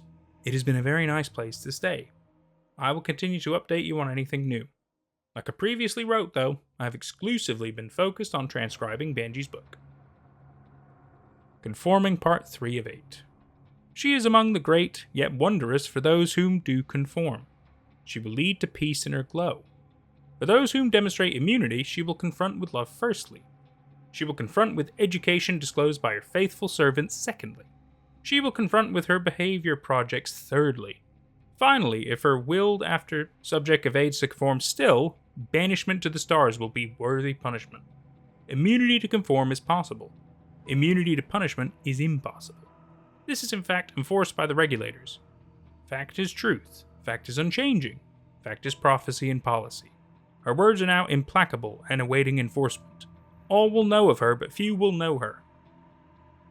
I almost forgot. Many of you have been asking for a clear picture of the page from Banji's book in a previous video of mine. He has reluctantly given me permission to share this page with you. I'm not sure what much of the content within this book means yet, but here it is. Michael, you're back! Yay! Since you won't talk to me, I guess I should just tweet and hope you see. I think the work you're doing is amazing, babe. When you can, please text me back. All of the work we've been putting into Banji's book is starting to pay off. Today, Benji told me that my assignment is almost concluded. I had to share this with you because I'm so excited. I'll see London very soon. It has taken so long and been so much effort. I'm ecstatic right now. Thank you all for the support you have shown. I still have a lot to deal with, but right now, an actual victory will be very nice. This morning, Benji told me that my work is finished for now.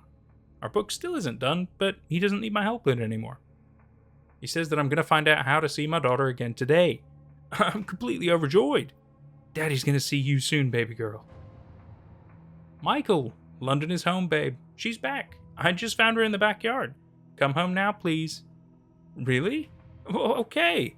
I'm leaving in a few minutes. I'll be home tonight. Sammy just texted me. Benji came through on his promise. I'm leaving Benji's mind now. He gave me permission to return to my family. I'll keep you updated. I have a long trip home. Finally, I made it back to my car. I got turned around a couple of times, but managed to find my way. There's about 3 hours of road between here and my house. My plan is to stop for gas in Shaxton, then drive straight through without stopping again.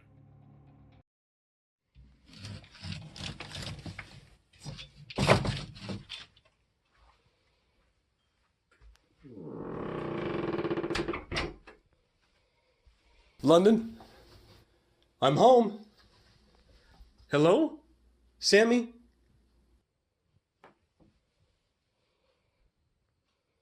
Who are you? You know who I am. What'd you say? You know who I am. I'm Michael. Oh. Yeah. Are you ready then? I'm here, right? I'm ready. Michael, it's your duty. You know it. Yeah, it's my duty. Okay. Okay. All right. I don't want to do it, but I'm ready. Well, you know it's your duty. It's my duty. It's my duty, I guess.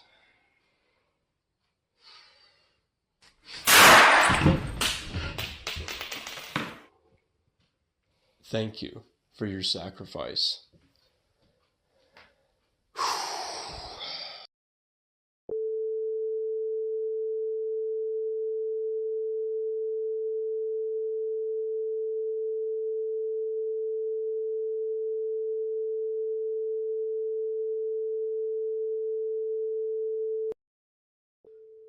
Hello. You might think you recognize me. Maybe you do. But do you think I'm Michael? I have a secret about Michael. Michael never came back.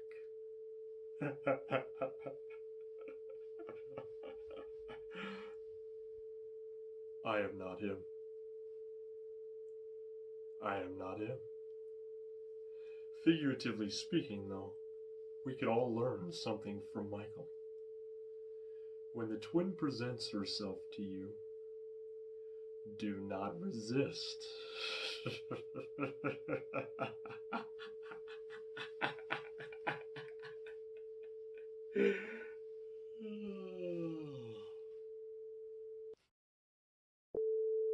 Oh, glorious, glorious day. The twin is here, the twin is here. She rose in the east, all shall be so glorious, glorious day. And that was the Binary Moon Project. This is interesting though, because not even a year later we get what I'm going to call an epilogue of sorts. I'll go ahead and just give you that little sequence now.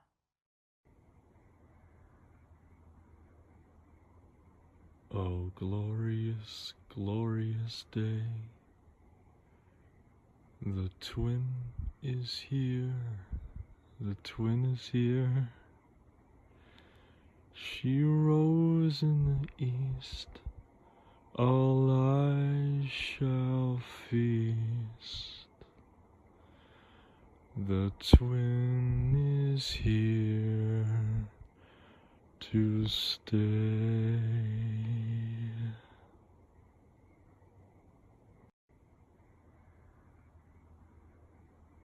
Seven 22 19. Entry number 72228190000. Version B. Transcript excerpt disclosure number 1. No, I don't agree. I don't agree. You look, listen to me. We live in an evil world. I mean, you know this, right? Hate, greed, murder, lust. I mean, fuck. It disgusts me to my fucking core. We are only but a cancer here, infecting her like the black rot that we truly are.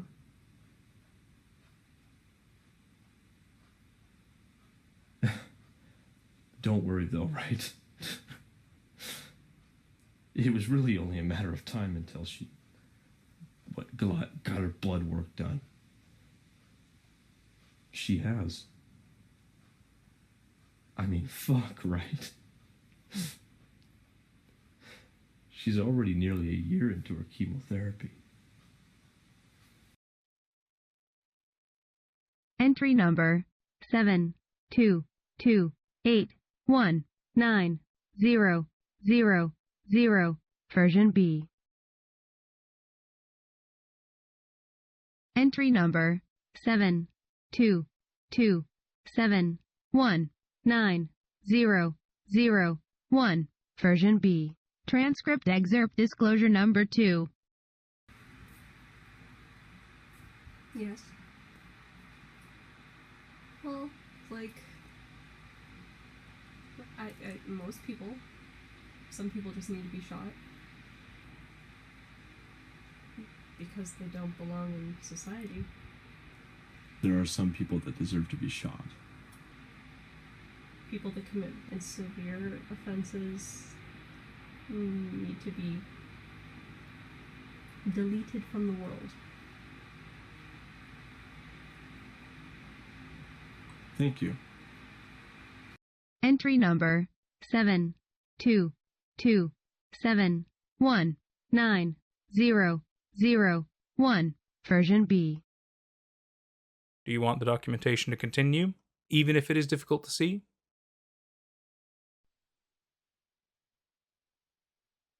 Entry number 722619002. Version C. Transcript excerpt disclosure number 3.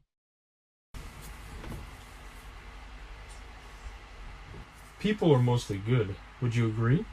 Uh-huh. But these people really bad. What do they tell you about these bad people in school? Be don't do that. And to be a good person, what do you have to do? Listen to her. If you don't, you're bad. Very good. Thank you, London.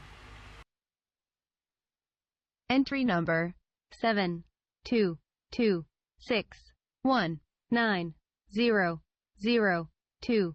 Version C. Some creators say it too soon, some say it too early. I don't know where I lie here, but I'm choosing to say it now. The end.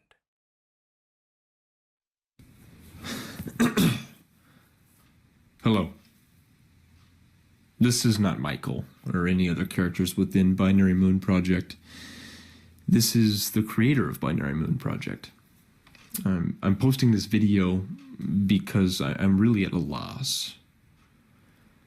I've spent many hours constructing a story that I loved in the beginning. The premiere was perfect, disguising myself as just another caller on one of Fantastic Daily's live streams. The plot, was intriguing, not only to myself, but also to the cult following I've been lucky enough to build here. The ending, though. This has been a challenge for me. It wasn't at first. I thought I knew exactly how this story would end. And it was a good one. You know, it really was just as ruthless as the story you've witnessed so far. Unfortunately, though, well, there were elements of the story that I lost control of because of my own mistakes. And now the ending it simply doesn't do the story justice anymore. I mean, it really isn't the ending you all deserve. I've tried to rework it from every angle. It just doesn't work. So rather than continuing to tell a story that I know is approaching a very disappointing end, I've just decided to end it now with this video. This is the last video that I will ever post to this Twitter page. I think every one of you that is a fan of Binary Moon Project, sometimes one's creativity just reaches farther places than, one is actually willing to go. But don't worry. Whether you know it or not, you are either already a fan of my past work, or you're about to become a fan of my new work. Thank you. Yeah, quite interesting, really, how he's got kind of a bittersweet ending, really, kind of a epilogue-y thing. It's got some interesting little snippets which kind of tease a little bit more like world building and bizarreness going on, and then obviously he's got his heartfelt actual message to the audience, which I think is quite beautiful. And it's a shame that it didn't quite go exactly how he wanted. I mean, I definitely feel like there's a lot of really good points about the Binary Moon Project. I think the whole setup, the whole premise of it is quite interesting. There's a lot of early bizarre mysteries and information that kind of come in, which really kind of set up this scenario, which I was really drawn into. I was really, really engaged with. But then a lot of them didn't really go further than that, or there weren't more mysteries, there wasn't more explanations. It just kind of stopped with that, and then it ended up becoming this kind of almost like just kind of a bizarre quest at the end that led to just a disappointing end, right? Like a weird end, if you ask me. So let's go ahead and do a bit of breakdown. So kind of early on in the story, it's quite interesting because you got this integration with a Fantastic Daily, which before you ask, like an awful lot of his content is just gone, been removed from YouTube and stuff. I've been trying to chase up maybe some of the streams and any information I could find. There's been a level of controversy when it comes to Fantastic Daily. Some people are like, oh, he's a complete faker thing. There was a hack and stuff. There's all kinds of weird rabbit hole things with that. I don't think it's too overly complex. I believe there's a level of fakeness to their whole shtick, but I mean, that's kind of the name of the game when it comes to fictional storytelling, right? Or even narration, like myself, there's a level of fake. I try not to be fake, but obviously the things we cover are fictional, and so you play a little bit around with it and it's a bit of fun, myself included. Like the fact that one of Fantastic Daily's videos that do exist currently is him covering the Binary Moon Project, but not like his involvement, just the story as a whole. Like, it's just like, well, you're part of the story, kind of, sort of confusing. Anyway, yeah, not like I can talk. So that was quite interesting, but yet again, a fair level of disappointment. So a lot of people call this an ARG, and I totally understand why, because there was a lot more involvement with people when this was live, when it was going on, when it was happening. There was a bit more questions back and forth. There was obviously the messing around with like Fantastic Daily's live streams and things. There was things you could see. There were more things that we don't have access to anymore, which is a shame. But, so that's the way it is after a couple of years. You know what I mean? I mean, this was back in, 2017, 2018? So things get lost to time. It happens. Anyway, so that was interesting. I think that, so I was intrigued by the moon prospect. This idea that the twin is some kind of a celestial being, some kind of you never truly learn what it is or its purpose, but I mean, there's so many mysteries and questions behind it, and yet it kind of just stops being like so relevant to the story. Like at least with the Sun Vanished stories like that, the main problem is always a problem. And yet, kind of halfway through the Binary Moon Project, even though the twin is still mentioned and still revered and everything like that, you don't really see any sequences involving the moon anymore. You don't really, Like, well, what was up with the peeling? That just kind of went away. There's all these weird little snippets of story that kind of just stop, or just no longer exist, no longer relevant.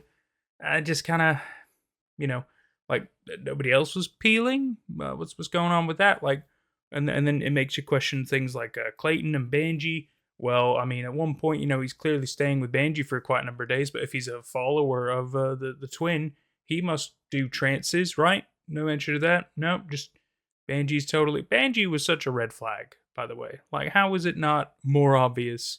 The fact that the two people he confides and trusts in, Clayton and Benji, are both followers of the twin, and yet he still chooses.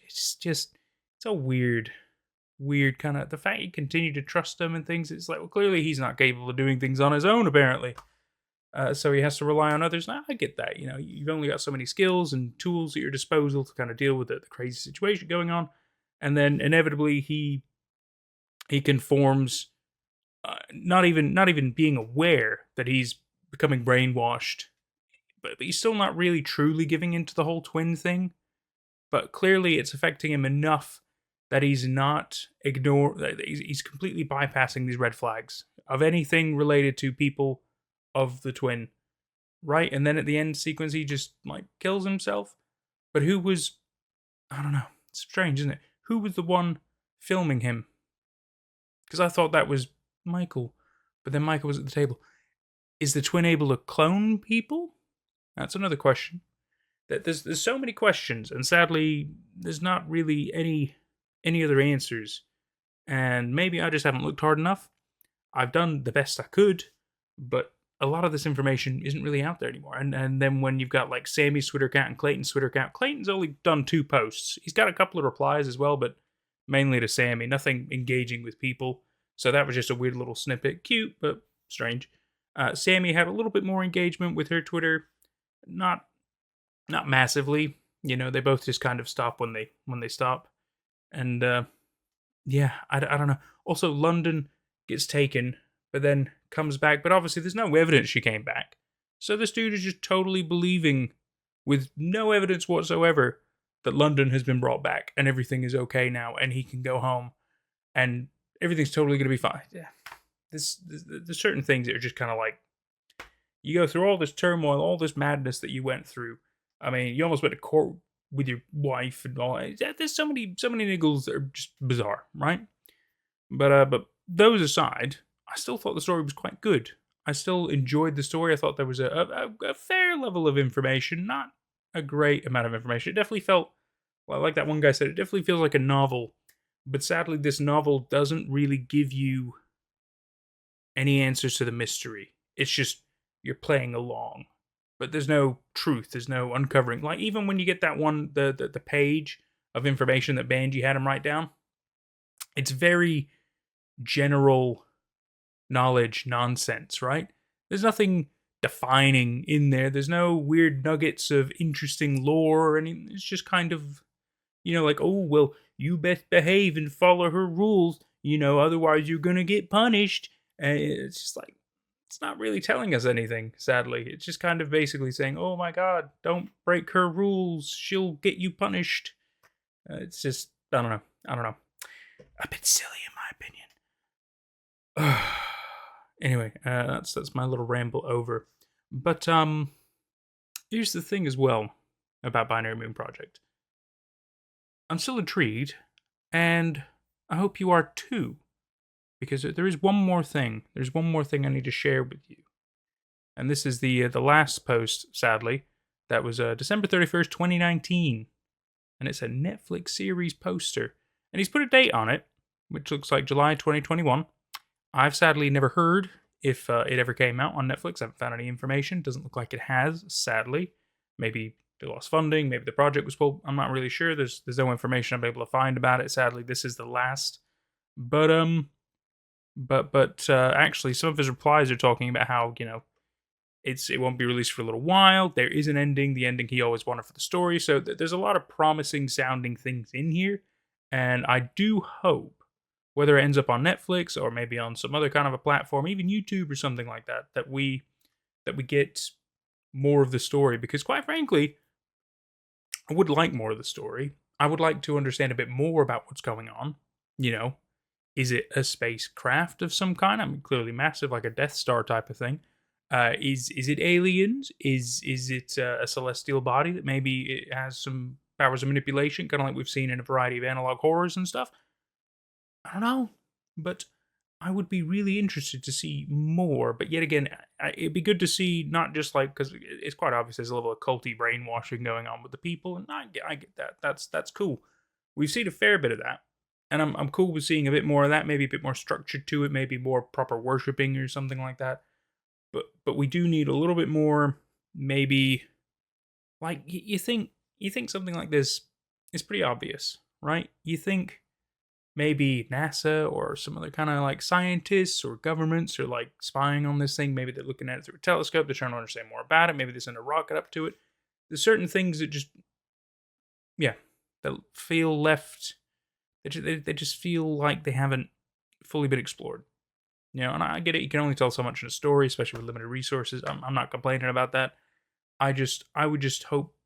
I'm just interested to see if there is going to be more, what will be in store. Because clearly we've seen the end of Michael's story. That's quite obvious. That's been done. Or is it? Was that actually Michael? Was it a clone of Michael? We still don't know. And I'm so curious. So, oh God, I've forgotten his name already. This is embarrassing. I didn't really have his name here. Anyway. So, dear creator of the Binary Moon Project, if for some crazy reason you're watching this and listening and you made it all this way, reach out and get in contact with me. I'm really curious. I'm really curious to be able to talk to you. Maybe we'll do an interview. Maybe we'll have a little powwow about the project and your ideas and your thoughts, or maybe some other work that you're working on. I'd really like to know so I can share it with everybody. I think it'd be really, really cool, and you deserve as much attention as possible. Thank you so much for taking us on a very interesting journey, and I'm excited to see what else you have in store. You can tell a great story. I do feel like you're missing a bit of information, details and stuff, context. But besides that, storytelling-wise, I feel like you're able to get a good level of pacing. You got some good ideas. Just need a little bit more solidifying. But let us know what's coming. We'd be really excited to find out. This has been Nate at Night. I have really enjoyed sharing another Twitter story with you, and I sure hope you've had fun too. We'll see you for whatever's next. Take care. I used to sit in a dead girl's chair in 4th period history. Her name was Cassie. She was a grade above me, so I didn't really know her. I remember everyone at school being freaked out at her death. It's not common for people to die so suddenly around here, especially kids. Even now, as an adult, deaths like that aren't very frequent. Some depressed asshole decided he wanted to take some people with him, so he'd cut through the grass and sped down the opposite side of the highway. He plowed his pickup into Cassie's family van at 100 miles an hour, head on. Killed all 4 of them instantly. Wasn't even anything left to bury. Horrific shit. When I got older, my dad told me that he'd been driving home from work and passed by the crash. He said he'd never seen so much blood before. My dad owns a butcher shop, so that surprised me to say the least. Cassie's death still bothers me to this day. The way she went out just doesn't sit right with me. A whole human life, full of potential, stuffed out in an instant because a suicidal guy couldn't afford a pistol. How is that even remotely fair? There's murderers, rapists, abusers that walk free, living their garbage lives and not facing any consequences, while Cassie and her whole family had to die. Shit like that gets to me. I don't think I'll ever forget Cassie. Not because of who she was in life, like I mentioned. I didn't even know the girl. But her death impacted all of us for a time. Longer than I even expected. I found out that she died during 4th period history class in my junior year of high school. I was sitting in the back corner, a spot I tended to prefer in most classes. Quiet, out of the way, and I could sneak looks out the window to daydream. I wasn't the most popular kid in high school, so I only kept company with a small group of friends. Unfortunately for me, none of them had history with me, so I usually stayed quiet. Mrs. Sanders came into class that day looking a mess. Her makeup was smeared on her face, and she kept a bundle of tissues clenched in her left hand. She'd obviously been crying hard on the drive here. The whole class quieted down when she came in, fearful of what news she had that made her so broken up. She set her purse down on her desk, then made her way to the front of the class. "Class, I have an unfortunate announcement for you all," she said to us through sniffles. "Your upper classmate, Cassie Angstrom, has passed away." The class had mixed reactions. A few started sobbing, either because they knew her or because they were just sad about a death so close to home. Most, including me, looked around at each other, not recognizing the girl's name. After Mrs. Sanders calmed down, class carried on as usual with lessons on the Civil War. I couldn't focus. For some reason, all I could think about was Cassie. How come barely anyone knew her? I could excuse myself for being an introvert, but it confused me that barely anyone could remember the girl. I couldn't even put a face to the name. A few days later, still clearly grieving, Mrs. Sanders told us a bit about Cassie. "She was a quiet girl," she told us. "Didn't talk a lot, which is why many of you may not have known her. But she was one of the brightest students I've ever had. She took this same class with me last year, just like you all. She sat right back there." She pointed right at my seat. It really shouldn't have bothered me. It was just a coincidence. She could have sat in any chair in that room, and it just so happened to be mine. But seeing everyone's head turned towards me made my spine crawl. I had an exam in third period the next day, so I was late to history. Mrs. Sanders was already lecturing when I walked in, so I rushed over to take my seat. When I sat, I felt a wet squish on the seat under me, like I had sat on a cake. I sighed, thinking it was a prank from some jock. But when I got up, there was nothing there. No mark on my pants or anything. I got up and touched the chair with my hand, and it felt normal. People were starting to look at me, so I quickly sat back down. The same thing happened again the next day. A wet squish when I sat for the first time. I even stayed after class to check under the seat for something, but it looked normal. It continued to happen, but I just started ignoring it. I assumed it was something to do with how old the seat was, or my pants material or something, but I didn't give it much thought. On the drive to school, I would pass by the place where the accident happened. There wasn't much going on around in my town back then, so they hadn't done the best job cleaning up the spot. There were still large red patches on the asphalt, turned dark by the sun. I tried not to look whenever I passed. Sometime a few weeks later, I felt the wetness in a different spot this time. I was taking notes for our test that Friday, and I felt something slick and soft brush my hand. I immediately recoiled, dropped my pencil to the floor. My skin crawled from the touch, my nerves standing on their ends. The wetness wasn't even the worst part. I'd gotten used to that from sitting in the chair. It was that it was cold. Like freezing cold. And again, just like the chair, there was nothing there. I'd begun thinking that I was sick or something. Like something was happening to my skin or organs that was causing these sensations. I got to check up that weekend and the tests came back clear. I was healthy. The next week was finals, so I stayed late at school to study. I was always more focused when I stayed at school to work on stuff. I would always get distracted if I studied at home, either from my own antics or those of my family. I picked my history room to study in, mostly because it had the largest windows. They would usually shut off the lights after hours, so I used the sunlight to read my textbooks. Naturally, I picked my usual seat. The wet squish was gone this time. I noticed immediately, now feeling uncomfortable, that the familiar sensation was gone. Odd how that happens.